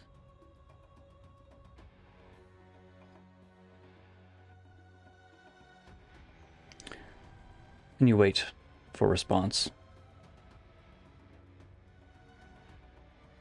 But this time, words don't appear on the page.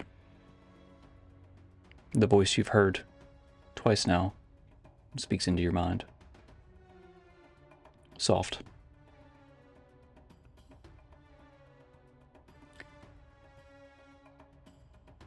It seems, even with our haste, he has returned to Teristria. Yet we remain trapped.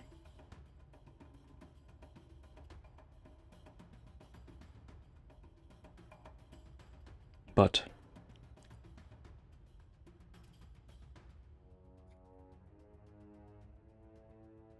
I feel them. All the tomes been brought together at last. And all of you feel it's almost like it's vibrating. To the point that each of you pull your tomes out.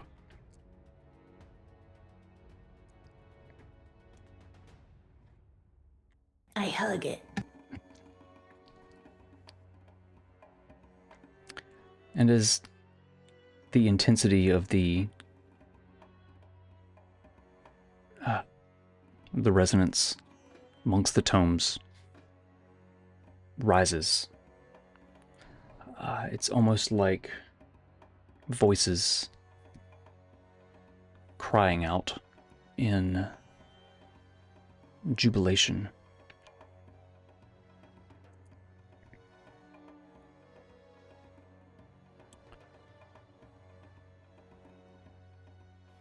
As all the tomes begin to glow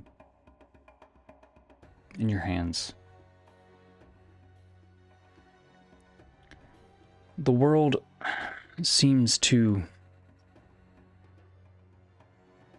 fold in on itself suddenly. It's not like stepping through the void. It's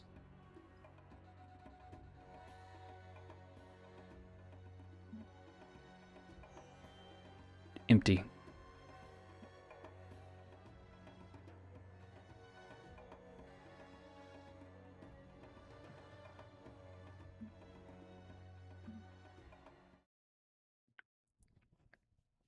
It feels like a long moment that you're in this emptiness, and still you feel the thrumming of the power.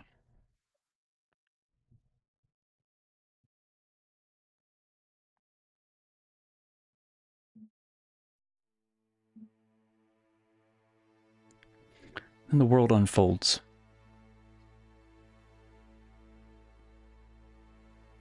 You stand atop a hill, overlooking a sea far below. It's serene.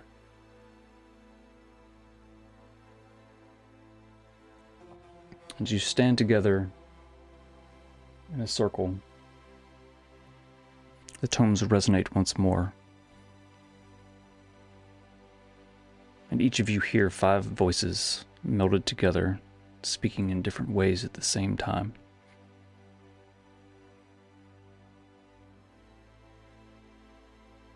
Worthy wielders of the tomes of power.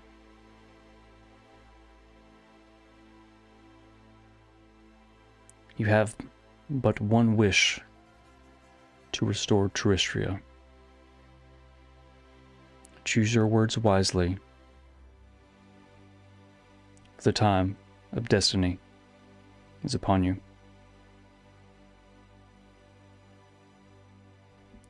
And that's where we'll pick up next week.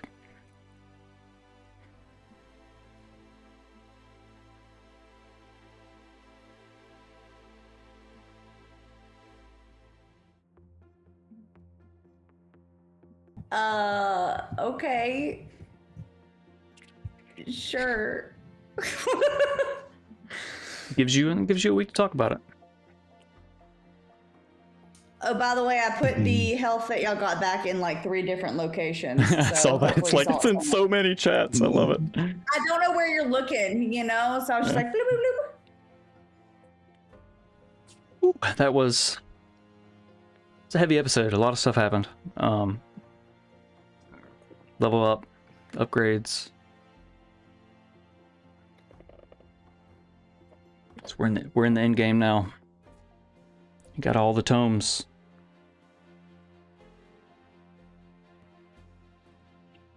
Yay, Hal's part of the book club now. He's part of the book club. I'm gonna go back to this other scene. I like this one better. Yeah, I like that one better.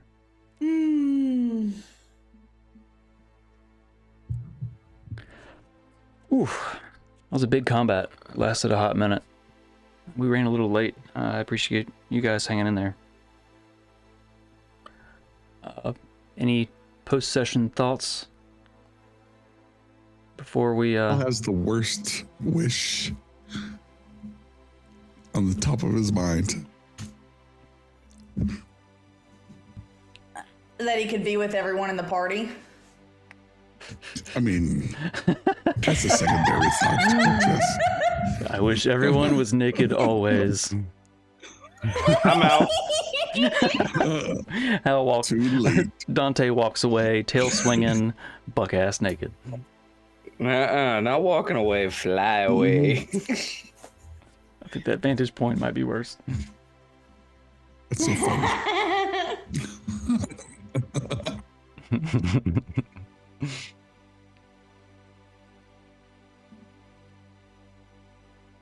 fun. We're always naked under our clothes. Sorry. Mm-hmm. That was great, TK. I take my showers naked.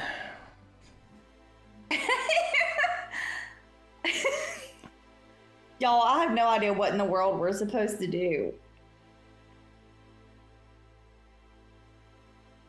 Well, you guys can chat this week. And figure out a plan. If you can't figure out a plan, you can talk live. We have to be so careful about what we say. I know, and I don't even know what's broken with Tricia to fix it. We have to be so smart about this. I mean, Hal is like, what are you talking about? Oh gosh, what is Hal gonna say? Oh no! Mr. DM, do you still have my old character sheet? An idiot. The human form? The old... Yeah, do you have the old me still? I do. Actually, whenever I type in Dante in my search bar to pull up your now character sheet, it always pulls up the old one. Okay, So, just wondering. I have a question for all of you. What's broken with Tristria? Heart. I just said I don't know. Teleportation. Teleportation is broken. Time.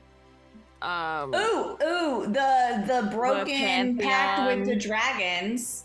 The dragons. Yeah, we could try to fix that. The history.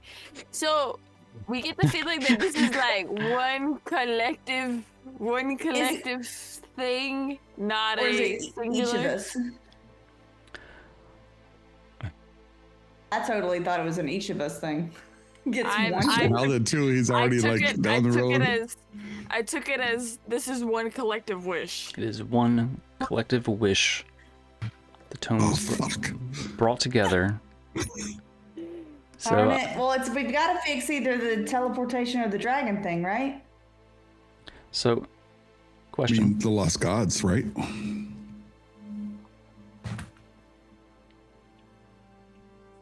The Pantheon, bring them back. Yeah. Give me back. Yes. Yeah, bringing the Pantheon back would make sense too. Maybe they can fix the other stuff. All the other stuff. The gods in the tomes are like, set us free. Yeah. No. Pretty sure they said that once this session. I was like, I want the best ice cream that never ends right now. Never melts. Dude is straight up shitting soft serve because it never melts. I do have a question. Are we in my forest? You don't know where you are. Okay, I didn't know. I could see the coastline. So, like, I've spent a lot of time, like 30 years traveling the coast. Why is it all in three that of us general thought of the vicinity. same thing as soon as So she I said didn't that? What thing did you think? You said, "Are we back in our forest?" I wanted to. I know all three of us were thinking it. Yep, we're in your bush. All right. Yep. Oh, okay. You have teleported down under. Oh no. You made it worse. That is my only goal in life, is to just make it worse. So I'm not making it worse, So then the coastline does not look familiar. it does not look to familiar me. now. Okay. I was curious. Oh, I'm gonna snooze this ad since. How many more snoozes do I have? I got one more. I had a lot of fun. I hope you guys had a lot of fun. I'm curious to see what you decide to do.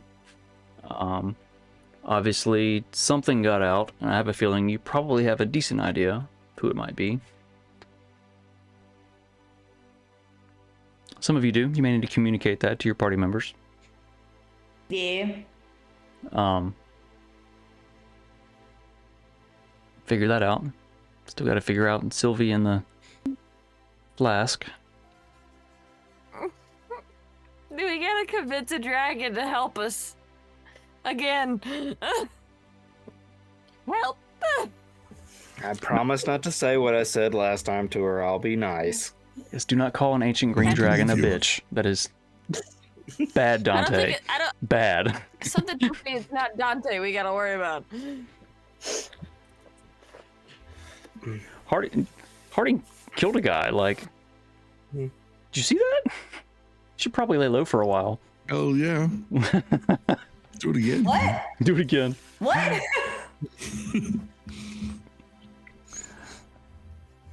I me mean, see the it. guys had nothing to offer. Bring the green It's dragon like all out. the other Harding guys. standing back with Buster's sword. Say something. I dare you.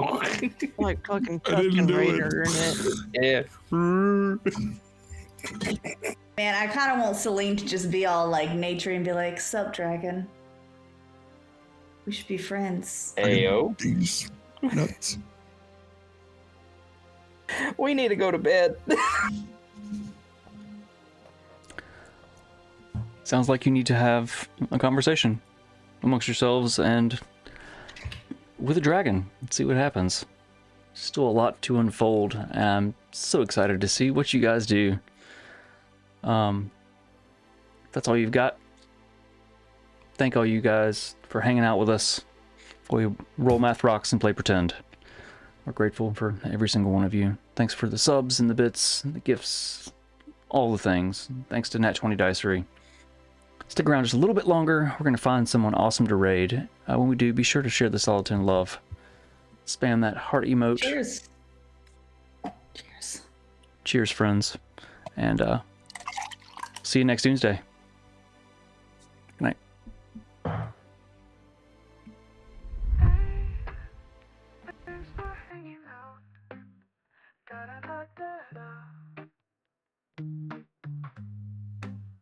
We're solid in D&D. We have fun rolling dice and make believe. Da da da da da. We love you. Thanks for being you. We're solid in D&D. We have fun rolling dice and make believe. We love you. Thanks for being you. We're solid 10 D&D. We have fun rolling dice and make believe. Ooh, ooh, ooh, ooh. We love you. Thanks for being you. We're solid 10 D&D. We have fun. We have fun rolling dice and make believe. It's late, you're great. Share the solid 10 D&D love.